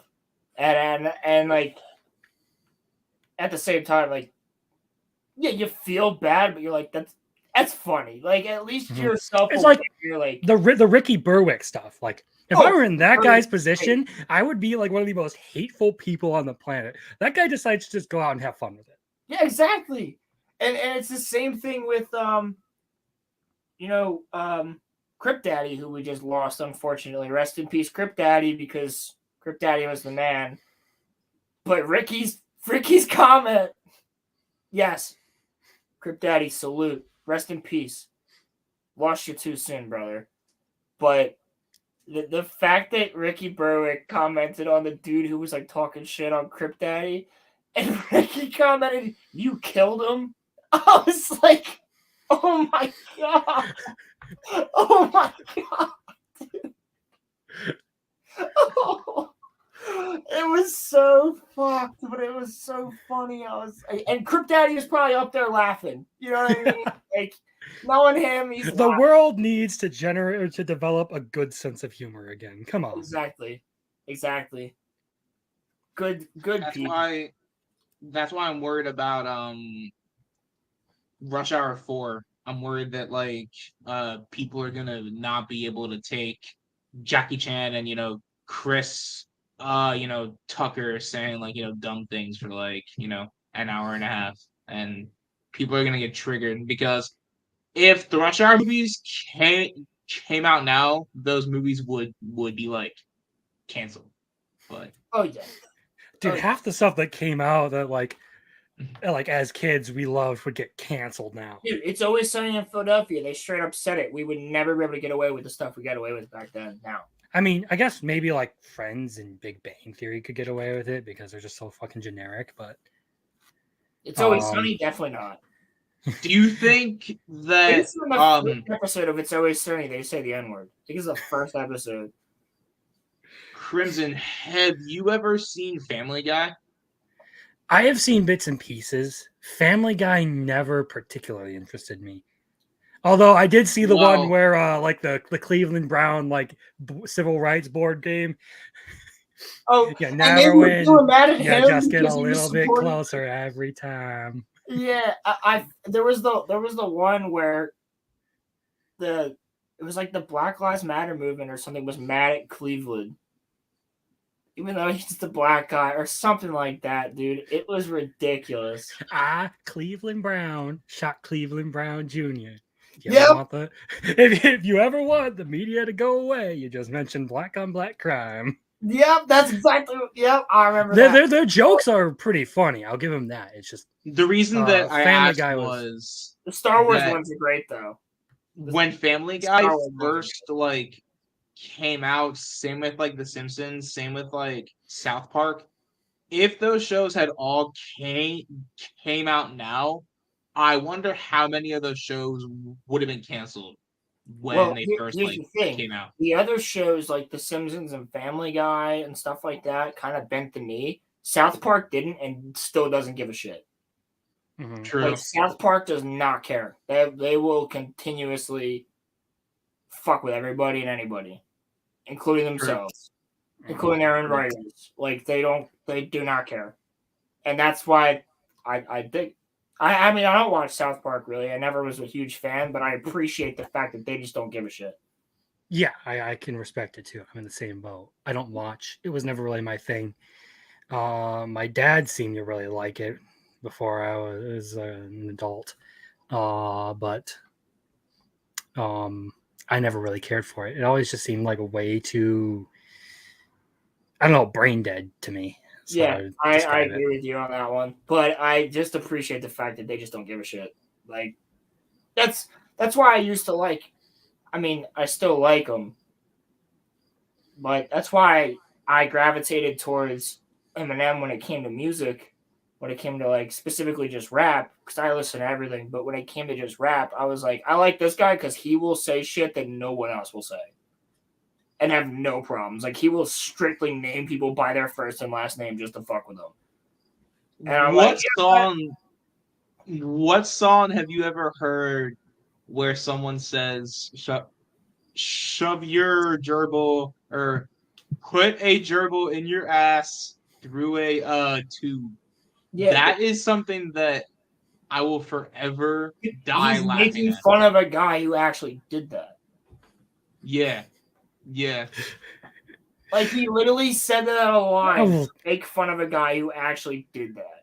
I will never understand these people and their obsession with sticking shit up their own asses. I don't get it either. Look, if you're a dude who wants something in your ass, you're gay. Pegging, gay. Okay? Yeah, you're gay. And that's okay. Be gay. But like, it's okay to be gay. Don't pray away the gay. That's totally fine.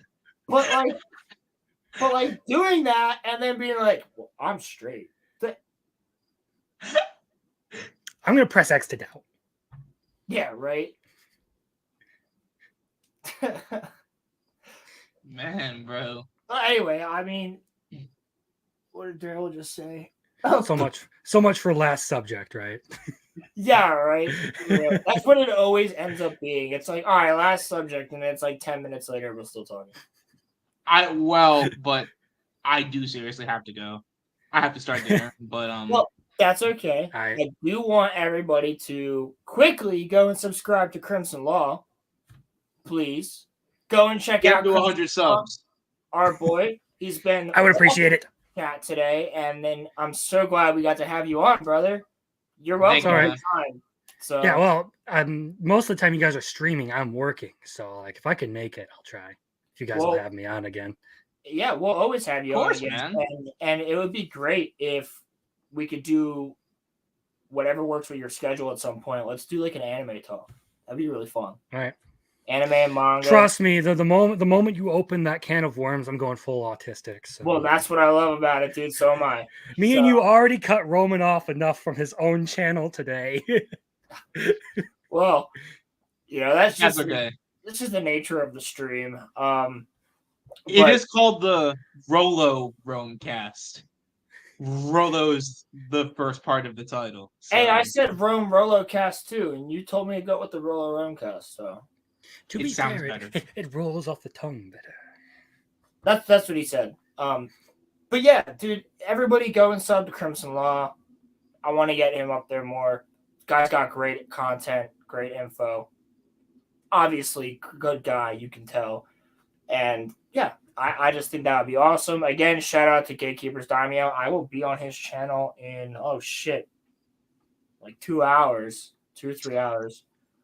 We're going to be doing more on the UFO stuff and the alien stuff and things like that. Usually we have Star Wars Dog on there with us too. But no, not today. Dog's currently driving to Nashville with a crane on his trailer. So we got to get him home safe first. But yeah, other than that, you guys know you can find me anywhere at Rolo Films. I'm Rolo Lord on Twitter, Grand Admiral Rolo. Crimson Law, you're on Twitter, right? Or X?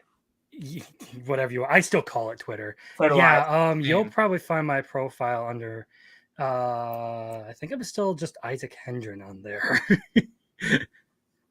King's Advisors. You're late to the party. Crimson's my buddy. Who the fuck is Crimson Law? Just some boosted fucking monkey with a YouTube channel, okay? But thanks guys for letting me come and bum your stream. So dude, no problem, man. Of course, it's not a bum your stream. We like to have people on here, especially our mods. And yeah, you're a good guy. You've created honestly a really good conversation. I'd love to have you on again. Okay, well, I will look forward to it. See if I ever get the opportunity to. But these next couple of weeks are not going to be fun because I am going to be out of town. So real quick. Crimson in private chat. Put some way for me in contact. I think you have me on Twitter. I still see sure you sometimes, but I'm pretty sure I have you on there.